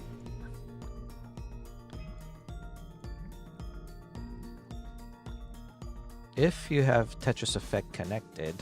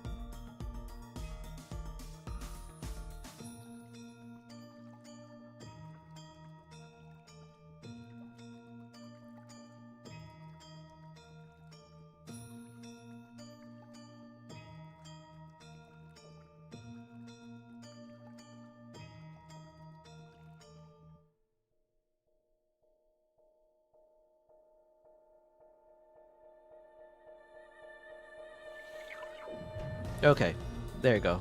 I am back on the mic. But yes, if you saw this earlier in the slides, I am hosting a classic score attack for DAS only next month. Usually I do these Tetris Effect Connected twice a year, but since we're wrapping up the winter season, we got to do one for the winter season. And what better way to do this than a DAS tournament?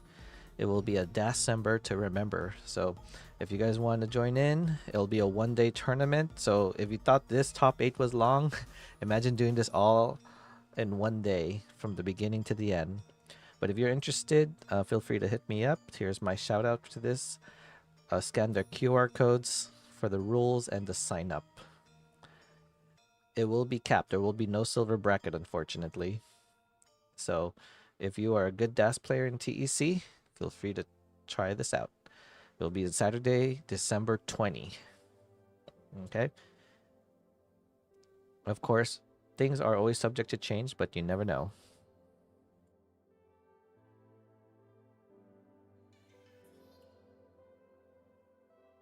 And that one was a silver bracket, of course, but we're actually here to look at the gold bracket.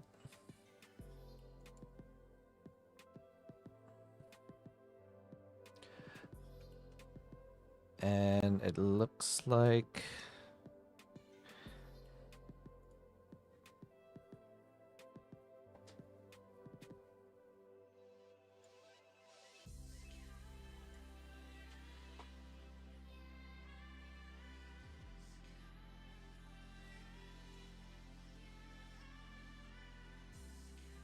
Scooty is here. Now we just need Alex T.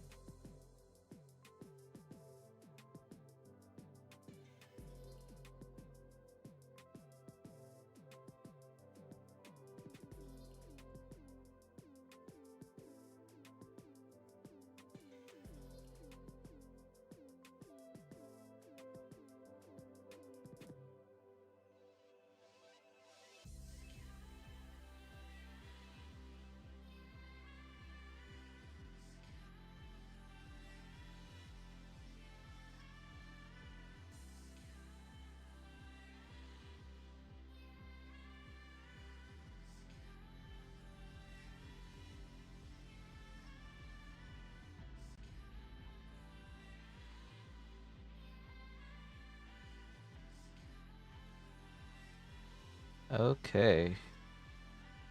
Let's see. There we go, everybody. We got Alex T on the left versus Blue Scooty on the right.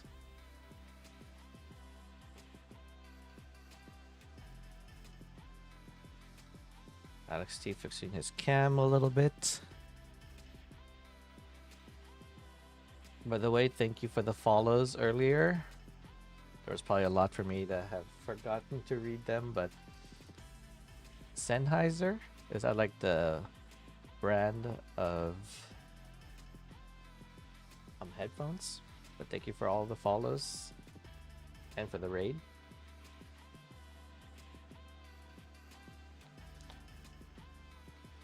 Okay, we got Blue Scooty readying up, and we got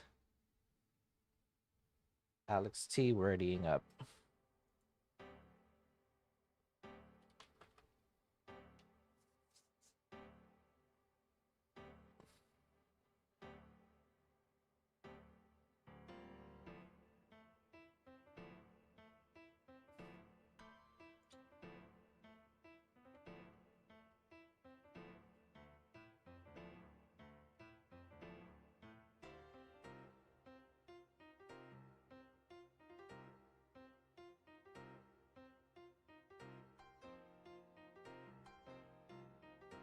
Oh, okay. So we're just gonna fix up some technical hiccups. Otherwise, Blue Scooty might be tapping this.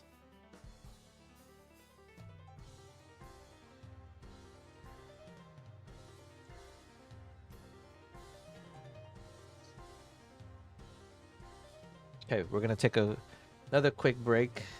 Blue Scooty's gonna have to do a quick reset. When the game's been on for a while, that can tend to happen.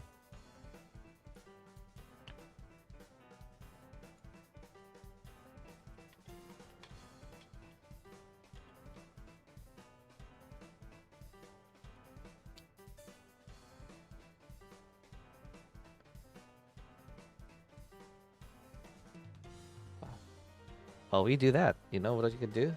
Since it might take a minute or so, I'm gonna go ahead and quickly run an ad break so during the matches it doesn't accidentally, you know, play an ad while the game is running.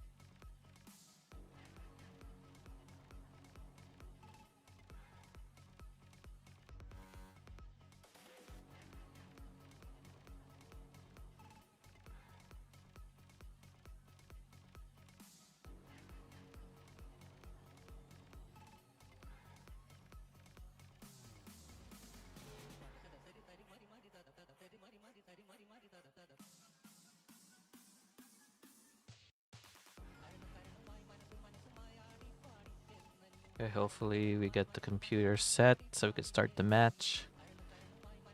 Gotta love TEC sometimes.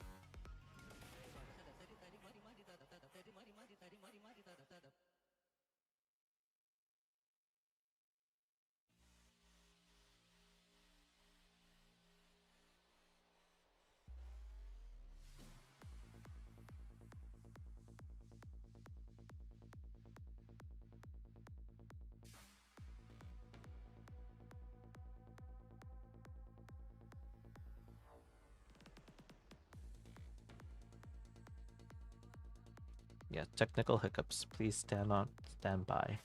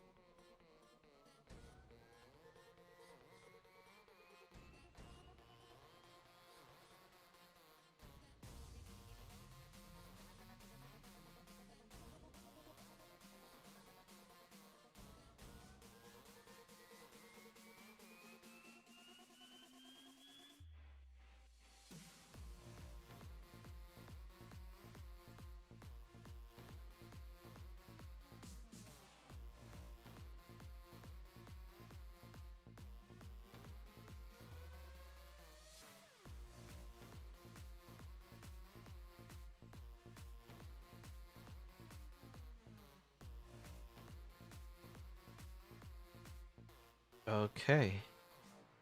Looks like Scooty's computer is rebooted and gonna do a quick check. Let's hope everything works all right.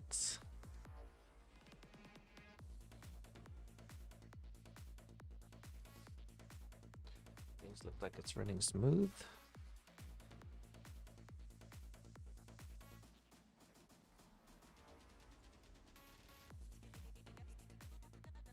This is not the first time we saw Blue Scooty versus Alex T in Classic Tetris, but this might be the first time seeing them in TEC.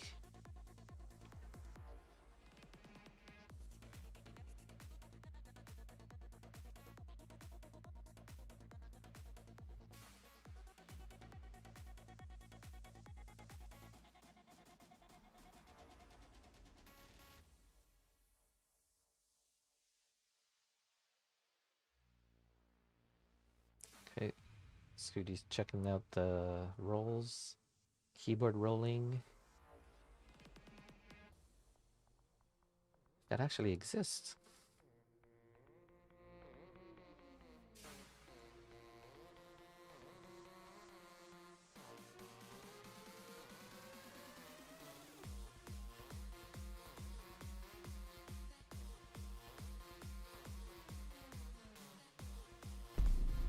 Oh, I'm not playing him.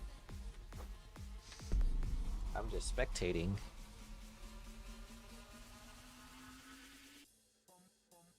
Boom, boom. And we got Bendy on chat.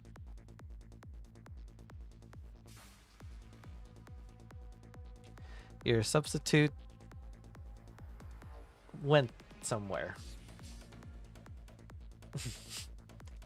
You'll see it in the results.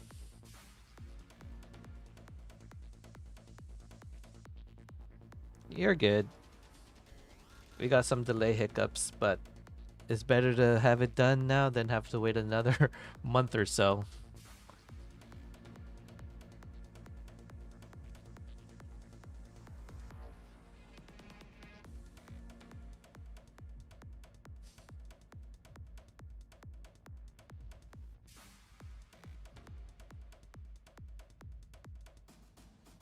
Okay, Scooty's getting the last sets of warm-ups.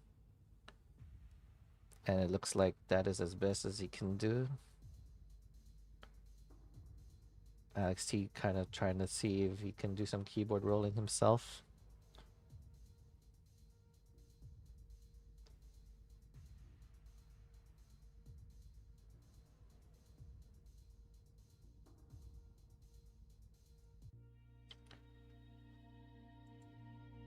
Here they are.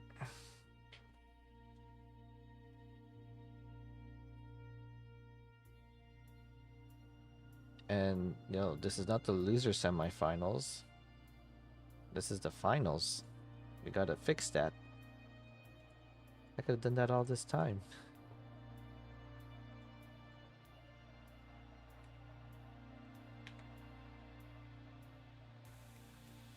Both of these players will not get eliminated yet. They'll just be moved down to the losers bracket. So let's find out what will happen. Hey Bendy, if you like, you could always help commentate. But you're good if you don't want to.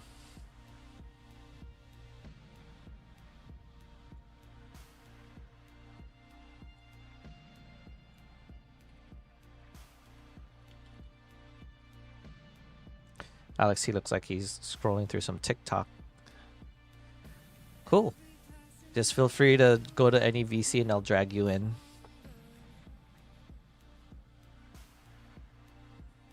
We got a Bendy here.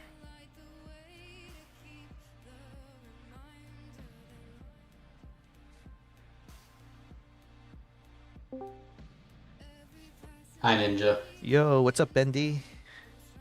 Me on the stream. Yeah, hi Ninja.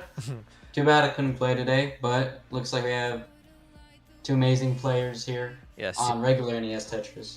Yeah, Seed 1 and Seed 2. We got Van Dweller, aka Alex T, posing as Vandy versus a train conductor by the name of Blue Scooty.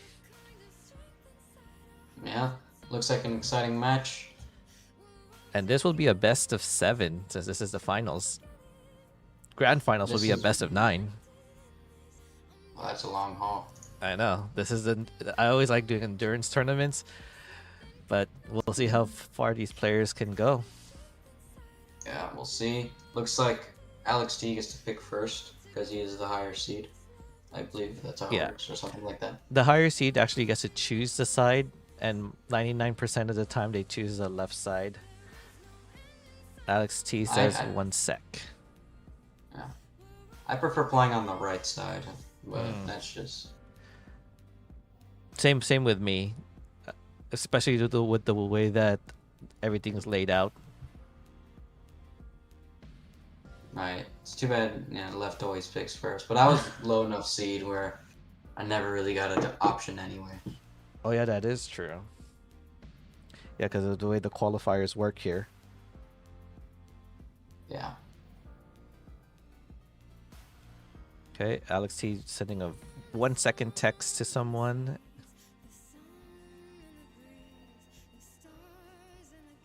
Yeah, so when you play this game, do you hyper tap on keyboard? Yeah, I do. Okay. Yeah, I'm still, as a hyper tapper, I still can't hyper tap for some reason. On a keyboard for some reason. It has to be on a controller. But it looks like they're about ready to start. Here we go. 3, 2, 1. Tetris. And Tetris. Yeah, this is SPS. I believe we have the 2-minute timer on for chase downs. Yep. And sorry, while that's happening, I forgot to add you on the commentary, so you might not, you might see the flicker a little bit. Is there ever a strategy where you're so far ahead that you top out on purpose just so they can't catch up? You know, one person I saw who used to do that is someone has to refresh my name with him, but he was a hyper tapper, turn roller, Alan, but not Alan Bot. It was a different Alan maybe. But yeah, he would push down so that he would be ahead in lines. He'd have to stack very aggressive and get the Tetrises, and then hopefully when he tops out, it will be impossible for his opponents to catch up. Feels like on 29, unless you have like a huge lead, it's always like possible to catch up. But that's where this tournament avoids rolling forever on 29 by adding a 250 line cap. At 250 lines, remind me again, what are the available levels? So they could start as low as 12 and as high as 18. Okay. So with the lower level So- starts, it might be able to play up till maybe somewhere in the 19 speeds, but most of these players love to play at 18 starts. So they could only get like 2 levels of kill screen play. So this is more of an efficiency tournament and endurance because of how long the sets are. Especially it's double elimination. So in the grand finals, if Knight can pull an upset and eliminate or take a set off of Alex T, Knight will have to play again to eliminate Alex or Blue Scooty, whoever wins this set. One thing this game really like is the drought counter. Yes, that was a added feature, one of the latest patches they added in TEC, because a lot of fans wanted it. But what a lot of people do not want to see is this board fall into shambles for Scooty. I believe he's rolling. Yeah, he's doing a form of Keyboard. keyboard rolling. It's worked so well, I guess. But yeah, now that you talked about someone doing the push down strats and pull ahead, there was one person who did that in this tournament and successfully beat an opponent through that by the name of Cobra. He was our first winner in this tournament ever, and he did that strategy once to an opponent, and the opponent could not chase it down even after Cobra topped out.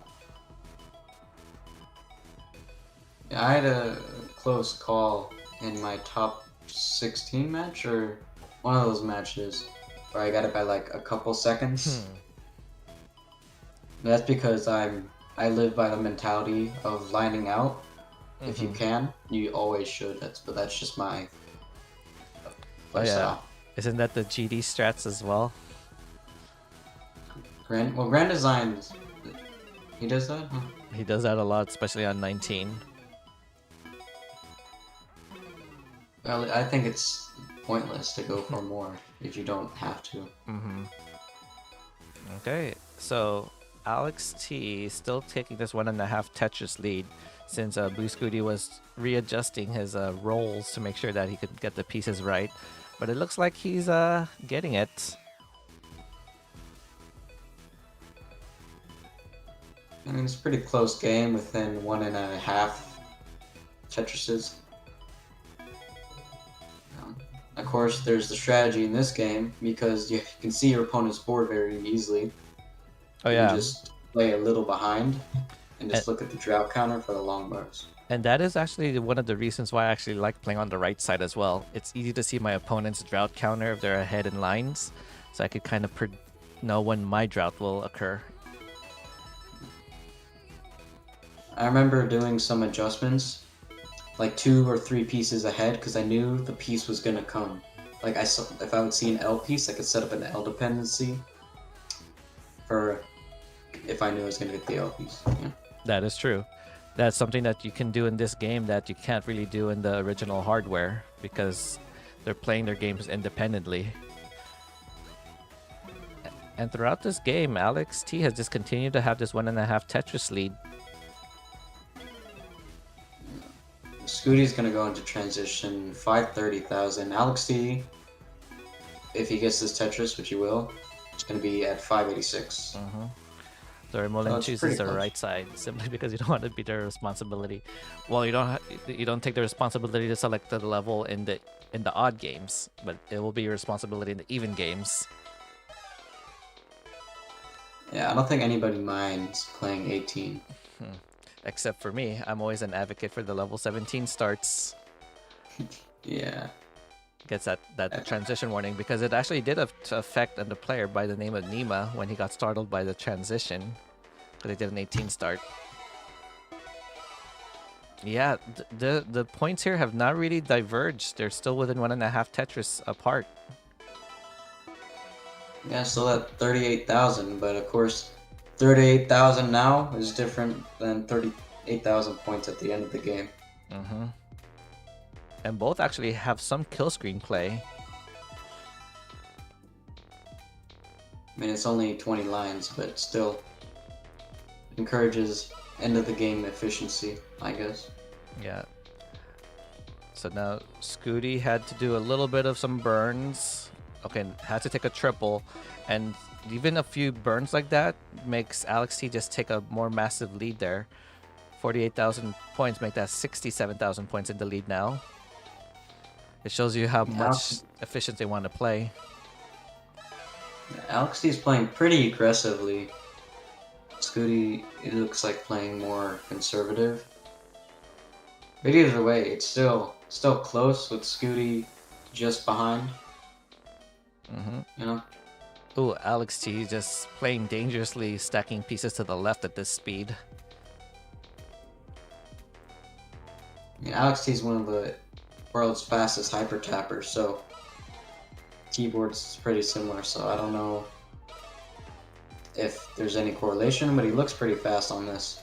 Yeah, he was the first hyper tapper to win this tournament last season. When the last previous prior to him were rollers. That's right. Alright, kill screens are coming up soon. Yeah, There's only 40 lines left until the end of the game. it's gonna happen sooner for Blue Scooty. Oh, but a hang of that piece. Yeah, Scooty really needs to be efficient here, because he's still back by 1.5 Tetrises. Now it's a little bit more. You like to get every point you can.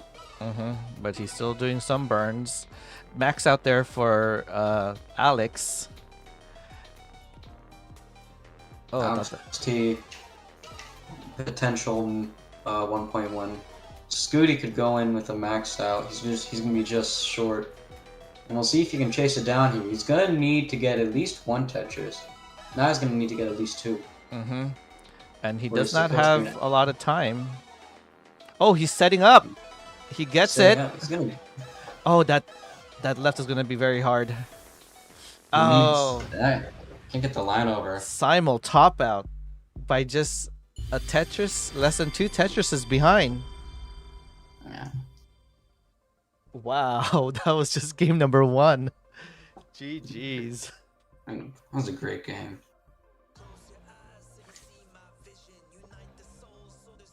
We got a double max out. You're right. I started keyboard rolling on 29. What? Alex T just started keyboard rolling on 29. If he masters it in this short amount of time, that shows the prodigy that Alex T can be. Well, Alex T is, the prodigy. He's, one of the best players at not only this game, just NES Tetris in general. Is Scooty rolling on a keyboard? The answer, Kham, is yes, he is.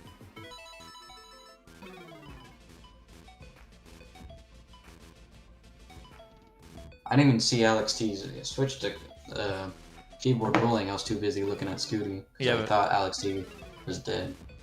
And we're trying to see if Alex T can get out of his Scooty can get out of his situation.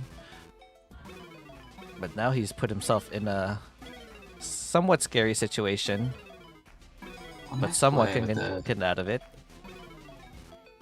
That was a great burn with the LPs to get the well open. Yeah, he intentionally could made burn it out. he intentionally made that hole in order to burn it out in the next couple pieces. That's very some high futuristic piece placements there.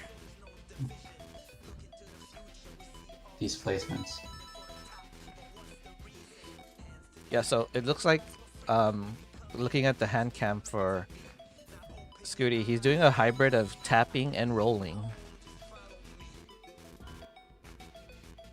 Yeah, I guess there's not a need to roll every piece. Yeah, especially if it's probably not as reliable as his hyper tapping.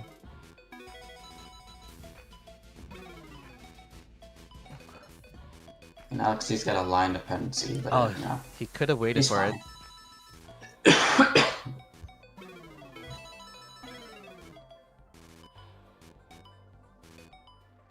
Okay. I always want to plug into Stack Rabbit, whether it's better to get the Tetris or to fill in the dependency. What does Stack Rabbit say? I don't know. I always wanted to do it. I feel like Stack Rabbit would say go for the Tetris over the dependency. But it has a bias of what kind of dependency it wants besides the long bar dependency. I mean, like the long bar dependency. Like, there's one on the left and there's one on the right. Oh, Which one is better to get? that's true.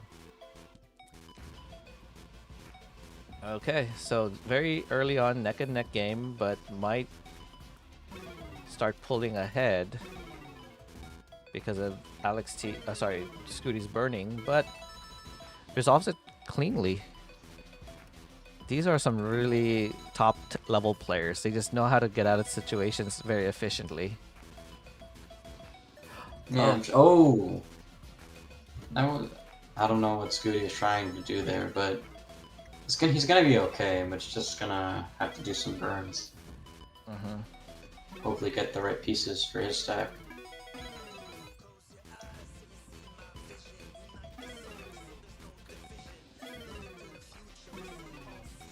Okay, he's Scores are making, neck and neck. yeah, he's making the right calls. Could go for a well transfer. Or not well transfer, opens up the optimal well with that Tetris.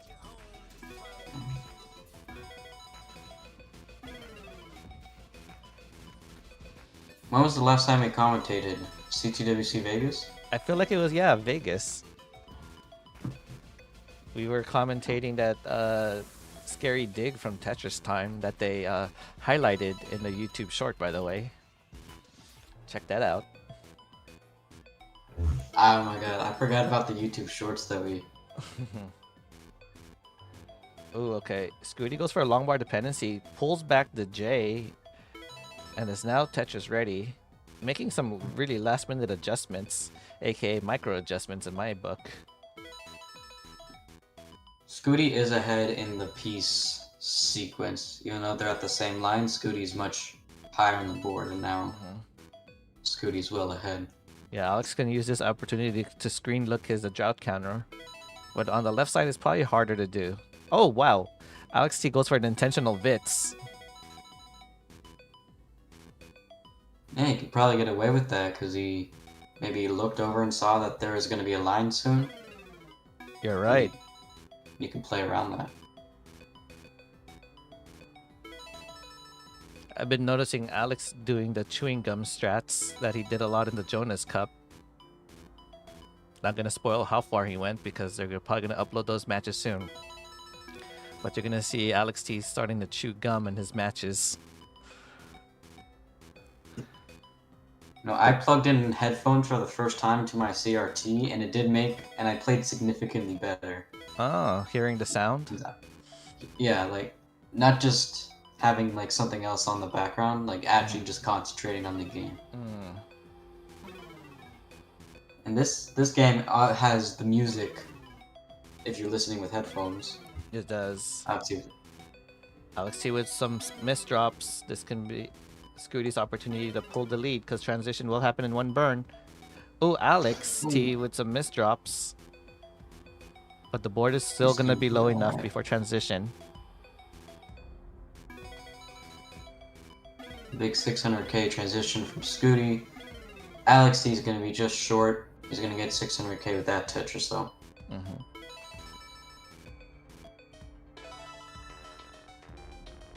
Ooh, okay.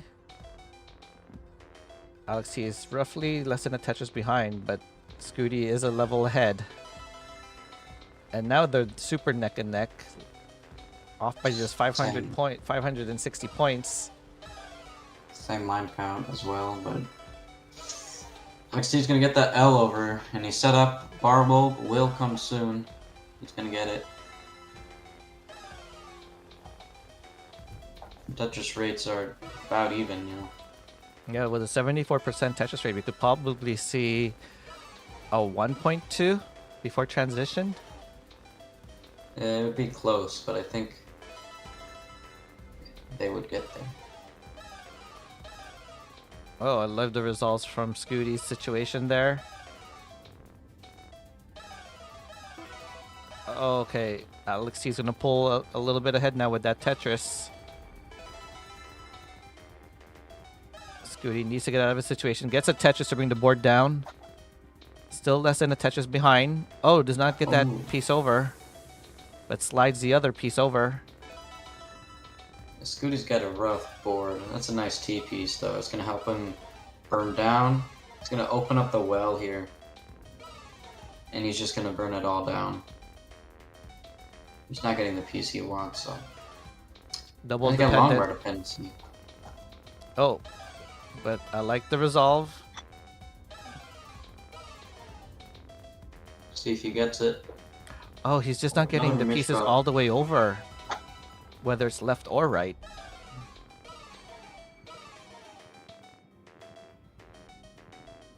Well, all that burning allowed Alex T to take a 100,000 point lead. Yeah, that is crazy on how little burns. Even as Scooty took them very efficiently, Alex T is able to capitalize on that mistake.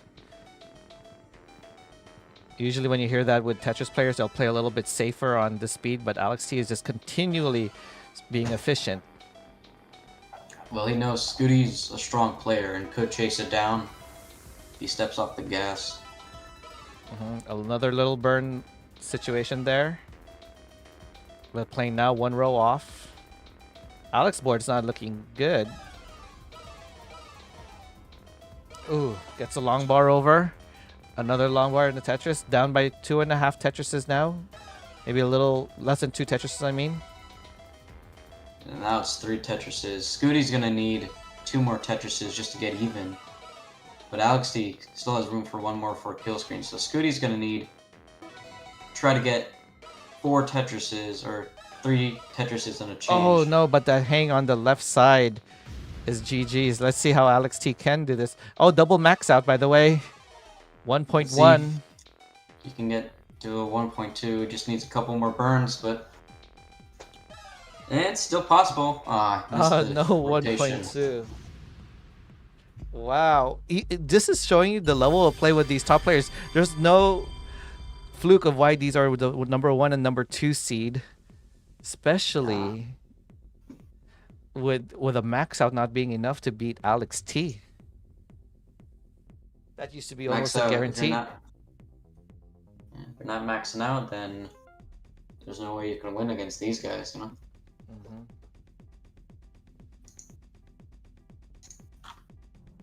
I agree with you, Zurimolin. By the way, spoiler a little bit, so Zurimolin is the champion of the silver bracket in this tournament.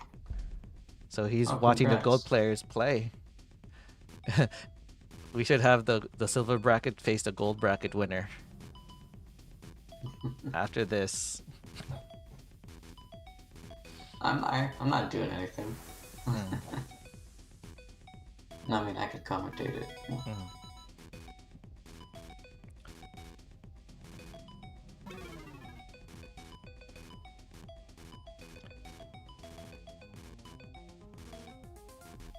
Okay. Early droughts. Fairly big 25 drought. pieces. 28 piece drought. Scooty was not able to get the Tetris, but he's gonna get this one. Mm-hmm. Okay, I like this pieces he's putting. Had two long wire dependencies. Blocks the right wall one.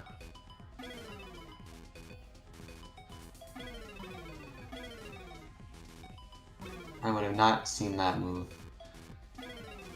I'm impressed. Yeah, Scooty able to open up.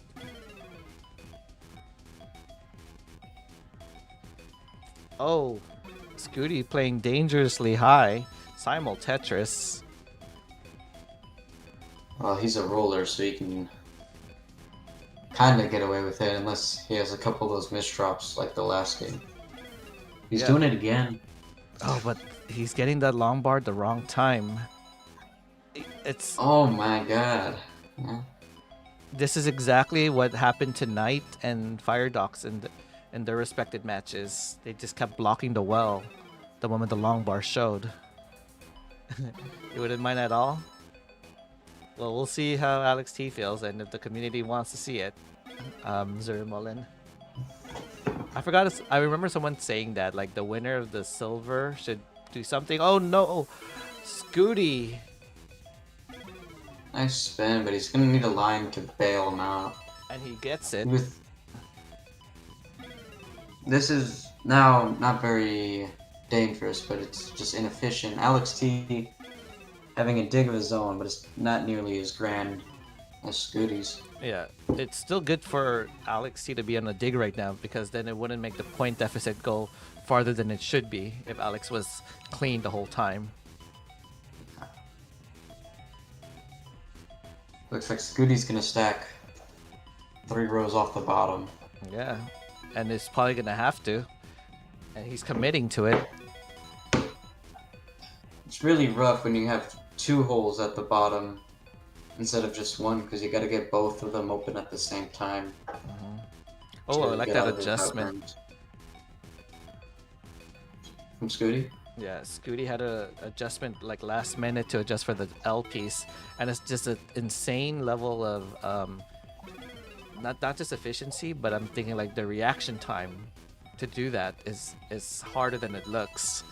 And there it is. He did take that Tetris to open up the well with minimal burns.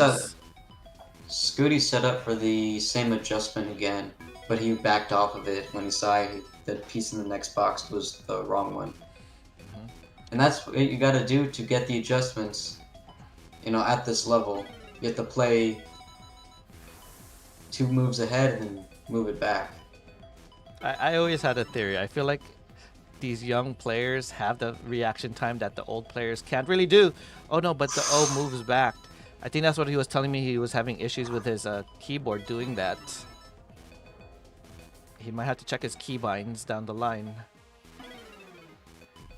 Yeah, I remember a couple of when I didn't turn off the up button rotating, so sometimes I would tap, and I'd accidentally hit the up button, and then it would screw everything up. So are there ways to disable those buttons in this game? Because maybe that's what he should probably try to do. But I don't know if it's just the placement of his keys. I think you can change them, but I never got around to it because I don't play as much as I used to. Okay, so it looks Just like Tetris in general. yeah, Scooty is just gonna go ahead and just build the Tetris in whatever well he can make it, rather than transferring it to the optimal side. We've been talking about Scooty for most of this game, but Alex T has just been rock solid with efficient play, similar to the last game.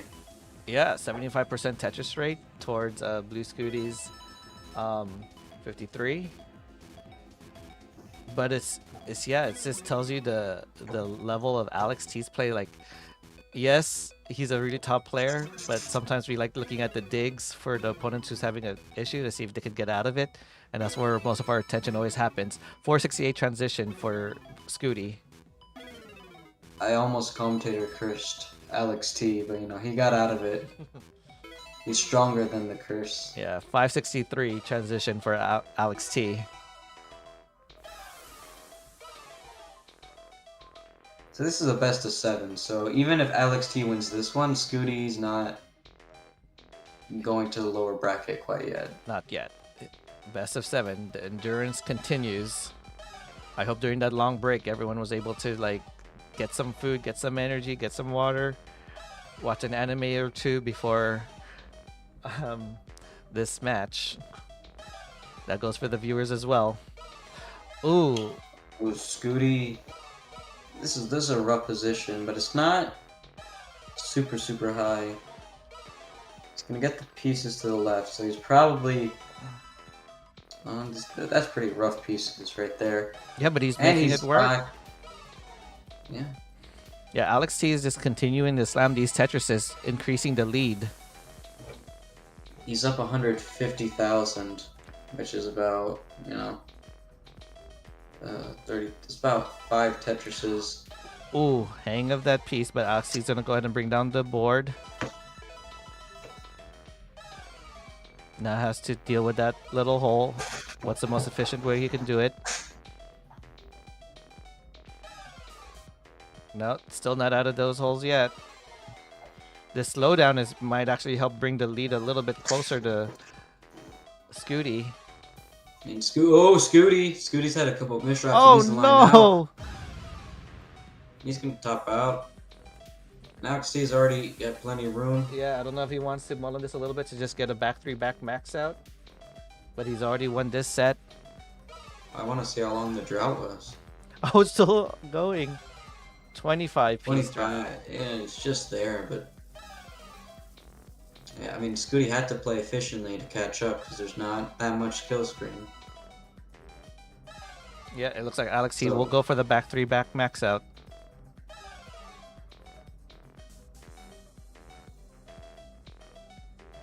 Fortunately, I don't have my bell with me at this moment. It is in storage until the next regional.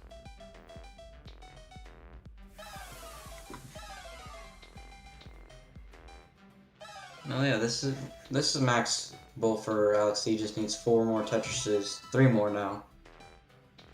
He can get it. And he's doing it in the center well style.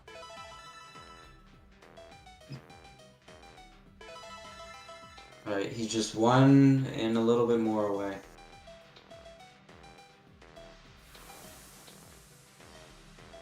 But obviously he has kill screen as well. Yeah, I was saying earlier in his early match that he was the last top player, one of the last top players to switch to rolling and just stuck to hyper tapping, even with the rolling craze. He's gonna fast up on the Tetris. He's gonna get another one. Yeah, so he could set up that center well. It's a 3rd Tetris with the 1.1. Double We'll was. see. Oh, can he get that long bar over? No, that's why he was setting only those center wells. Crazy scores. I think that's his 3rd 1.1 in a row. Yeah, I would like to say that Alex T has not lost a game throughout this whole tournament, but I would be lying because there were some opponents, including myself, who almost took Alex T out because Alex T was just memeing early rounds. You took it to decider, eh? Mm-hmm. Best of 7. Yep, first of Just 4. start. First of 4. Alex T, wake up! Wake up! Wake up! Wake up! He is not paying attention. No. Okay, that looks like Okay, so there will be no points. You turn your head down for just a second.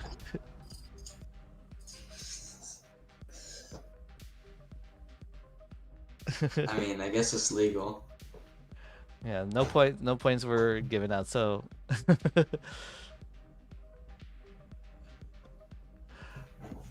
if you rearrange those words from Scooty on chat, it says, I'm pretty sure he's trying to say my bad. But yes, winners finals is first to 4. Losers finals is first to 4. Grand finals is best of 9. No, my bad, yeah.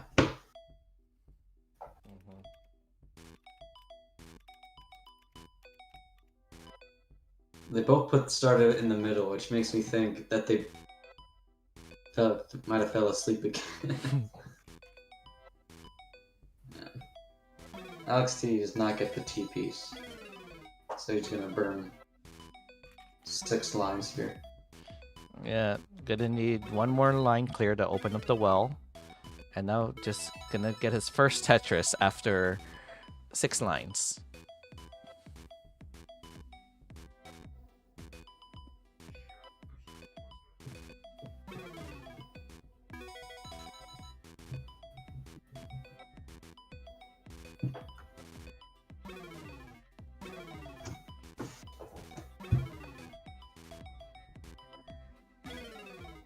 Okay, Alex T is gonna have to deal with some burn situations. Sets up an intentional T-spin and gets it. So Bendy, I know you don't play this game as often, but how big of a lag difference is this game to you when you play it? It's a couple. It's like one. It's just 1 frame, and then gets a little worse, and then you're doing spin. And it's like 3 frames in advance. So. And as top level Some- players, you notice those little things. I noticed a 1 frame difference when Alex T's in a bit. Oh, Alex T's in a bit of trouble, but it should be. All right, if he gets it, but he needs a line. Oh my If he god, doesn't early get it, he's top gonna out for he's gonna Alex top out. T? There goes the back 4 back max out. GG's. Yeah. Yeah. One time I played with 1 frame input delay and I maxed on it, but I couldn't dash on 19. Like, even 1 frame is catastrophic.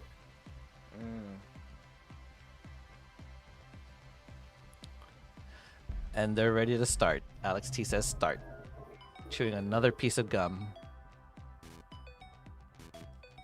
He's got like, oh, remember when he had all the Sprite bottles and the Capri Suns? Oh yeah, It's like that, but with gum now. he's upgraded to gum now.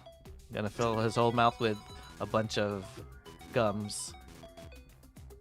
I like to know what type of gum he's chewing. That would be a great question we could ask him if he gets interviewed after this or before, or who knows.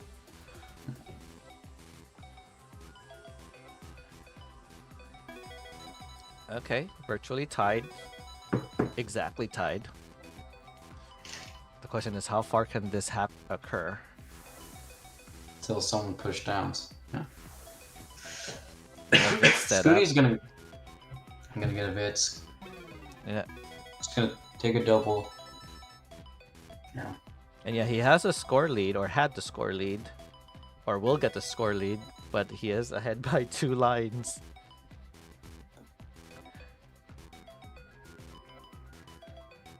Oh wow. Nice. That was a really nice adjustment from Alex T. Yeah, very intentional. Again, something that you gotta react right away to, especially that high up in the board. There's the first few burns now for Alex. Did have quite a Tetris streak there for a bit. It was tied up again for a second, but then Alex T took a burn. So now Alex T is 1 single ahead. Yeah. Players are not pushing down.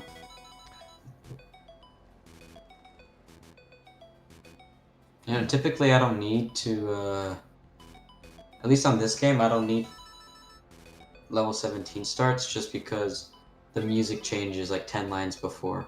Oh, the music changes? Okay. Like, it changes, and then when it goes to 19, it has a different sound when you clear a line. Oh yeah, you're right. I know what sound you're talking about. Yeah, so you were talking about the audio. Now, compared to NES Tetris, the sound effects of how the pieces move is completely different in NES Tetris. Does that play a factor in how you control dash movements here? No, dash movement isn't really about sound, at least to me.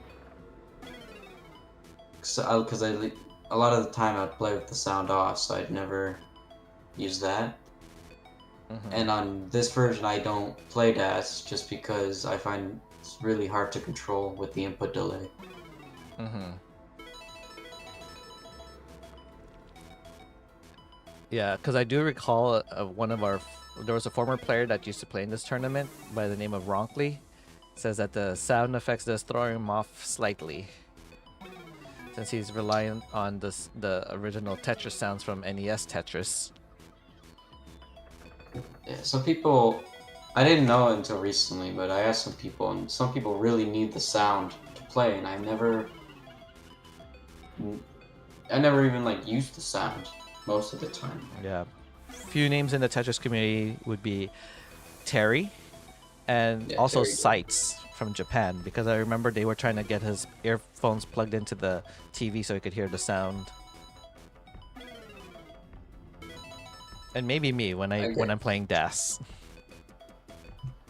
I mean, it does help. Like, I was pretty inconsistent in DAS Mega Masters, but in my last couple of DAS matches, I plugged in those headphones and I played significantly better. So I don't. Maybe it could be anything, but that certainly doesn't help or doesn't hurt. Mm-hmm. Yeah. Alex T has just begun to have this near 90% Tetris rate. Very efficient game for him. Scooty is also, has a 76% Tetris rate, which is also great, but it's not as great as Alex T's 90-ish, almost 90% Tetris rate. Scooty had a bit of a misdrop with the line bar, but he's gonna be alright. Scooty's just a couple pieces behind Alex T right now. Mm-hmm. Okay, it looked like Scooty was debating on plugging the well, but he saw the long bar right away and just had to put the S and create a hole there. Not sure if that was the ideal spot to put it, but if he had to do it right away, I mean, he could get out of it and reopen the well with that Tetris. I think he saw the long bar on Alex T's side and said, I'm gonna get the line anyway, so let's try to set up a Tetris. That's right. Alex T is slightly ahead. That's why I like, or love, I should say, playing in-person events, because you can do a lot of stuff like that, especially with the long bar count. If you're sat on the left, just stare at that. That's an interesting strategy. And 600k for Scooty, the 696 for Alex T. Just Yeah. truly a wizard of his craft, you know. Yeah, I would never imagine someone need DAS sounds to play Tetris. Yep. But you'd be surprised how many people in the community rely on it. Hopefully they don't top out early, but I will share a quick story. Hopefully they don't top out.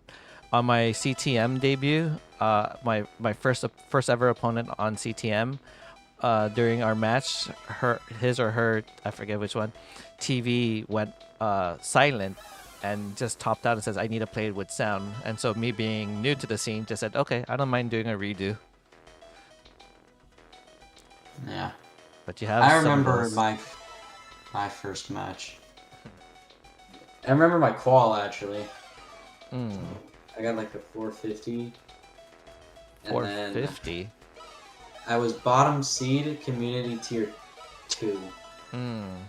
So I played a top seed. But that shows how much you've improved and grown. And speaking of grown, Alexi has just grown this lead again. He's really maintained this like high 80% Tetris rate throughout the whole set, and has literally not made that many mistakes. He's been rock solid. It's no wonder. I think he won before, right? No Yep. wonder. He won the last that he season. did. The one prior to that, Akatu won. But Alex T was trying to tap. Well, Akatu was a really strong keyboard roller. Akatu is very strong on keyboard. There's already max out for Alex T. He's on 1.3 pace. Yeah, wow. Max out at 25. Early max out. One thing about this game that is slightly off is that the line counter updates immediately when you start the clear line instead of at the end of it, rather than the original where it's at the end. Like you see, the Tetris happens immediately, or the score doesn't get added till the end, but the lines get added I see. right Wow. at the start. And that threw me off a little sometimes. And there's already a max out there for Scooty, so another double max out. 4 max outs total in this match for Alex T. I mean, Scooty's not playing at all bad or inefficient. This is beyond 1.2 pace, but he's still 100k behind. Just shows how efficient Alex T has been. How Scooty in trouble. Scooty needs to open up that well. Has some holes now. Needs another long bar. Gets it. But now the board is really sold for that Tetris. Yeah, he's got one line. Love to fill in the left. Let's see what he can do. He's gonna need 4 Tetrises. Can he get that long that T over? He couldn't. Alex T with the 1.3 needs one more line. Oh, the 1.35. 1.3 before kill screen? Crazy. That might be the first in this tournament. Like, that was crazy, man. Efficient. Yeah, but it's not over yet. Scooty still has to face Knight now to go back and take the run back against Alex T. So I'm going to go and call in Knight.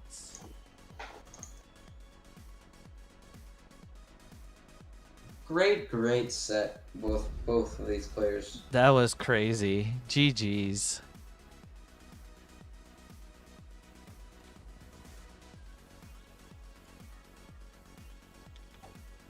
Let me get the 2 players ready.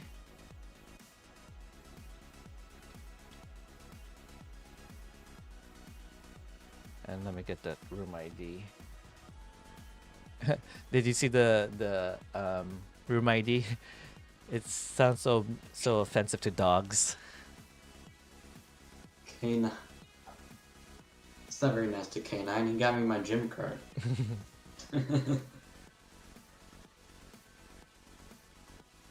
Okay, so Scooty played amazing. Let's start this match at 7:50. Let's give Blue Scooty a 10-minute break. Maybe quickly reset the laptop or computer so it doesn't like make any misinputs before coming back in.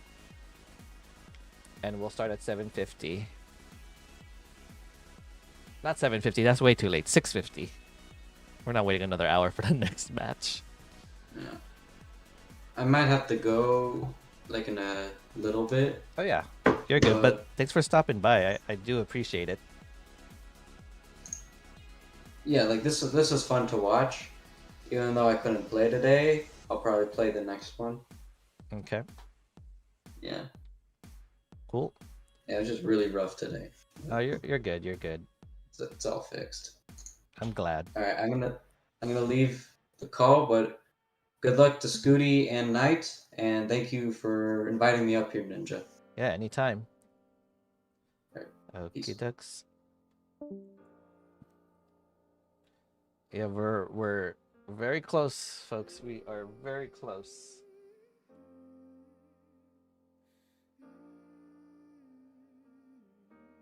To the conclusion of this tournament. We cannot wait any more longer. Something changed, my heart could not contain the miracle of this world and all that it creates. With every passing day, the winds might grow stronger and carry us away, but we will hold on to joy to light the way, to keep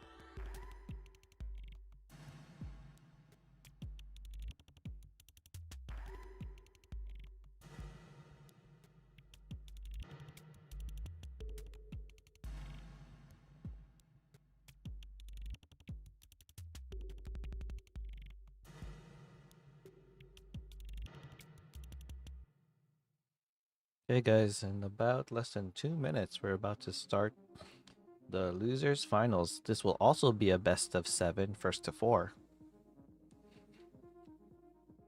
Will Blue Scooty beat AO Knight to get the run back against Alex T, or will Knight say, no, I think it's my turn to be in the grand finals? We'll find out.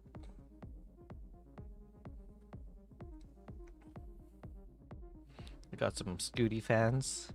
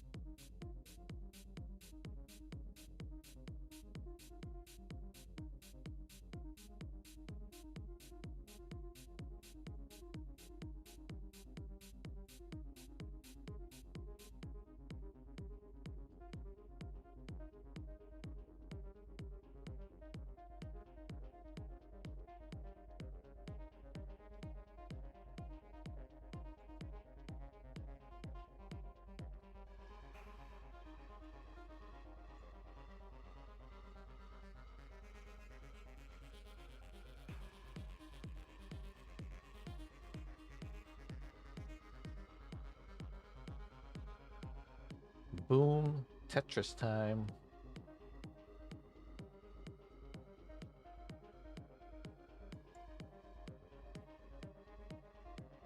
Okay. So here we are at the losers finals, first to 7. Best of 7, first to 4. That's what I meant to say.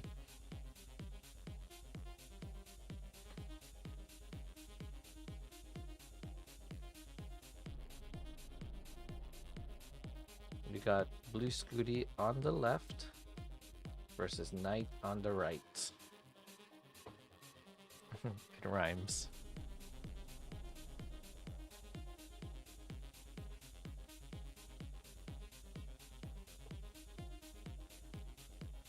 And it looks like both of them are readying up. And here we go. Losers finals. Who will go on to the grand finals? Let's find out.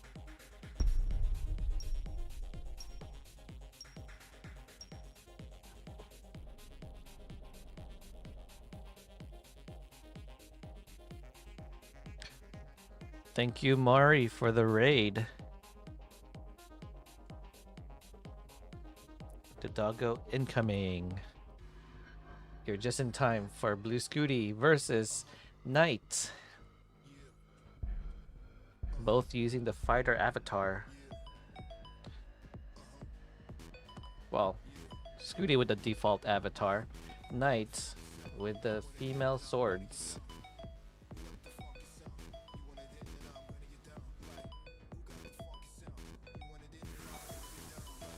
Hopefully you had a good stream. Well, ooh. Scooty still having to adjust with the keyboard rolling.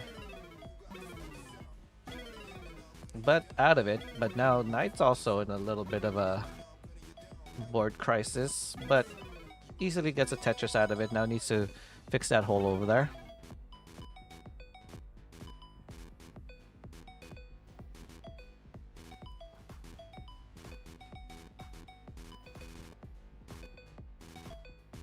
Scooty was not able to roll that. Oh, or fails the spin. Uh-oh, this is not looking good for Scooty. Can Scooty get out of it? No early top out. And with that Tetris already, Knight takes game number 1 early on. Now, this is a longer match, so I mean best of 7. So first to... It's gonna be a first to 4. And Okay, game number 2. Here we go. Starts off with a long bar. Yes, 4 wins. And in the grand finals will be the first to win 5 with a potential bracket reset. Yeah, this tournament is a test of endurance, stamina, and with this line cap, efficiency.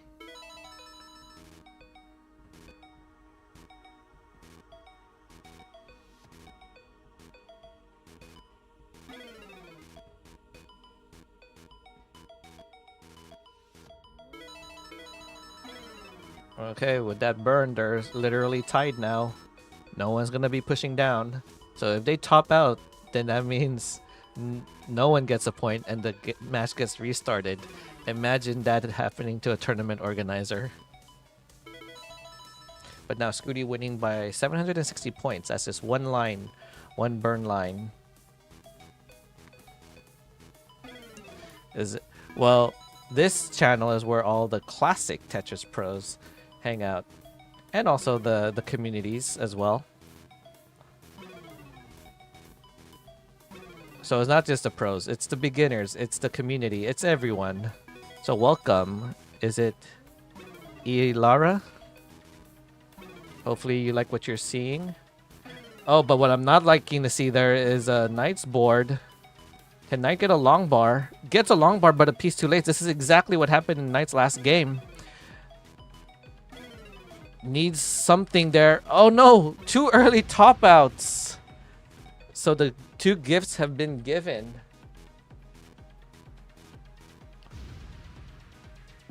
Smash Rocks? Yes. I'm one of the few that actually still likes playing this game, and twice a year I always like hosting hosting this channel, hosting in this channel to do the top 8 and everything. Mari knows because he's from the raid here, but he knows that I do this almost every time. And speaking of every time, look what time it is. We got Lee Pine Frine. It's adrenaline time. But Yeah, I'm back, sorry. I had to attend to something, but also buy lunch at the same time. Yeah, but people, they're shocked to find out that people actually stream this game. In fact, I'm an active streamer of this game, especially the classic version. I know a lot of modern players also like playing this game, but I like how this game is the best of both worlds. I used to speedrun this game, actually. For those wondering, the journey mode, of course. Oh, there's a speedrun for that? The journey? Yeah, all 3 difficulties. Nice bits there for Boost Scooty to set up a Tetris. Knight having to set up some tucks here.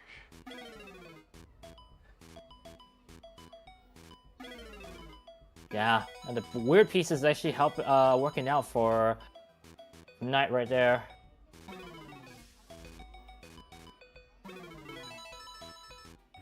Man, you can see the limitation that hyper-tapping does have. You can see from Knight's side, usually you would see the pieces move quite smoothly with rolling, but with hyper-tapping, it's very not like that. Simul Tetris. Yeah, Knight winning by about 1,000 points. But yeah, Smash Rocks. If you're ever curious about the Classic Tetris event, feel free to join our Discord. Just type an ! Discord on chat and you'll be able to keep in touch with everything Classic Tetris. Enhance, of course, has their server if you're ever into like the Tetris Effect Connected. They do both modern, classic. They share a lot of LAN events and all that stuff. So yeah. And speaking of Scooty's gonna need to get out of this, and looks like he is. Perfect burns right there.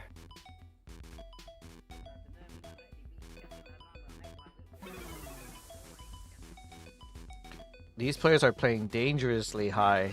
Something like sub-average player would not want to do. But these are not sub-average players. These are top-tier Tetris pros.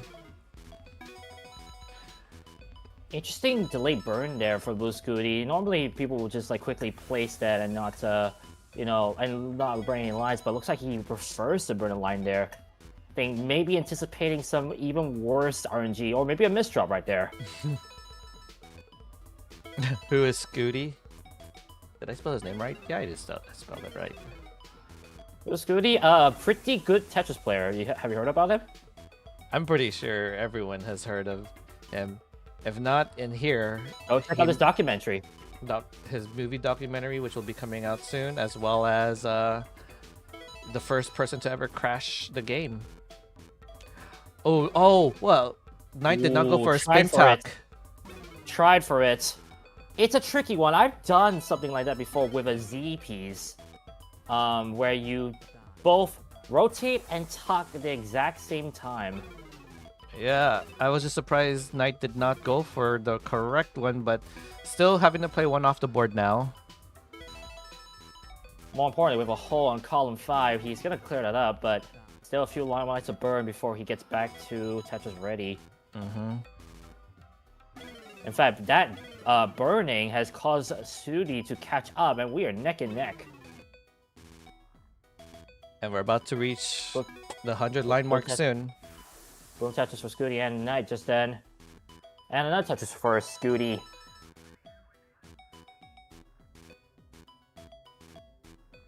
I believe Scooty's just slightly behind in terms of pieces, so whatever piece you see on Knight most likely will be on Scooty's side in due time. Now they're about the same Ooh. line count. Still not in the same piece sequences.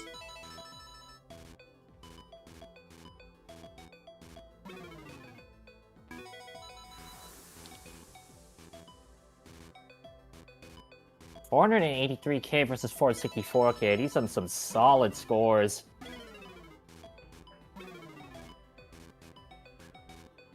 Oh, the no cap matches? Nice. Yeah, that's a once in a year thing that Vandy will do at CTM. Back in the days, there was no capping in this game because no one ever thought they would be able to play past 29. And look at us now. Well, look at them now. I'm not gonna get there. Oh, jeez. Well, look at them now. Look at Blue Scooty now. Unfortunately, some holes on row 3. He probably will be building one off the floor soon enough with Oh, another wow. Tetris. Another Lombard, sorry. Yeah, Knight has Tetris to open up that column 2. Sorry, that hole earlier. I guess we're in the middle of a drought once again. Yeah, Scooty one off the floor. Oh! Fortunately, hang up the eyepiece, but he should be able to get something to the left with that Tetris. Opts to burn. Not surprised. Not with risking tapping, it. something's gonna be not risking it at all. Yeah, if you see Scooty's hand, he is doing a hybrid of both tapping and rolling. So he's only doing the Ooh, rolling. lucky burn there to get the dirty Tetris. It almost looked fatal there for Scooty's then. So yeah, Scooty's only Split doing the double. rolling when he has to get a piece all the way over and he knows his tap speed's not gonna make it. But it has not been Yeah. as reliable as he wants. Sadly, no, but at least he's going to be quit for a bit. Meanwhile, Knight, another Tetris.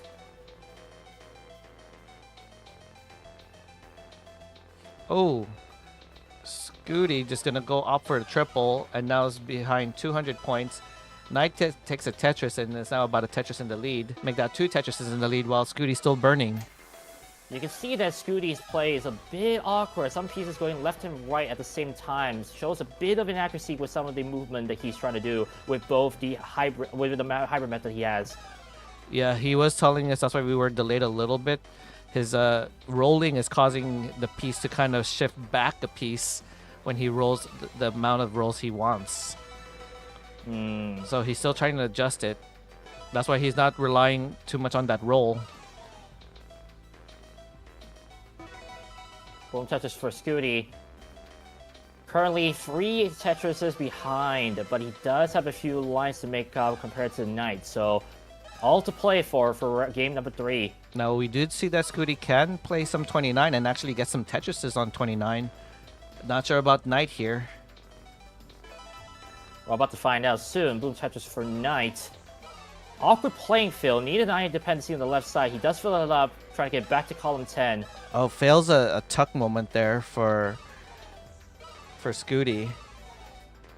Now I'm gonna have to do a few more burning. Yeah, a bit of panic right there on, I would say. But he's Okay. back to column 10, and 3 bar busts in a row is not going to help when you're not even Tetris ready, sadly. Could it be a sign of upcoming RNG? We're about to find out. Boom Tetris for Scooty. And now it's clean. Back to clean. What was looking gorgeous. Boom Tetris for Scooty. Another Tetris for Knight. We're still separated by 2 Tetrises and change. Which is definitely possible for Scooty on level 29 speeds. Although misdrops are not going to help in his cause. Yeah. Oh, wow. Flat eyepiece to burn a double. He was looking for a jagged piece. That T actually came in 1 piece too late. And, oh, no. AC actually. He is going for it. Oh, well, no. He decides not to. Meanwhile, Knight pops out a 1.1. Not too sure that's going to be surmountable for Scooty. The piece of not being in his favor. Game 3 goes to Knight. Yeah, Knight saw that Knight went to kill screen with a 1.1, by the way. Yeah, And he just kept up the pressure, not allowing Scooty any chance to catch up. Mm-hmm. Okay, 1 minute for Knight. That with that kind of intensity play, yes. Take a minute break between each game as needed. Just ready up on chat or do the little thumb emote on the game, which you can actually do by putting the pressing up on the right analog stick. If you're playing on a controller, I don't know what that is in a keyboard, by the way. Okay, we got it ready from Knight, and let's just confirm that. Oh, no. Oh, okay, Scooty's ready. Gotta get the glove on. Okay.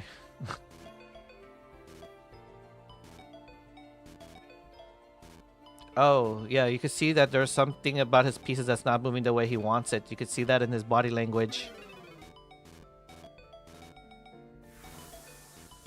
With these optimal playstyles, you do know that it does take some toll on the hardware that they play on. As you can see with rollers, having to constantly change their pads or even get new controllers. I'm pretty sure hyper tapping and keyboard rolling on a keyboard does the same effect. Thoughts on that since you are a keyboard tapper?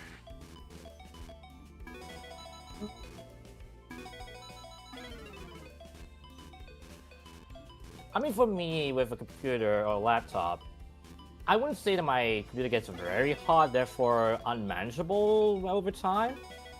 I've had practice sessions going for an hour, and yet my laptop is still able to take on any input. So, definitely does vary with what hardware is being used. Okay. But hardware-wise, you never felt your keyboard's losing its inputs because of the rigorous No, not tapping? really, I'll be honest. Not really, be honest, even though my laptop's 4 years old. So I'm not really going to have a case of a T-spin miss like what happened to Boot Scooters then, sadly.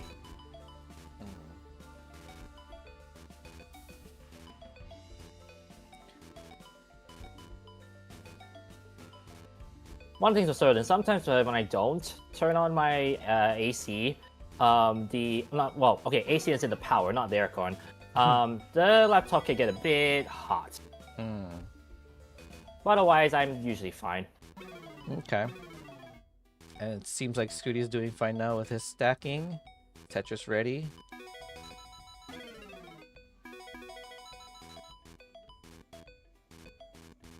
As I mentioned, the theme of this tournament thus far has just been adaptability, not just only drops, but just awkward pieces, causing some awkward stacks that they need to adapt to. Oh, okay. Yeah, Scooty's seeing that his keyboard's still not registering 100%, so we'll see how safe he'll start playing this, because we could see the pieces again moving back and forth a little bit. Boom Central tonight.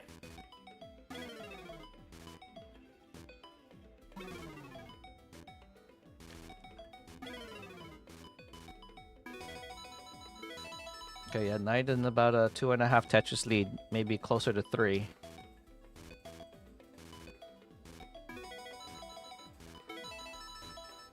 Yeah, as I was seeing earlier in Scooty's gameplay, usually if you know you're very high and you don't want to risk topping out.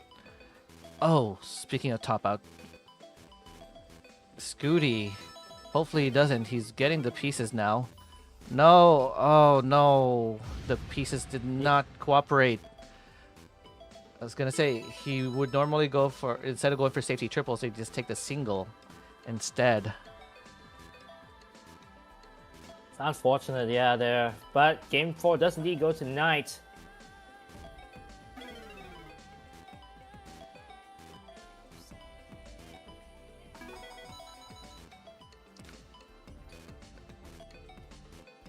Let us know, Scooty. Maybe if you need to do another quick reset on the PC, we'll take a quick 5 if that's needed.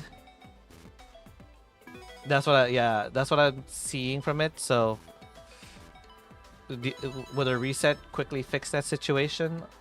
And how long does a reset usually take?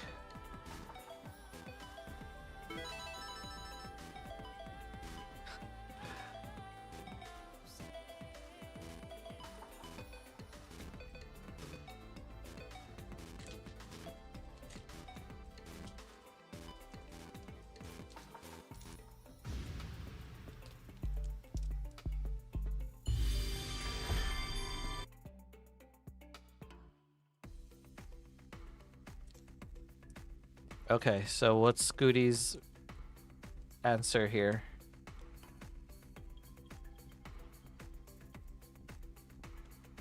Nine start?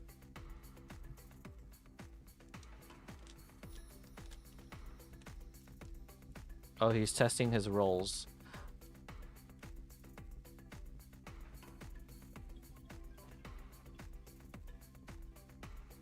Counting to see that the rolls are registering without moving back.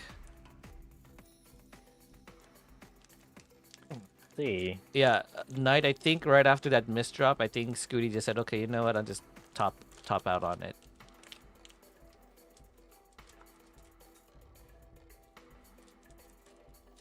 Oh, okay.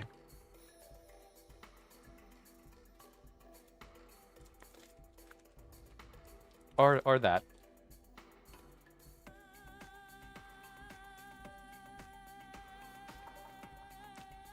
Okay, so we'll see. Will Scooty play this out?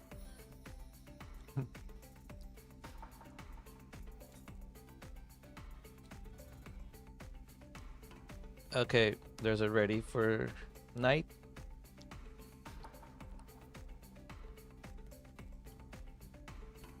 Okay, Blue Scooty will play it out.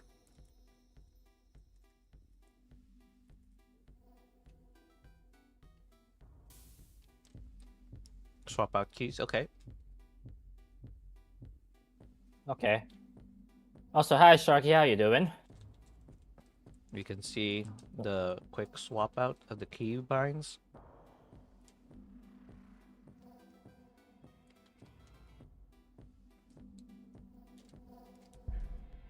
Here we go.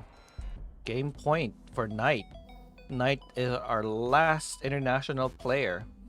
And like I said, in the last 5 tournaments, we've only had 2 American winners.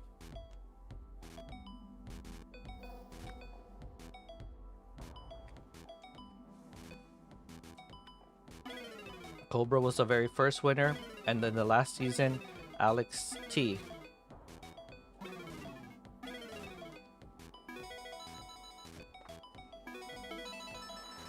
Uh-oh. 2 hangs of those pieces. Scooty is not getting all the pieces over, but gonna go ahead and set up high. I see what Scooty's trying to do. Oh, Yeah, overshift to the From an- J. yeah, from an undershift to an overshift, so a lot of problems belying Blue Scooty's gameplay right now, sadly.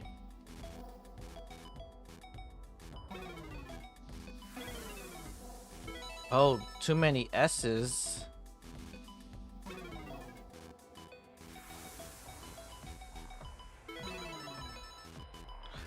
Fails a pole vault. Oh, hangs a piece. Oh, no. Goes to the roll mode. Does get the top spin there.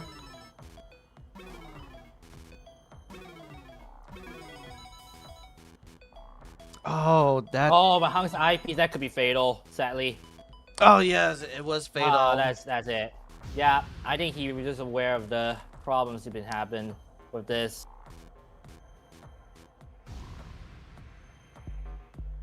It's definitely unfortunate when a setup just doesn't want to work in your favor. Yeah.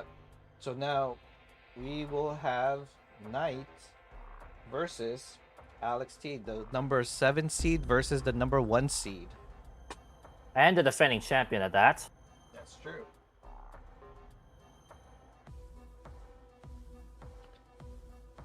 Well, we'll go ahead and start the grand finals at 7:30 p.m. That will be about 15 minutes from now. Yep. But good games, Scooty. Thank you for participating. There's actually a story I keep forgetting to mention here. And I know in the past tournaments, Scooty has participated, but had to drop a few times for XYZ reasons. And the person that he always gets paired up with was Hanga Master. Fortunately, Hanga Master was not able to complete the tournament due to also hardware failures. And was not able to be paired up with Blue Scooty this time. But for Blue Scooty to make it this far this time, I'm very impressed. Thank you, thank you. Time to get farm, says Knight. Okay, so let us go switch to the bracket.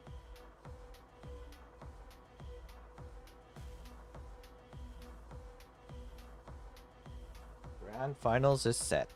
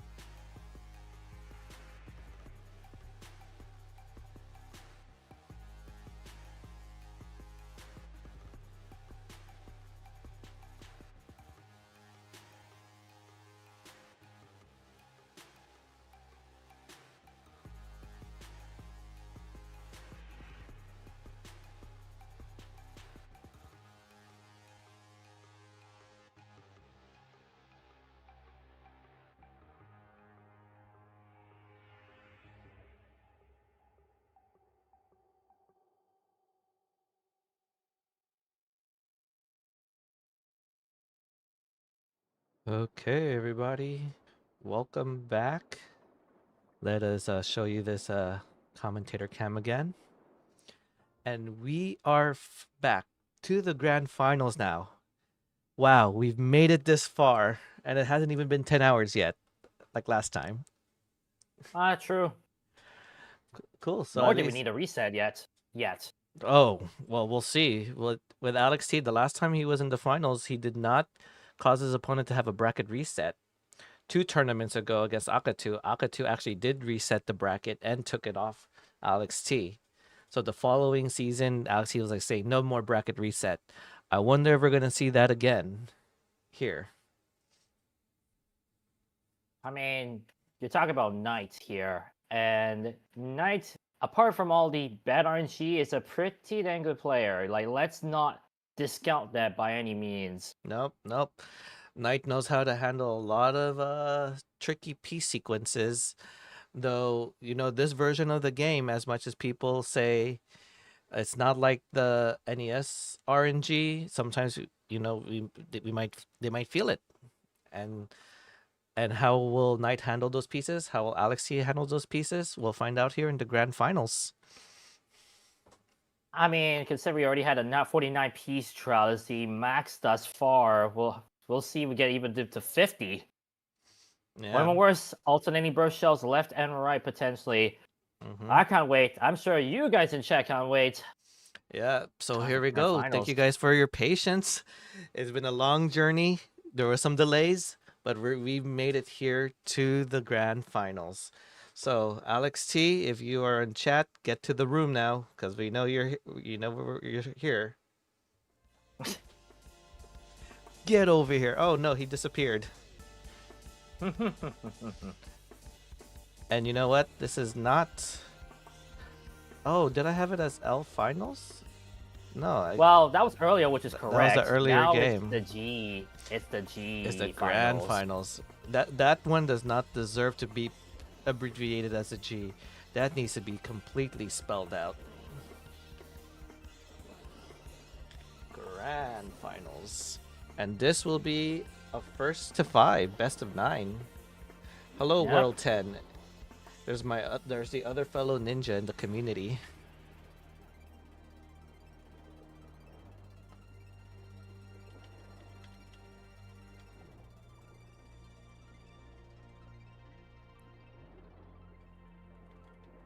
You might want to change the sort of name before we start. Oh, why does it have it like that? You're right. During the break, I should have taken care of that, but I was too Yeah, you busy. probably should have. Just saying. Just saying, I am supposed to be a professional streamer. This is why we get multiple heads here on one stream. I know. So that's right, Knight.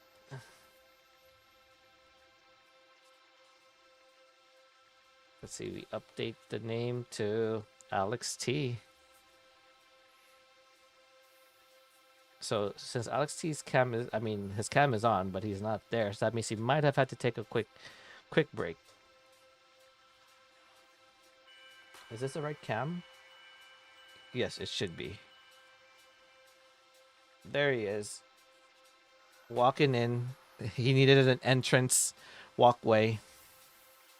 It's quite an interesting situation here for Knight because if you think about it, when he got knocked out at CTWC this year, he faced his last opponent he faced happened to be Alex Thatcher's opponent in the grand finals, Meme.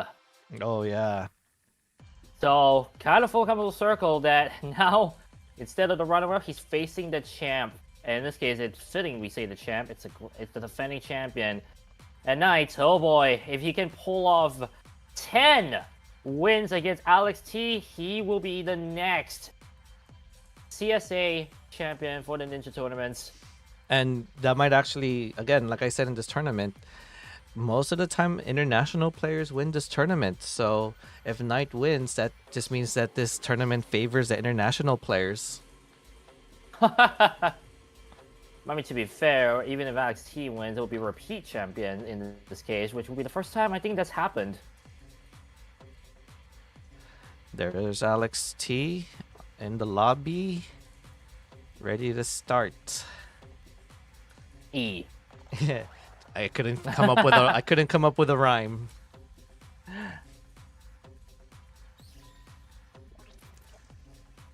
As a reminder, everyone, this is a best of 9 with a line cap of 250, so don't expect rolling too much.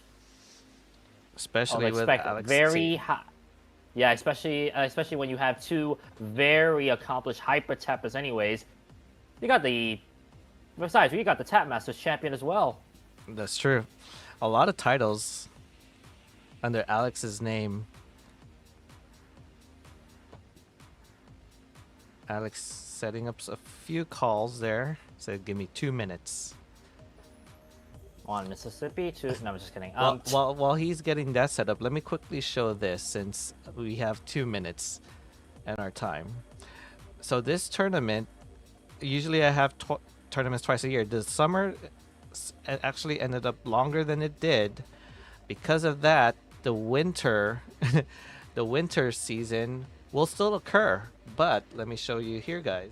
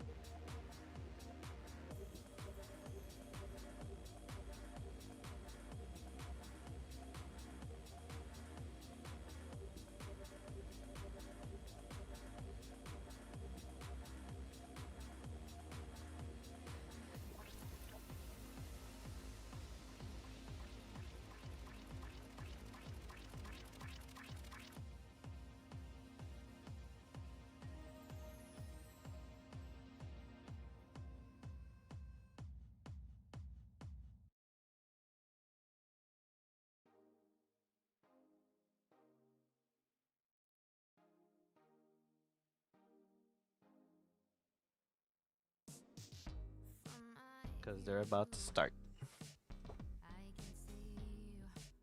Ooh, best of 9. Here we go.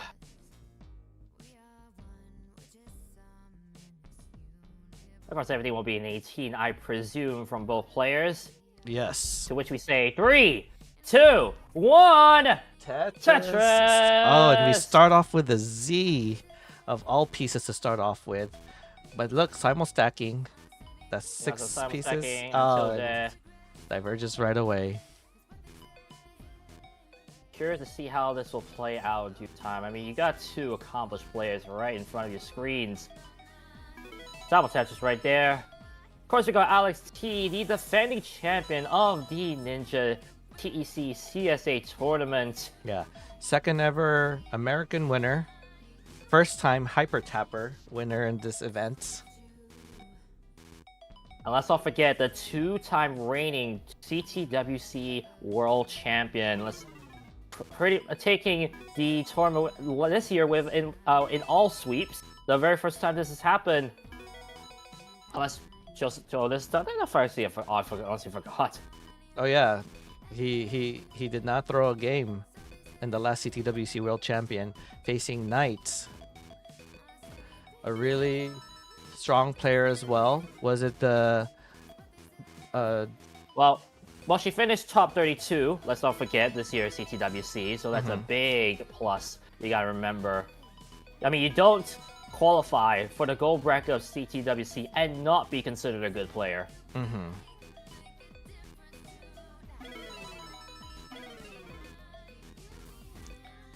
Alex T just setting up some spins and tucks there.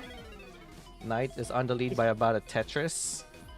Alex gotten very used to the time, I would say. Like his play, like even despite the fact he has not rolling, shows his adaptability to each of the play styles, regardless of what controller he has. Yeah, as much as I say, oh, a little bit of a hang there by Knight, but has to fill in that left. Goes fills it in with a vertical T-tuck. Let's go. Yeah, she is doing fantastic. Boom Tetris for Knight, at least able to get all the way down. Right there. Yeah. Oh, Knight does not go for the long bar dependency. Wants to take the safety. Wants to take the triple. Sets up for a T-spin. Not sure if that was intentional. Well, I mean, at least she got the Tetris. But now has to do So maybe a regardless- 1 burn cleanup, two line cleanup. Make that a little bit more now with a delay burn setup. Unfortunately, yeah, that Troll Z not helping her cause. 286k for Alex T, 268k for Knight. Yeah, score is not that far apart from each other, and they're about the same line. So Alex gets a Tetris, and so does Knight. One off the ground for Knight. Seen that quite a bit this tournament. Yes, with this level of with players, they're just gonna have to make the Tetrises wherever the rows allows them to, even if it means having to play one up for the majority of the game. Adaptability really being the theme for this year's season, excuse me, of Ninja CSA, TEC CSA. Yeah, literally also adaptability and learning these players adapting to the schedules of every player because it is an Oh, jeez international Louise. event. Yes, that adaptability also comes to the planning stages of this tournament, and I'm glad that a lot of the players here were able to adapt to everyone's situation. Knight finally opening that hole that she had in column 3, and now she's setting up the Quay Tetris. And gets it. That's it. Tetris for Alex, and meanwhile, we're closing at 100 lines. 468 for Alex T, 436k from Knight. Scores you kind of wish for on a daily basis sometimes. I think what really is fascinating though with hyper tapping, like we know Dash is all about the beauty of motion and the ability to stack like perfectly without too many dependencies. But you gotta remember that hyper tapping was kind of where that ability to stack was enhanced, and you kind of get to see unorthodox setups sometimes compared to dashing. Like look at that! Look at how Knight is able to just push all the pieces to the left just because of hyper tapping.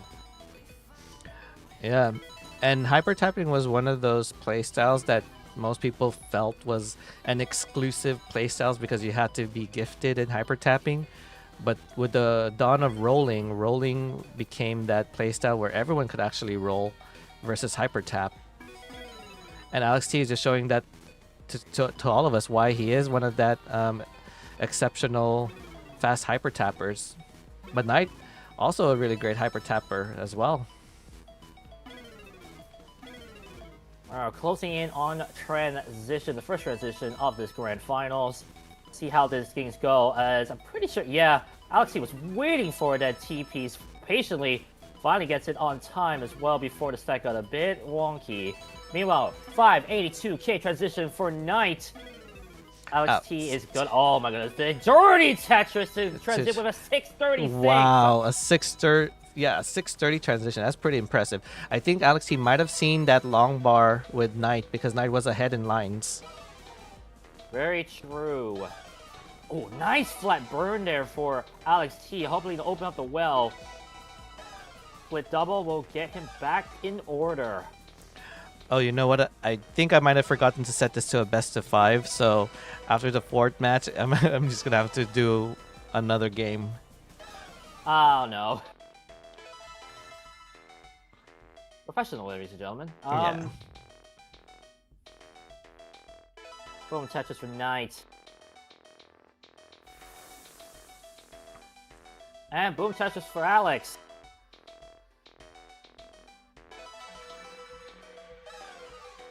Trading Tetris right now. Knight with a bit of a hole to fill up. Doesn't get. That's the pseudo perfect clear, I like to call it. Oh, Alex T is just really playing that little slight. I don't know if I want to consider that a spire, but the middle is being built rather than the sides of the board. Boom, Tetris for Alex. There you go, building a mountain. Yeah, you can see he's still able to push everything to the left. The problem is it's not as efficient as what he will be rolling. And the one problem with hyper tapping, I can attest to this, as soon as you lose that grip, it's kind of difficult to quickly get back in order. The brain's kerfuffled, You think, okay, where this piece? Where did the piece go? You don't know how to play the next part. It can get very out of control. But with these players, you can see they can still handle the pressure of misdrops. Oh, Knight gets that long bar over. And now has a Boom Tetris long bar flop. dependency, but look, same story like last time, blocking the wall the moment the long bar shows. But at least he's able to put other pieces in to fill that up. In fact, he is almost down to the bottom, back to column 10. Boom Tetris for Alex. 1.02 mil for Alex Wow. with that. Max out already. Yeah, level 26. You saw level 25 max earlier. Meanwhile, Knight not that far behind 901k. We're still 3.5 Tetrises in it. Yeah, just crazy how Alex T will like build in the middle rather than filling the left at this speed and still getting able to get those pieces over. But Knight's clean now, just needs to stack on these Tetrises. Might have to set And up multiples. And hope that Alex T falters at some point, because right now he is not letting up, especially with a dirty set up right now. He is waiting for that long bar. Will it ever come? He does! Dirty Tetris for Alex! And another one, that dirty Tetris again! He is not letting up. Oh, there's a Dirty transition. Tetris as well. There's a Oh, there's a yeah. setup. There's a setup. Where's the long bar? There's a long bar, but it's That's still gonna not kill Screen, enough. But it's not going to be enough. 1.2 mil for Alex. Gives him the Double game max on. out. And Wow. Yeah, he's pumped. He is pumped from that. Why not a 1.2 to make a statement in game 1? Yeah. That was just game number 1. Whew. Here we go, Both game sides number at the exact 2. Same time, by the way. This is high level Tetris that we're witnessing, and I mean, finally I get to commentate on some of these matches. Finally.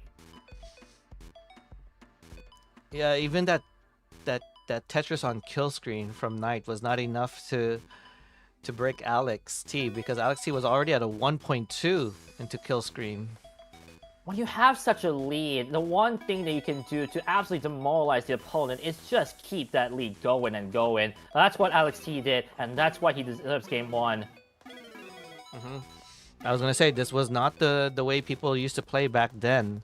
Back then, you know, if you had that strong lead, you could people would play a little bit safe, a little bit. He did not go for that bits. Why not? Goes for vertical L tuck instead. But yes, that's what I was saying. Like, people back then would just play safe when they know they were that strong in the lead, especially on 19 speeds. But with these players just pushing the level of this game, just scoring those high points, there's no time to play conservative. Not at all. Boom Tetris for Knight and Boom Tetris for Alex T.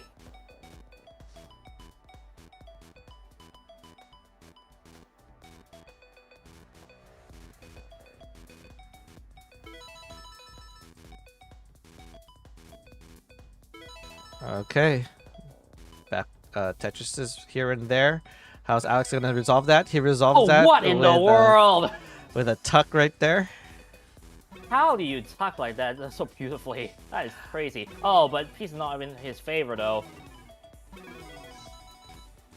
Yeah, Yeah. I said before, adapting to these awkward pieces sometimes. Although, if he can get the eyepiece to the left, he does. He can open up column 10 again, and that bird's gonna help. An eyepiece would help his cause. Yeah. Meanwhile, Knight, taking advantage of that, has a 2 Tetris lead. Yeah, I was gonna say, Alex T, when he was opening up that well, he wanted to open up the hole first.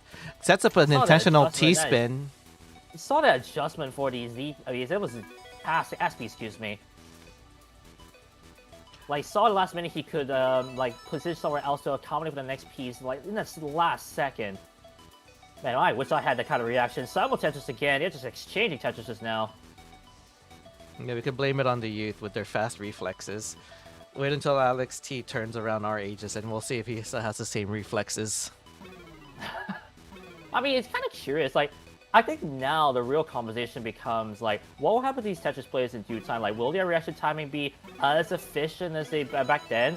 I mean, you think of when I think of reaction time, I can think of Dangler as well.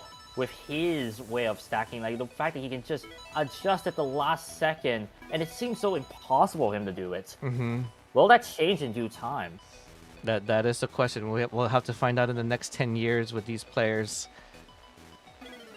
Imagine being 20-something and a Tetris legend. Right. Okay, Knight is just pulling ahead even farther, about 3.5 Tetrises in the lead, while Alex is still trying to wait for this long bar to show because there's a drought. And now let's Yeah, see how but Knight Tetris- handles this drought. Well, a few pieces left before Knight gets out of that. And booyah, Tetris for Knight.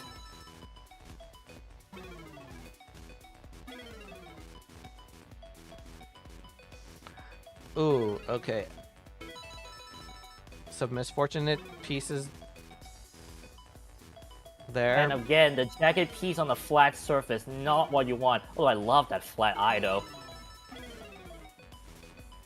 Oh yeah, that's a perfect one. Boom, Tetris for Knight. Beautiful play.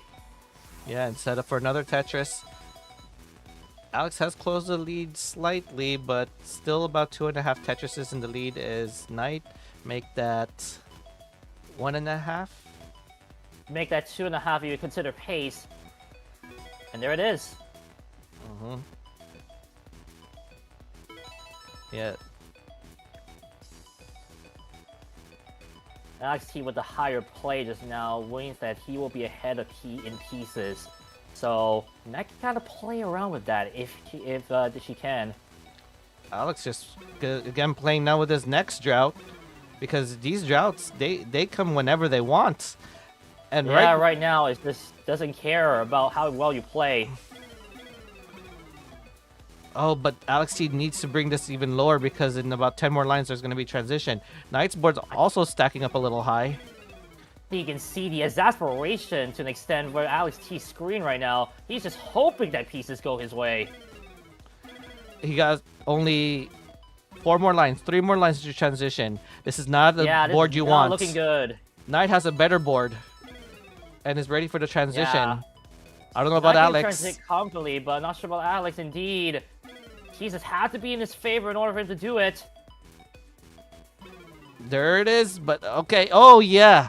Oh, He did now. He knew he couldn't. He knew he couldn't smash that Z all the way to the left, and unfortunately, it's gonna cost him game 2. But, Knight decides to evens go it out. for the long bar instead. I don't know what the justification with that one was, because I feel like the long bar would have been more likely to hang than the Z piece.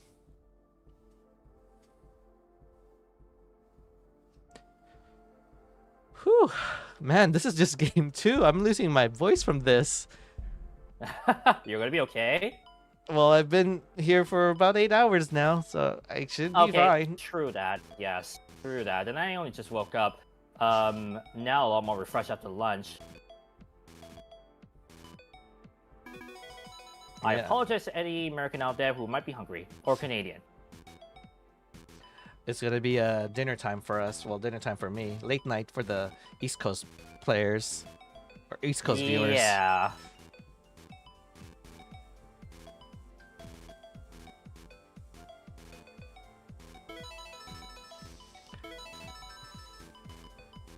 Yeah, when the players are playing this aggressive, playing neck and neck to that extent, and just digging out of impossible situations, you're bound to lose your voice with how amazing these players are.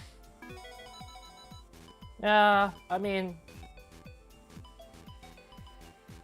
don't really want to say too much because I don't really want to jinx something. Boom Tetris for Knight. But in the meanwhile, oh, as soon as I say that, of course. Thanks, Knight. I just say everything it is, and if it happens, it happens. I mean, when you see 100% Tetris rates, of course, I was the victim of one of them. Thanks, Knight. But it's just beauty in motion right there when you see that. And right now, boards are looking gorgeous. Bit high though. Nonetheless, Lombard's gonna help out. Boom Tetris for Knight. Double Tetris at that. Double I think Tetris. Alex will have the same thing right here. Double Tetris at the same time. Yeah, attacks with a double Tetris of their own. Fortunately, double Tetrises does not give you any bonus in Classic. Modern, yes, but not here in this Classic version. Nope.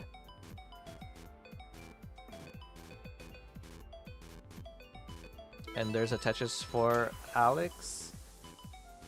Tetris ready for Knight. A lot of jagged pieces just then, forcing Knight to try to put up some tucks. Unfortunately, not to be.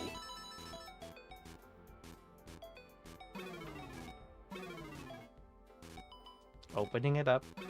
Yeah. Oh, I like nice that delayed burn. burns. I love that delayed burn right there. Looks as though it's a mistake, but the burn helps out with opening that well nicely. Boom! Tetris for Knight. Oh yeah, Alex T was waiting for that T tuck rather than going for a Z spin.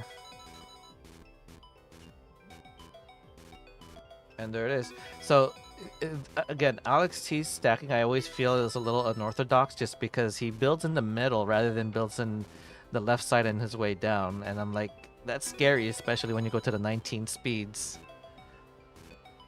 But I think that might be a bit of an aftermath of like his rebirth run. That's just my prediction. I'll be honest. One thing you gotta remember with rolling sometimes, and even hyper tapping, and more especially, is that it does put a strain on your fingers. For me, I see that dropping in the middle as kind of a rest point for Alex to be able to like rest his fingers sometimes when he's hyper tapping. So he just puts things in the middle when he can, minimizes the amount of taps he has to do, so he doesn't put too much strain. Whenever he needs to, he will mesh pieces to the left, like that. But when he doesn't need to, and it doesn't seem like the board is like too awkward if he tries to stack everything in the middle, he will do that. And I like that kind of play. Yeah, Knight having okay, nice resolves. Yeah, perfect piece right there to resolve that. But Knight is Watch it, we're still in the behind middle about of 3.5 pretty Tetrises. long drought, so he players gotta be careful. Boom, Tetris with Knight. Alex T is about to get that same, or is experiencing that same drought, that 30-piece drought, and there it is. There's a Tetris. Yeah, normally if this was done in a traditional restream match, like we try not to spoil the droughts for them, but we could spoil it because they actually see the drought themselves with their opponents. Vits right there for Alex T, and we're about to see a 500k score before 100 lines. Boom, Tetris for Alex. Oh, I just realized, dude, Alex T has been on an efficient run with only with 90% Tetris rate. Did not even burn a lot to be at that high Tetris rate. Oh no, his Tetris rate has never been below 19 the entire game, and that's a scary thought. Yeah, we're gonna see a potential 700k transition here. I'll say it early because maybe it may or may not happen, so might as well say it now. But Knight's Tetris rate still good. It's 69 hey now, but and it's still at a good pace. Meanwhile, oh, is Alex still trying to commit for this high Tetris rate? he is, and it might. Oh! Oh! It does cost him. He really wanted to continue that 90% Tetris rate and hangs the long bar. I told him not to say something. That It's your fault now. 700k has become a myth. Oh yeah. Maybe I shouldn't have said it. And with that Tetris for Knight, that is game 3 tonight. Oh my gosh, are we gonna see a bracket reset? That means Knight will have to win more games. Yeah, Knight, we just need 3 more for the bracket reset. Not ideal.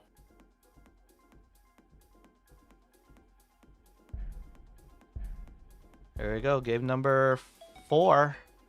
That's the thing with hyper type, as I said before, you don't push the pieces as fast as you would do in rolling, and sometimes it kind of just throws you off sometimes. And now look at what Alex T is doing, getting 21 points of push down. Maybe the frustration says, I'm gonna push down. Fun fact, if you ever watched the best of 5, Jonas has said that if he does push down, it's because he's angry at his play right now. And Jonas is one of those players who would never push down, as known as the level 9 game when he'd never push down.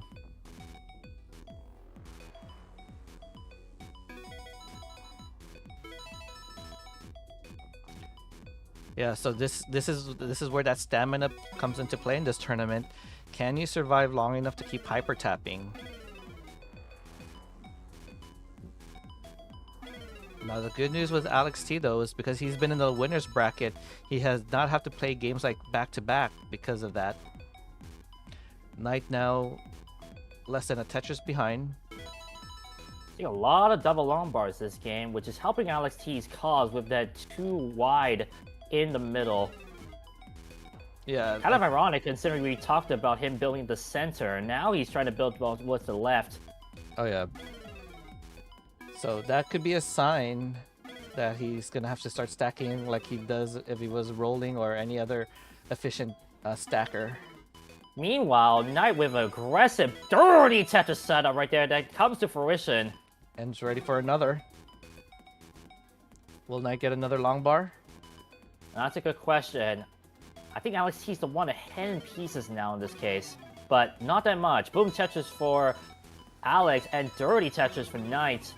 Back to column 10 for Knight.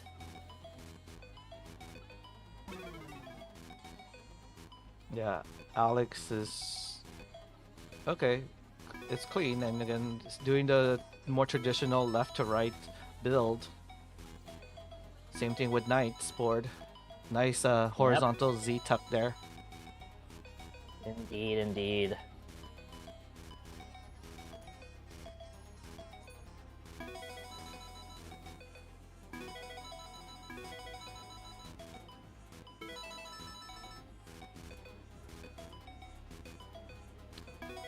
Boom touches for Alex T. And another touches for Knight. 305k for Alex, 247k for Knight. Yeah, we're halfway towards transition now, and Alex T not keeping that 90% Tetris rate, is about 80% Tetris rate now, 84 to be exact, with Knight 65% Tetris rate. Both are still max out pace, but as you saw in prior matches, max outs are not enough to win against these top level players.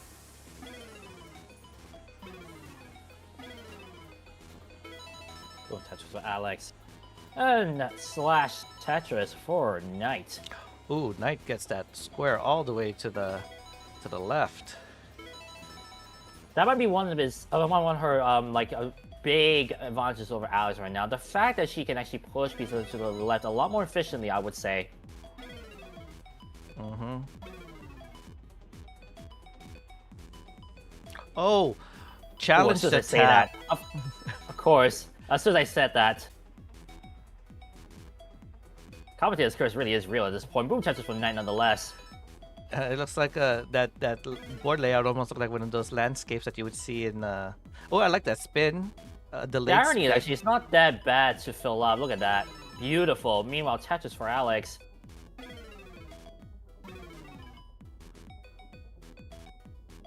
Oh, Misflip. yeah. I know Knight wanted to get that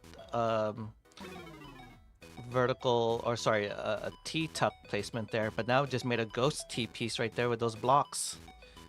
I didn't even notice that, to be honest. Oh, she's going for it. She is going for it. Question mark. 30 Tetris. There's the setup. And oh, okay, okay. I like placing Ooh, that's the a placement risky there. delay burn there. Yeah. Oh, is it gonna pay off though? Yeah, Knight did not want to block the well if the long bar was going to show. No. Debating exactly. I said I spoke it well, too soon. At least it comes in. Dirty Tetris. Like, yeah, comes in a bit sooner than later. Yeah, getting fortunate with some of these double long bar orders. Dirty Tetris again. We're closing on transition for this game. Okay. Knight Board's looking a opts to lot put more that clean. piece. Dirty Tetris again for Knight. Okay, nice tuck there. Oh, miss shifts of an O there. With the way that was glitching, I thought it was just desyncing, but no, that's actually the placement there.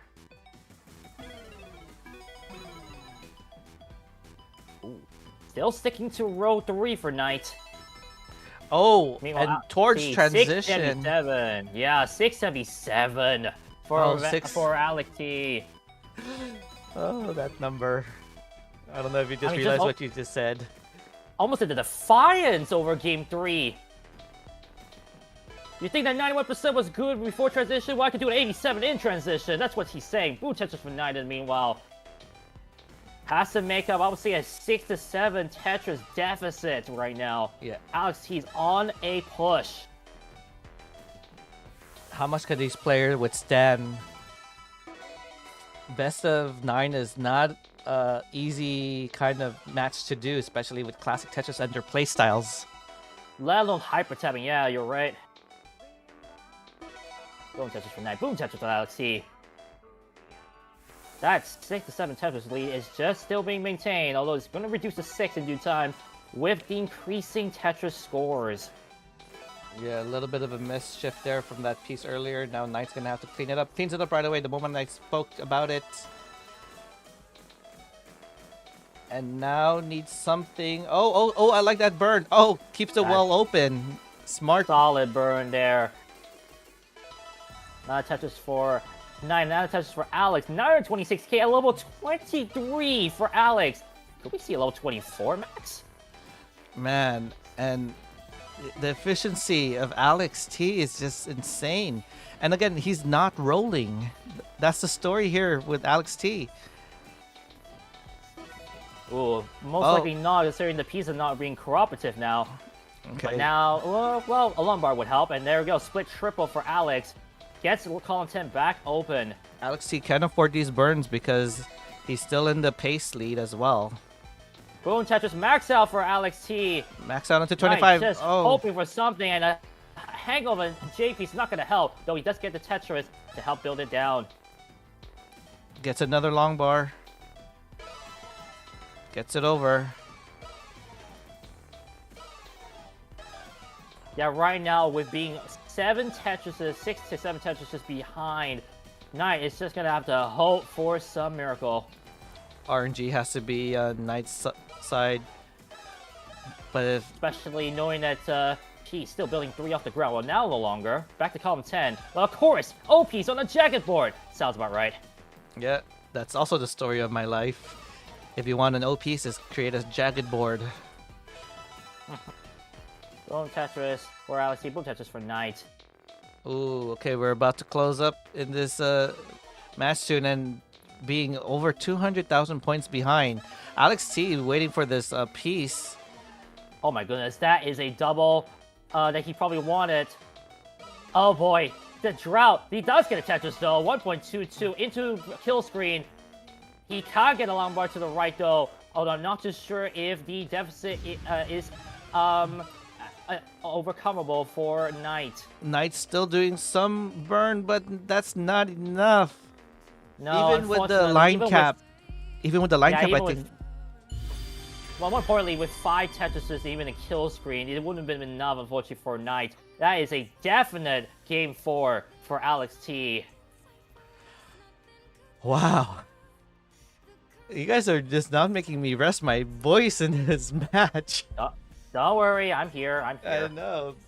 These are both like you do your best to conserve your voice until the grand finals, but with the level of play, like if Alex T and Knight were playing early on, I'd probably lose my voice even more.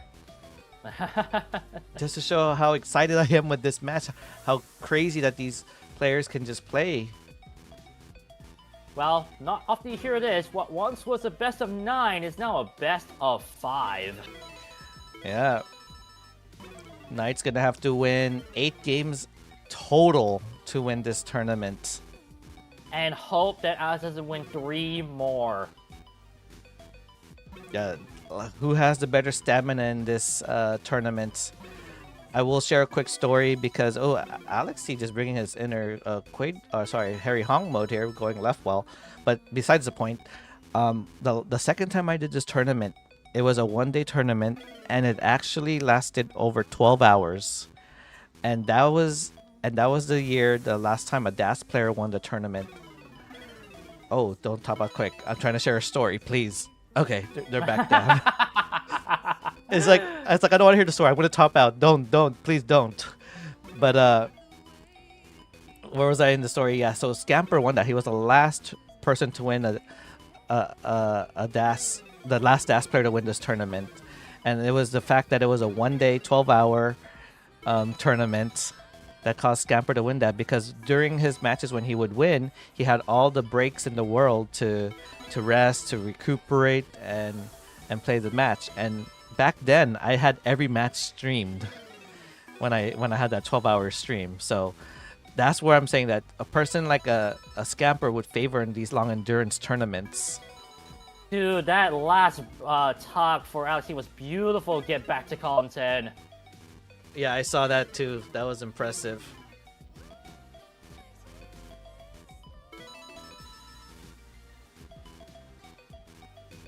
But yeah, there is one thing about this tournament, you know, like you say, adaptability both in the gameplay and in scheduling. These players can be both. Alex T is playing a little dangerous. That Z piece has just been trollish this entire tournament. You know, shockingly, not spoiling anything, Alex would actually stack this aggressive as well as a DAS player once you see his matches in the Jonas Cup soon. Again, not going to spoil it. Oh my god. Oh wow, dirty Tetris. And that head bounce right there, he knows how vital that was. Silent Tetris, So now- 259k for Alex T, 296k for Knight. Yeah, not a high Tetris rate this game, but the survivability is just as important as those Tetris rates. Knight is about 2.5 Tetris in the lead now. It's like, dang, you want to say it right away, but then something occurs.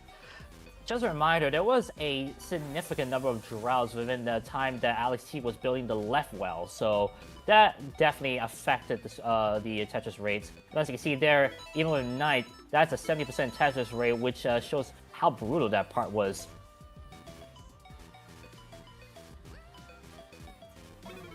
Which, I can't believe I'm saying brutal when your Tetris rate is 70%.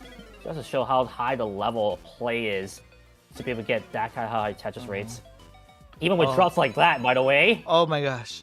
Knight went for the bird. Okay, that was a little risky there. Oh, is there a Buko spin? He nails the Buko spin. Imagine having to do it in this version of the game when timing is everything on those spins. Oh, and the misflip there from On Knight. phase for Alex T, if you notice. Boom Tetris for Alex in the meanwhile. Oh, yes, there's the line spin Wow, to fix the up line that. spin. Oh my goodness. I was hoping that was the way Knight was going to resolve that. And I was right. I didn't want to say it yet. You want a tutorial on expert moves at Tetris? Here you go. Here's Exhibit A. Boom Tetris for Alex. And now they're neck and neck. Knight, though, with some lines to clear out afterwards. Okay, how's Knight gonna resolve that? Okay, that place there, that tuck works. Now has the double well set up to make the board accommodating, because keeping the board low until transition is what you want. You want to have a nice Well, we board. are neck and neck on the route to transition right now. Only a Tetris separating the two. Now it's gone. Yeah. Here we go. One more Classic Tetris for adjustment. Alex, and two more Tetrises for Knight into transition. There's Looks like Alex is waiting Tetris. with that Lombard. Does get a 564k transition for Alex T. And with that Tetris for Knight, that is a 582k transition. Yeah. Knight with a better transition and a better board actually as well. Yeah. Watching burns for Alex T.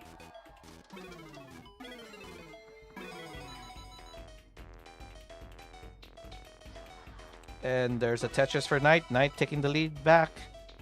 So we might start seeing some leads go back and forth because both boards are now clean and immaculate. There you go. Yeah, you're seeing it.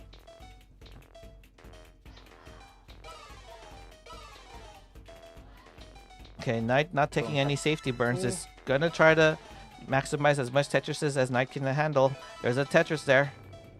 And set up for another. Alex T going for board health rather than a Tetris system with a Lombard, but gets rewarded anyways with another Lombard. And another one. Boom Tetris. We are just exchanging leads right now at level 22. Oh, Knight's gonna need something there for the middle. Uses the long bar. What is Knight gonna do? It has JL dependent just then, but a few burns will change that to NZ piece dependent. Can I get the T lot over? more Gets the T dominating. over. Still getting droughted. Where's this long bar? There's the long bar. There's a Tetris. Alex T with a slight lead, only a Tetris ahead, but Knight with these burns, He's actually opening Oh. the lead for Alex T. Oh, and a mishang! It's definitely going to help Alex's cause. Yeah, I think Nai was trying to get ready for a tuck for the next piece, but needed to worry about the tuck currently or the placement before that. Yeah, at least the board looks still clean. Boom Tetris for Knight. Okay, back to the about a Tetris deficit. Yep, Boom Tetris. And Boom Tetris for Alex T. 884k for Alex T. 846k for Knight. This is one to look at, boys and girls. Very close here. Ooh, the late burn's not working out. Well, at least he got a long bar nonetheless for Alex T. That means there's going to be a long bar for Knight soon because Knight is behind in pieces while Alex T is ahead. Oh boy, this is welcome to the nail biter. It's as if it's actually a best of 5 anyways, and they are fighting for their life. Boom Tetris for Alex T. Oh, And Boom Tetris for Knight. we know Alex T has more kill screen play here, but Knight just needs to extend the lead even farther to make it impossible for Alex T to chase down and Not kill too sure you screen. saw that massive tap to the left where that piece was. And still gets it over and has the board Oh nice my and goodness, clean. it's just perfect for Alex T. Back to a regular board. Oh my goodness. Okay, that's what we like in the fighting game like to call a neutral board. And there is kill for Alex screen. T. How can he handle this? He might need to set up another Tetris just to hope to get ahead of Knight. Knight can get another Tetris to get the lead. There's And the there is Tetris. a kill screen Tetris for Alex T. Oh, he's setting up another one. But wait, hang on. Knight Oh, has another no, one two. Boom Tetris, That's Boom Tetris for Knight. Alex T sets up 2 kill screen Tetrises to make sure he takes the full lead. That was really close. Down Oh. 2 Tetrises was what changed it. And Game Alex T goes 5 to for the. Alex T. That was- second kill screen Tetris was the difference in a close game 5. Oh, he had to take those Tetrises because he knows that if Knight got those Tetrises before kill screen, it would have been obvious that Alex T had to take the kill screen plays. And that's what he did. My That's what he goodness, did. Game number 6. Alex is 2 games away from a back-to-back TEC CS8 championships. Oh, what a match we're having there here at Ninja. Yeah, and you know, I'm not playing any spoilers or anything, not trying to be biased here. If Alex T does win, it still means that 2 Americans have won this tournament over the majority of international players. But Knight's starting to keep the international players alive in this tournament, saying, "Hey, this is an international event that international players tend to win." Look, no excuses right now, even with O's pieces plucking up your board. This is what you want in a best of 9. Just high-end Tetris, left and right and center. Yeah, Barrett there with the Alex T emote, with him drinking those what was it? Starburst? Yeah, Starburst. No, not Starburst. Capri Sun drinks. Starburst doesn't even make drinks, they make candy. Actually, they do. It's one of those sugary soda-like drinks. Yeah. Check them out, even though we're not sponsored by them. And before, because of the gummies, we have a Starburst collab. Boom Tetris for Knight, Boom Tetris for Alex. Yeah, so if Alex T does win this, is gonna conclude the lobby here, but then this is supposed to be a best of 9, so we'll just have to readjust that here. And what I'll do is, because it looks like all these players are sticking to the best of keeping this as 18 starts, we're just gonna go ahead and just have the remaining games best of 1s throughout until we get the first person to get 5 points. Oh, yeah, Alex T going for the stairwell stacking. I don't know if that was a misshift. Ooh. Goes for the dependency over the Tetris. Wow. And gets rewarded. That's one of the high jinx I always feel like with Tetris. Like if I go over the dependency first over the Tetris, I get rewarded with another long bar. Call that Triple superstition. pretty much putting board back to normal for Alex T, and he's feeling it right now. Yeah. Knight's board's nice and clean and Tetris ready. There it is. Ooh, the Vits? Really? The Vits! Unbelievable, T. And another Tetris. And another Tetris. Yeah, Alex T gonna set up some sort of tuck setup there.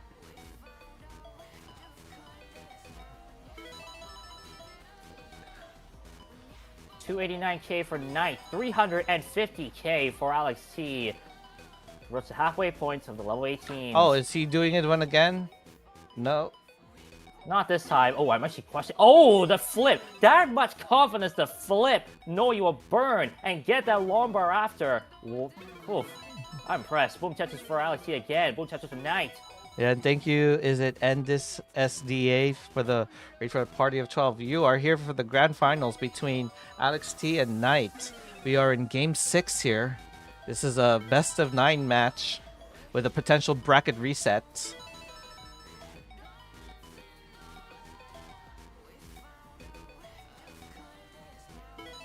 And I could always never get that J tuck easily. And he does it again. Look at that. Yeah. That's what I haven't gotten used to, honestly, when I play. Oh, wow. That Spire of ZS pieces right there. Mm-hmm. Yeah, that Z Spire was a little scary. I mean, it's not as high as in other exaggerated spires, but it's a spire what's really... Oh, Knight's board. I mean, what's funny, look at his stack right now. Like, that is a perfect stack of O pieces all the way in column 1 and 2. And then that was the perfect stack of Z pieces he had on rows 3 and 4. Wow, that was crazy. Yeah, we're past the Joey Parker turn now. Past 100 lines, so that means about 30 more lines. 20 for Alex T. It's looking a bit awkward though. Oh no, that is not a hang you want, Knight. Hoping to at least get out of there as soon as possible. Oh, sets up a With long bar transition dependency. Oh, my setting goodness. up dirty and Yeah, gets dirty it. Tetris. That is a row 12. Dirty Tetris, mind you. Wow, I thought in my mind Knight was just gonna go ahead and burn it down. Oh, well, But- he did. Oh, she did, sorry. But with a crazy dirty Tetris at that. Oh my goodness.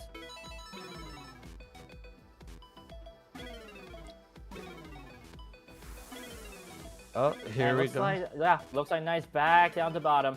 Yeah, setting up a long bar dependency center well on a high board like that is the most riskiest thing to happen. And there's a transition, 600k transition plus for Alex T. Oh, Knight's about to transition very soon. One more burn.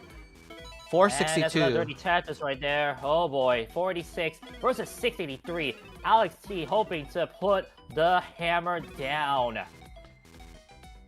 Yeah.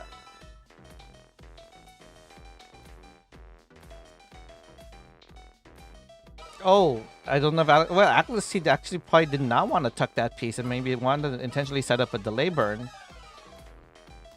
Boom, Knight Tetris now for needs Alex a T. long bar. Not quite getting it. well, Where she is needs it? Knight too, because that's awkward on the left side. Oh! Did not get the That is taps over. unfortunate hang. Game 6 to Alex T. And now is at match points. Yeah, you see the thing, so unfortunately we have to do the best of ones from here on out.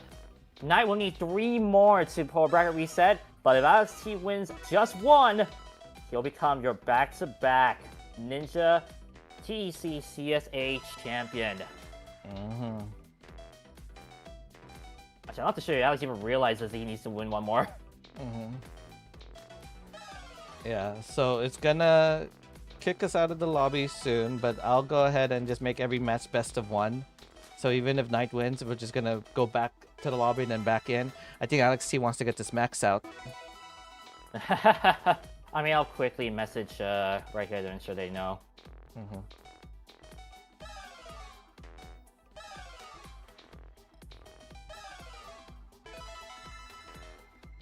Okay, 954 at level 25. We could possibly see a max out before 26.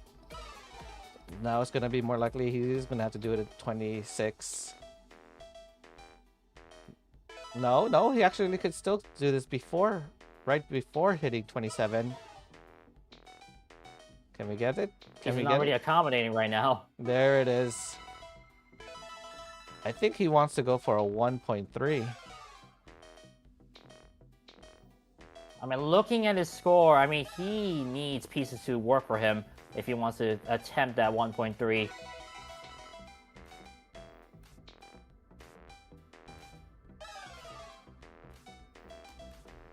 Oh yeah, look at that. Just not really great pieces to allow for a healthy stack. Lighthouse Tetris, yes, he did. Not in. I don't know if it was in this set or the prior match with Blue Scooty. My memory is so bad I don't even remember anymore. I should start recording Wait, these what was- scores. Wait, what was the question? Lighthouse and Tetris said, did Alex T 1.3 into kill screen in this tournament? And I believe he did. Ah. I don't know which match it was. There's a 1.2 Oh, and that's a- did not Aw. Well, I already pinged them. We're gonna do best of ones as we mentioned. Either Alex T just needs one more to be back to back, or Knight wins 3 in a row for the bracket reset. get it. Yeah, and this was my So, fault. both of you can please- Do not go. Do not click retry because then it's gonna have to be. No. I just said no. Don't click on retry. Okay. Go ahead and exit. There we go. Whew. There we go. It's one of those things in fighting games. If one person does it and the other one does the other option, it's gonna favor the other option. Okay, let me quickly change these rules. Yeah, I see. I should have changed that to best of 5 earlier. Well, you might need to change the best of 5 if we see a bracket reset. Yes, that's for sure what I will do if a bracket reset does occur. Yep. So Van Muller back in. Just waiting on Knight to get back in as well. And we'll start game number 7. Wow. Alex Kinda T crazy. is having to really play very aggressive, and even that's not allowing him to just like win every game like he did in CTWC. I mean, it's not like a case of what was it like? An episode and then fade off. This is really just consistent, like fantastic play from Alex T. It's proving his worth as a legend. And he's now doing the fighting pose like what his avatar is. Yeah, so Knight, you will just keep retrying instead of going back to the lobby. That's the beauty of just doing the best of one. And it looks like all of you have agreed to just keep it at 18. I like Yeah, the Alex T. One more, indeed, one more, and you become back to back. We're about to see what happens. Okay. He's praying to the Tetris gods, to the RNGesus. Please give me the right pieces. Game number 7. Will this be the end? We're Yeah. about to find out. And Sky saying that's aura farming. Jeez.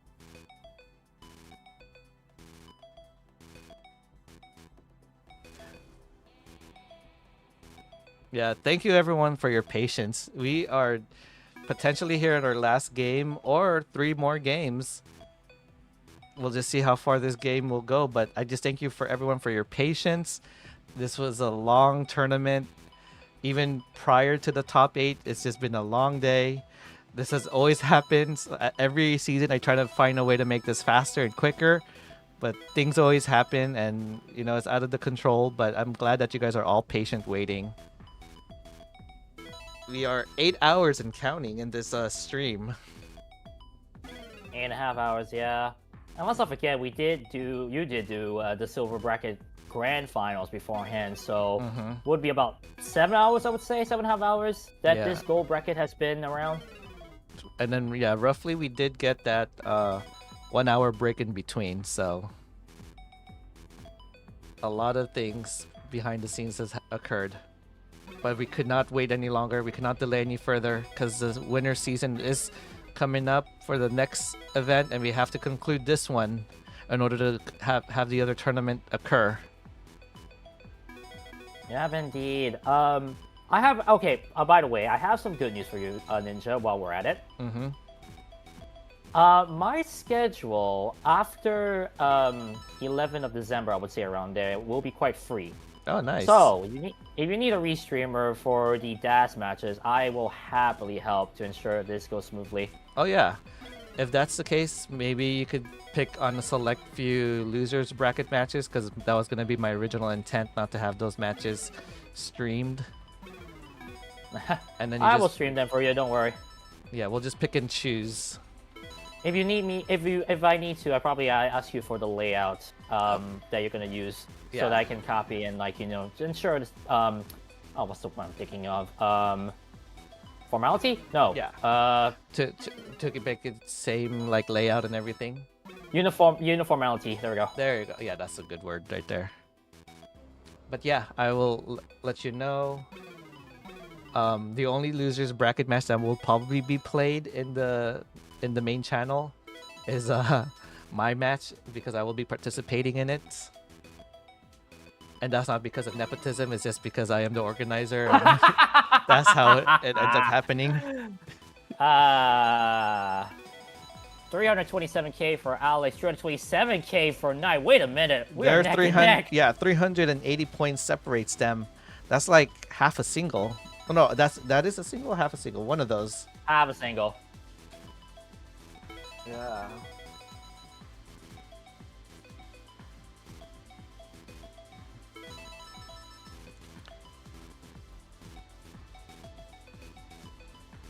Oh, Play nice every Tetris adjustment. game- Play every game of Tetris like it's your last.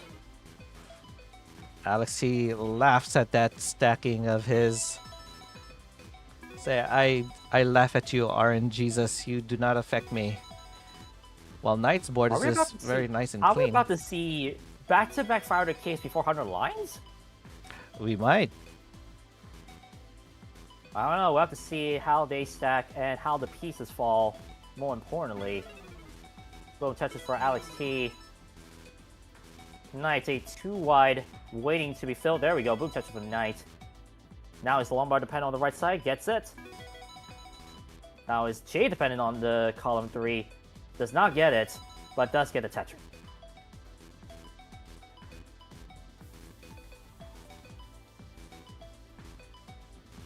Alex T facing Oh the my pieces. goodness. Where They're actually going for it. Oh no. These boards are getting high now. both boards are high and manage that. dangerous. Yeah. But Alex T, the pieces are working pretty nicely to help him burn down. Boom Tetris for Knight in the meanwhile. Another Tetris. Yeah, you would think that Alex T would be fatigued from all this hyper tapping, but you can see that he's just getting warmed up. Oh, Mischief for Knight there, but should be able to get out Yeah. of there easily. Misshift, or was it a dead drop? Or a vertical It dead was a drop? Mischief. Okay. It looked as though that she was anticipating the next piece after with the input, but overshift at the last second, I would say. Mm-hmm. And resolves it very clean, as if you've never seen that spire occurred. No, not at all. But another spire is being formed with the S's. Oh, yeah, no. Alex was just waiting for the J. Just never wanted to arrive for quite a bit. Okay, but Knight. And look at that, the confidence to do tucks right there. Look at that S and Z towers right there, back to back. Yep. With 5 lines to transition, not necessarily great for a Knight, but let's see what happens. Meanwhile, 599k for Alex T in transition. And for Knight, board's getting kind of high. Does get the Tetris into transition. 628k at that. Oh, Knight pulls back a piece. Oh, hangs a. Oh, hangs- no! and needs another long bar. Oh, He is able to get things to the left, though! the pole vaults are crazy Will effective. pieces be in? Yeah, will pieces be her favorite? That's the question, though. It And they is. will be. It's open. That is a flat. And for once, flat pieces on a flat board. For once. Oh, but no, where drought. is Oh, this? no, we have a lock- drought here. Triple. Reopens the Yeah. well. I mean, Alex T also is facing the same exact drought, kind of suffering. Does get a Ooh. long bar to quickly get back down. Yeah, Boot that- for Knight in the meanwhile. Oh, that talk. That is just crazy. Boot Tetris for Alex. And boot Tetris for Knight. Both of them separated by less than a Tetris. This is how you want to see it in the grand finals here. Wow. Not one of them giving each other an inch. Boom Tetris for Alex. Yeah, those pole vaults. I was surprised Knight was getting those because a missed pole vault is an easy hang right there. Remember what I said, Knight had the advantage over Alex in terms of pushing pieces to the left, and those pole vaults prove that. Though Alex Yeah. has pretty much a very good efficient play Yeah. that Knight may not have all the time. But it wasn't just one pole vault that Knight had to do. It was multiple pole vaults that we saw, and each one being Yeah. successful to get out of that Exactly. situation. Oh my gosh, the adjustment for that T-piece for Alex. That is just crazy. Yeah, there it is. How much more taps do these players have left? They're practically a Tetris separating them. We're about to find out. We are 4 levels away, excuse me, from Oh, from miss screen. tucks that piece. Oh, we're in a drought though. We are in a drought. Boom Tetris for Alex though. Okay, Knight reopens Knight up the with a few well. holes to clear up. But we also had a few holes to clear up. Oh my god, Oh. doesn't want to clear up the holes yet. Boom Tetris for Knight. Alex T is just pulling ahead farther and farther. With a max out too, but he's not necessarily great. Does open the well back. Oh, he's gonna risk that. He's gonna risk a delayed burn. Oh, but the overhead the O piece. This could be bad for Knight. Boom touches for Alex. Not letting up. Yeah, not letting an inch. He is seeing the trophy inside once again. Another Tetris. With Knight so strong to get out of the dig. Yeah, and Not a we Tetris. saw what Alex T did at 29. On that kind of aggression. Oh my goodness. Look at these pieces to the left. Doesn't want to burn. He Has wants to. one more Tetris. Has room for one more Has to burn, Tetris. has to burn, unfortunately. But he has to top out. Yes, will it be enough? It And is with enough. That, it is enough. Alex T is your 2-time Ninja TEC champion. Jeez. Oh my goodness. That was impressive. Alex T, the 2-time, second ever American to win this tournament, first time hyper tapper to win this tournament, and Knight just bringing it to Alex T. Knight saying to Alex, I'm going to make you work for this. And that's what Alex T had to do. Well, GG's. I don't know. It's been a long day. Does Knight and Alex T want to do a post interview? If not, all power to you. But let me set up this winner scene here. Hopefully it works, because I actually have, and this is not staged because I actually had both ready. Oh yeah, okay. Man, this boy came in with a mission, and look at where he is now, 5-2, with I would say not too many times he skipped a beat. Yeah. Oh, Alex, we were gonna see if you're okay to do a quick interview.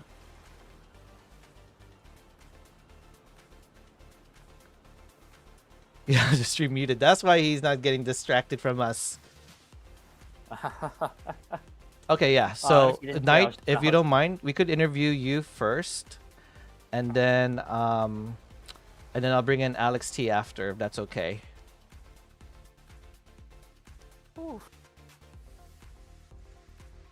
Dude, I think my heart is pounding right now. Is there any prize? Well, yes, Alex T. I still do owe him a prize from the last tournament, so he's gonna get double the prize.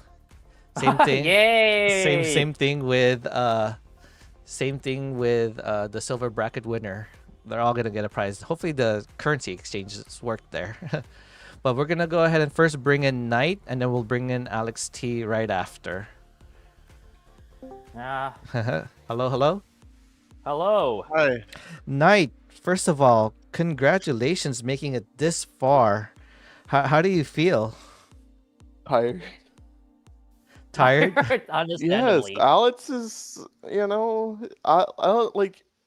I think I played well. Like I got 2 1.1s. I got 2 I900s. You did, and this ain't no lie. Like having to make Alex have to play so aggressive just to make sure that he doesn't lose shows how much of a strong player you are. Yeah. But what do you? How was your journey like reaching it all the way here from what we did before the top 8 up to now? Like, do you want to share your journey? I honestly forgot who I played for the most part. I until know, top eight. and you know all what? I know, That will be my fault because of how long we delayed some of these yeah, it's stuff. all good. Yeah, I know. I lost. Basically, I lost to Scooty and Alex. It happens, you know. I lost to Scooty and I think winners quarters. Because I had Yeah, a bad qualifier. See, it's funny if I played like how I did against Alex. Like I probably would have been like 2 or 3 seed. But I just what was it? Your qual format is really stressful, you know. I hear. That's why the DAS event will not be qualified. It'll just be based on DAS PBs. Yeah, I see the idea of it. Just because if you have one early top, then suddenly it's just very stressful. Mm-hmm. I adopted but it it's from alright. Sharky, but Yeah. and taking off the highest and the lowest was also an idea from Doc Pie. So that's why I mixed those ideas up. So instead of Yeah. averaging all your games, I was like, oh, let me get the highest and the lowest one out, and then we'll see how that, and then that will just be more of their median score. Yeah, I just had 2. I think I had 2 or 3 bad games in my quals, so it kind of Yeah. got my average down a So bit. just to highlight your path, Knight, you've beat Finger Quick, then Wiley can't Twitch, lost to Blue Scooty as you mentioned winners quarters. You're absolutely correct. Then won against Benny, me, and then faced off Nima in a sweep before taking down Fire Dogs and Blue Scooty at the end there. That is an incredible path to take. One thing I have to ask, and it's actually regarding my match, that 49-piece drought on game 2, or game 3, excuse me, like, anything to say? Let me. Is it okay if I go back and watch it? 'Cause I kind of Hold on. Okay, so what happened was I that briefly remember it. it was a 49-piece drought that happened, and right after, you just couldn't catch a break with the long bars. Every time you blocked the well, the long bar would come in, and you just could not recover. Oh, that one. Oh, that was. Oh, that's miserable. Oh no, I just watched it back. Oh yeah, I did see that, and that was the thing I was like commenting. Like every time you blocked the well, the next piece was always the long bar. And then, The biggest irony is that I lost the Tetris time in the round of 12 on a sweep. In this one, I didn't I lose did the it sweep, so I'm just like, well. Oh, you're right. You know, you just don't have the games that happen sometimes. Oh no, game 4 is my fault because boy, I just did not expect the RNG to be even worse after. Yeah. That's why I just laughed and I was like, well, my fault. mhm. Yeah, it happens. Well, Knight, But I also. nonetheless, Oh, go okay. for it. Oh no, I just want to ask, like, against Blue Scooty, I mean, it's definitely unfortunate with what happened with Blue Scooty's setup, to not be able to play as officially. Nonetheless, I mean, I'm sure you're proud with this performance all the more. Oh yeah.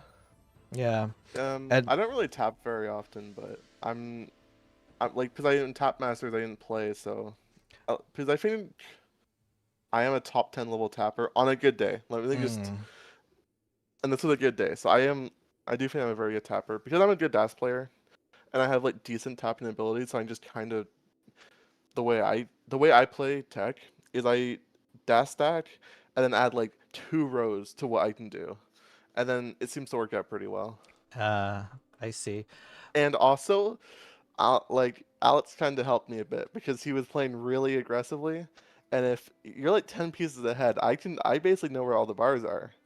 So Mhm. I think That is there that was one of the advantage. games- I think it was game 5 where I was like 10 pieces behind in the piece sequence, and so I was able to just kind of just stack, design to like. I was able to stack knowing where the droughts were and when there were bars, which is a good help. Yeah, I think But for the- me, that was the game of the match because you two were just at neck and neck almost the entire way. We were that almost game was losing our amazing. grabs from that. I'm so mad because I was like, okay, I need both here in 28 because you know it's Alex. He's only got a kill string Tetris, and then he gets one. I'm like, all right, I only need kill string Tetris, and then I get one, and then he gets 2. Right? He He got 2 gets kill string Tetrises. Alex T gets 2. And it made the difference.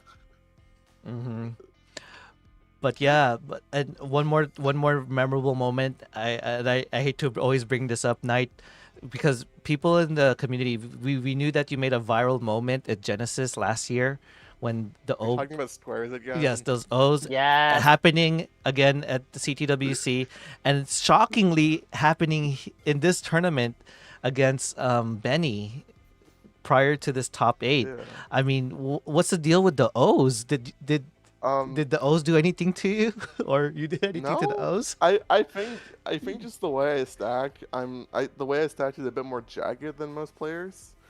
So Barrett, oh my god. One thing's for certain, against Nima, I already saw that the O's end up playing your opponent, which I found absolutely ironic. Yeah. So sometimes, but I also think that because the viral video, honestly, it was just like a bad board I had to begin with. A free square burst isn't that crazy. It's just so happened to get 30 million views, and now that's all. Well, not all I'm known for, but a good part of what I'm known for is just. But like after squares. they get past that O burst internet blow up situation, they'll see how well of a player you are, and just see Yeah. that's how I see it, as a blessing in disguise there. Mhm.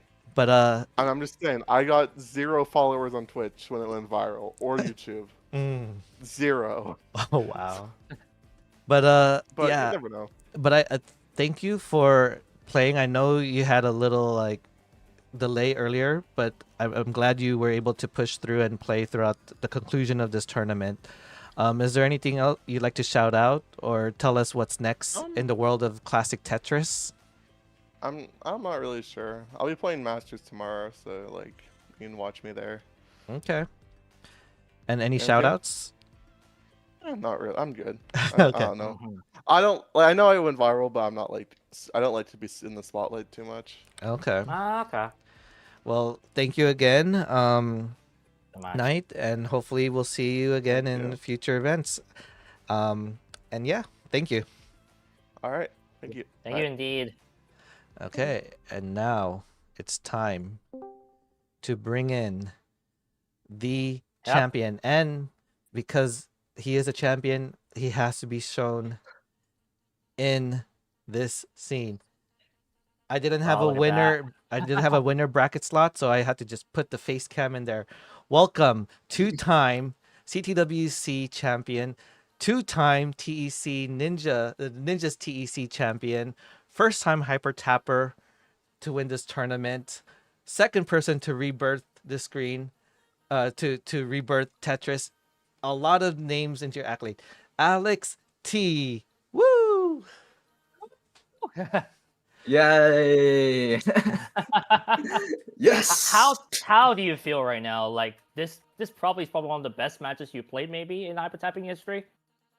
Honestly, it's been a while since I've been keyboard tapping, so it's honestly like I just like woke up to the like realizing that I was late to top 8, so it was kind of like it was kind of bad. But oh man, when I was like keyboard tapping, I didn't expect to have like good paces like all around the games and all around the sets. So it feels like I'm just shocked, you know. I have no words for that. Yeah, you even brought this up in the last tournament that you felt like keyboard tapping was the most safest way for you to play this version of Tetris, because people try to roll, people even try to keyboard roll with Blue Scooty, and it's not being as effective as your hyper tapping. Do you still feel that that's still valid, or do you think like, hey, I'm gonna have to eventually roll in this game? Honestly, that's a good question. I think for me, keyboard tapping is like really reliable for me because I'm like, when I first started, I was really fast at keyboard tapping, so I was able to play kill screen. And I think if I adopted my stacking to like the way I rolled to my tapping, I feel like I'm able to play aggressive on 18 and 19 because I still have that speed in me in keyboard, and I'm allowed to get pieces over, which allows me to get that efficiency. And I feel like keyboard tapping for me is just safe because I'm too lazy to get a console adapter, and I feel like there's a level 31 line cap too. So like I just need to play efficient and maybe get some kill screen points along the way. Yeah, You know. that is a good factor to notice that there is a 250 line cap, so you don't really need to roll if you are an efficient player and you have that taps to even play some kill screen. Especially, I don't know, what did you feel about getting that 2 Tetrises on kill screen to take Knight on that round? Because we thought that Knight just needed to get a Tetris and then you were going to line out on 29, but no, you didn't. What was going through your mind there? Honestly, I didn't like. I wasn't like looking at Knight's game a lot during that end game. I was like, I thought I was gonna win, so I try to go for like center kill screen Tetrises, like to chip in as many points because I know lining out is not gonna do as much because as like I'm tapping, I still have like lack of mobility to get pieces over, so I might just like try to sell out for like a center Tetris. But when I got like the first center Tetris, my board was still clean, so I tried to build for a second one, and I was like, okay, let's just build for another one, and bang! Then I realized at the other side, Knight was like, it was like 10k like difference when I got the second Tetris, and I was like, oh my goodness, I didn't realize like how close it was at the Yeah, end. if you didn't get that second Tetris on kill screen, Knight would have won that round. Just to show like how aggressive you are in no matter what playstyles. I even commented that with your Das playstyle of the Jonas Cup, which I'm not spoiling what happened yet because it's gonna be uploaded. But they'll watch it once I since I mentioned it. But yeah, thoughts. Anything else any thoughts in the tournament or sorry, not Nima. Lee, do you have any questions you want to ask Alex T? Because I think I've been Well, asking a lot. I do want to apologize in case, but game 4, I did mention about your high Tetris rate, a potential 700k transition in 19. Did I accidentally affect how you played that at the game? Oh man, no, I was like just on the zone. I like again, I kept stream muted and I was just like playing like with no audio or like I had no sound on, I had no music on. I was just like playing like just hearing my keyboard tapping. Yes. Ah. So are you a faster keyboard tapper or a faster NES controller tapper? I'm curious about that. That's a good question. I don't know what's going on with like the inputs on 29, but it seems like my tapping speed on 18 and 19 is like really similar with keyboard and console. But when it comes to when it comes to level 29, there's like a huge difference because usually I could get like pieces like 6 high over to the right or like 2 high to the left on 29, but on keyboard, I feel like there's like a little bit of a delay, or that's probably like my timing because I haven't been playing emulator as much nowadays, so I feel like 29 is a huge tapping difference.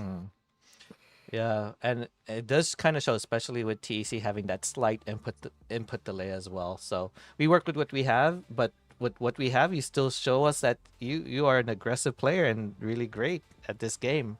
So what's next for Alex T in the world of classic Tetris or in the world of TEC? Well, there's not like planned too much because I saw like there was like a tournament for your tournament December 20, right? Yes. I saw it in the slides. Yep, the December to Ooh. Remember event, and that's you cannot hyper tap in that tournament. So I don't know how that's gonna affect you, and we could always put a little asterisk that it was not an open tournament if you end up not winning it, because we know that Das is a really volatile playstyle. I do agree with that because that's like you have way more limited mobility because like in tapping you can like still get fast taps and like there's more like less boundaries to it with DAS. But oh man, that sounds hella difficult, man. I have to like improve my A game with DAS then.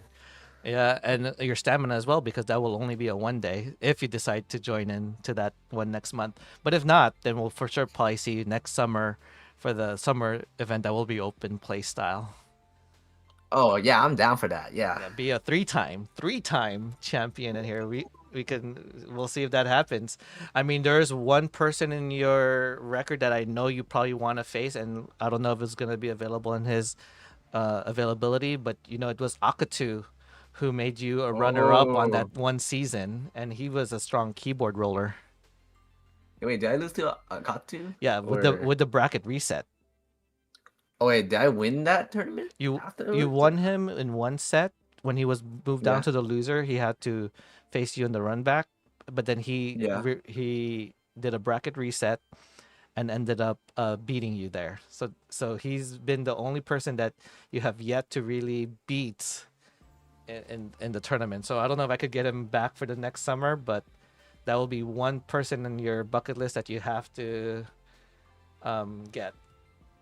Oh man, he's my kryptonite because like I lost him in Mega Masters this year too, and like he Oh. took me to a decider in CTL, so he's like no slouch, and I kind of want to get that revenge back, you know? Yeah. Well, we'll see what happens and see if the stars align.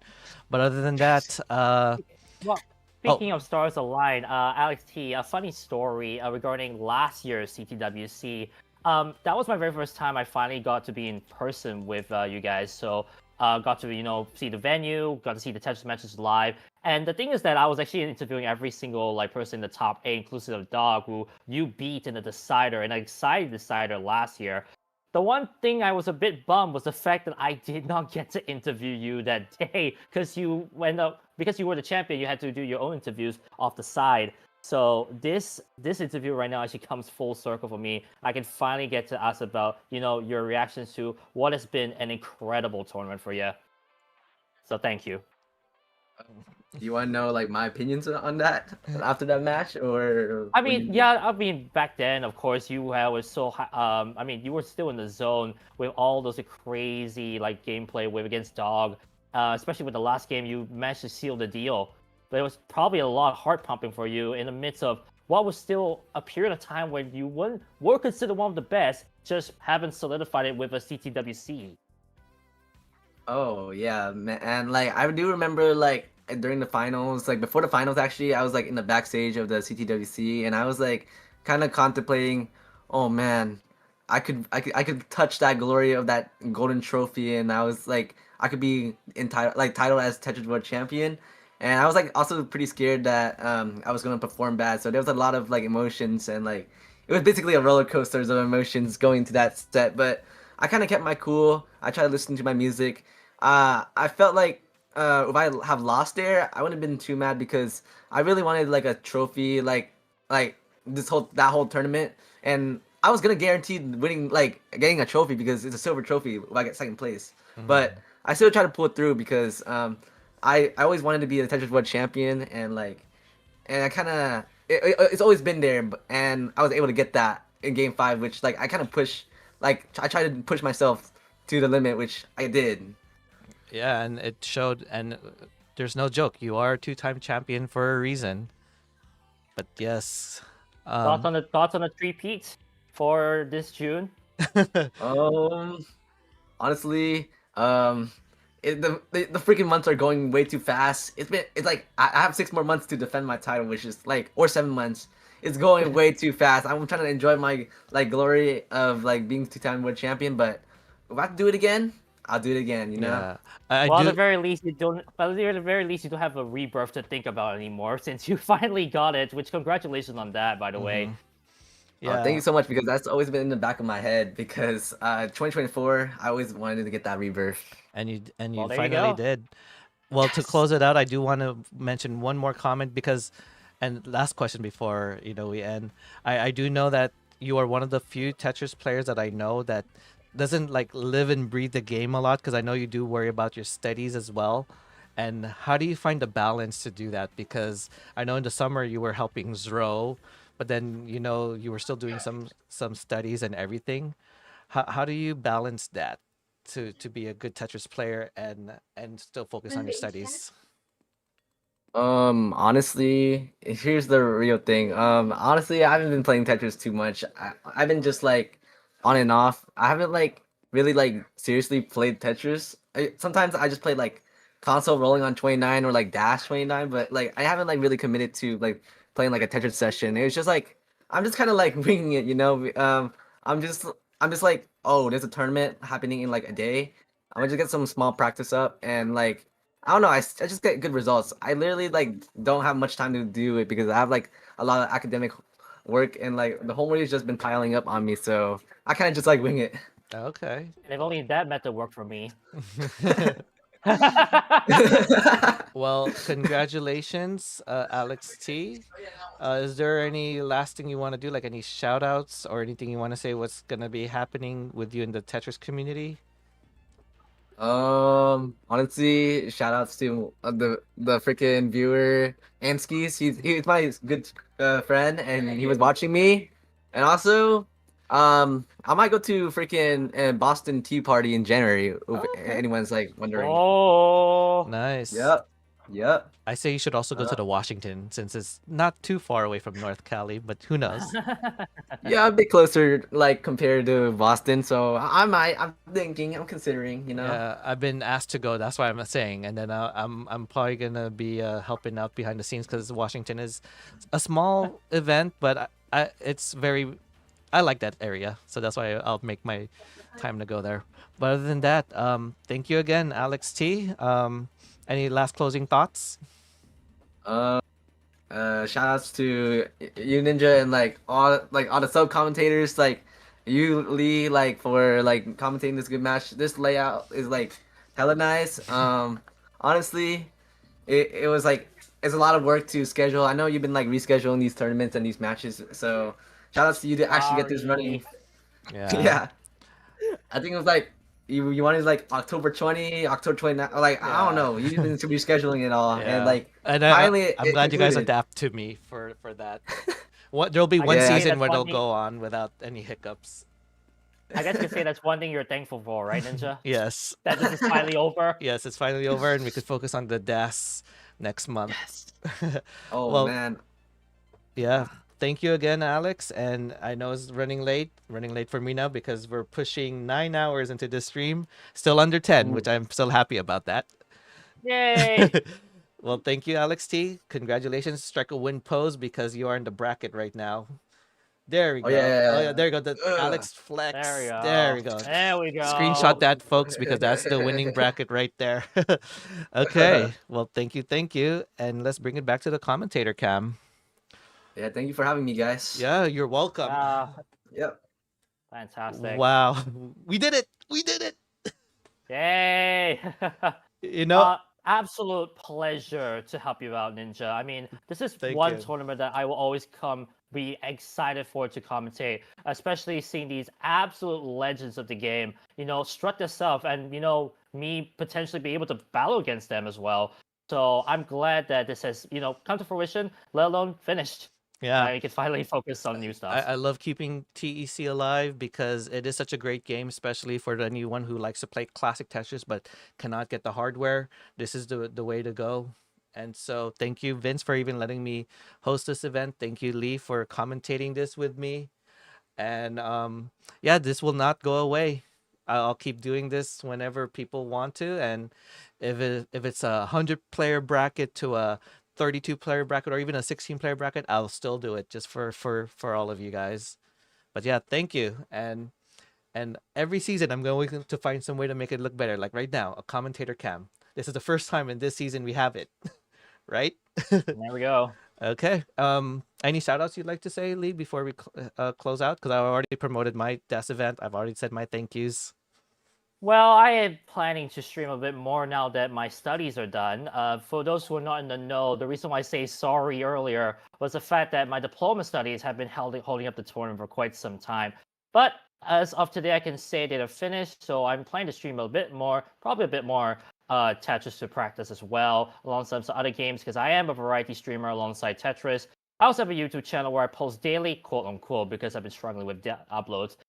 But I am closing in on 500 subscribers on YouTube as well, which has been a crazy thing to say, considering how stressful this year has been. But a big shout out, though, nonetheless, to, well, all of the people in chat. Honestly, you guys have been fantastic. And of course, to all the raiders who have come by to support this incredible tournament. And to you, Ninja, for hosting, of course. Yeah, thank you. Any news potentially yet for the Singapore regional? If you have any say in? Oh, I don't have any say on that, but I just know that it will definitely happen next year. And definitely we'll have a few more players coming in. I mean, this year was a big success with new players coming in from other countries. So we're hoping to get even more, potentially maybe you, Ninja, into this as well. Yeah, and that would be a big thing to happen because, and I've talked to Yobi to close out on it. Evo is gonna host an event there at Singapore, and why not have Evo and Tetris there to bring to make the Asia continent, like the Asia regional, a major event. That would make it such a great event. Oh, that'll be fantastic. We get to that point. Honestly, that'll be incredible. So we'll see. We'll see where the Tetris aligns. Evo in Singapore, it seems very curious about it. So only time will tell. Indeed, only time will tell. Okay. Well, other than that, thank you everyone for hanging in there. Keeping it under 10 hours is the goal. Next season, we'll try to keep it under 8. Who knows? But thank you, everyone. We'll go send a raid to someone while you guys see a few of these slides. Bye, everyone. Peace.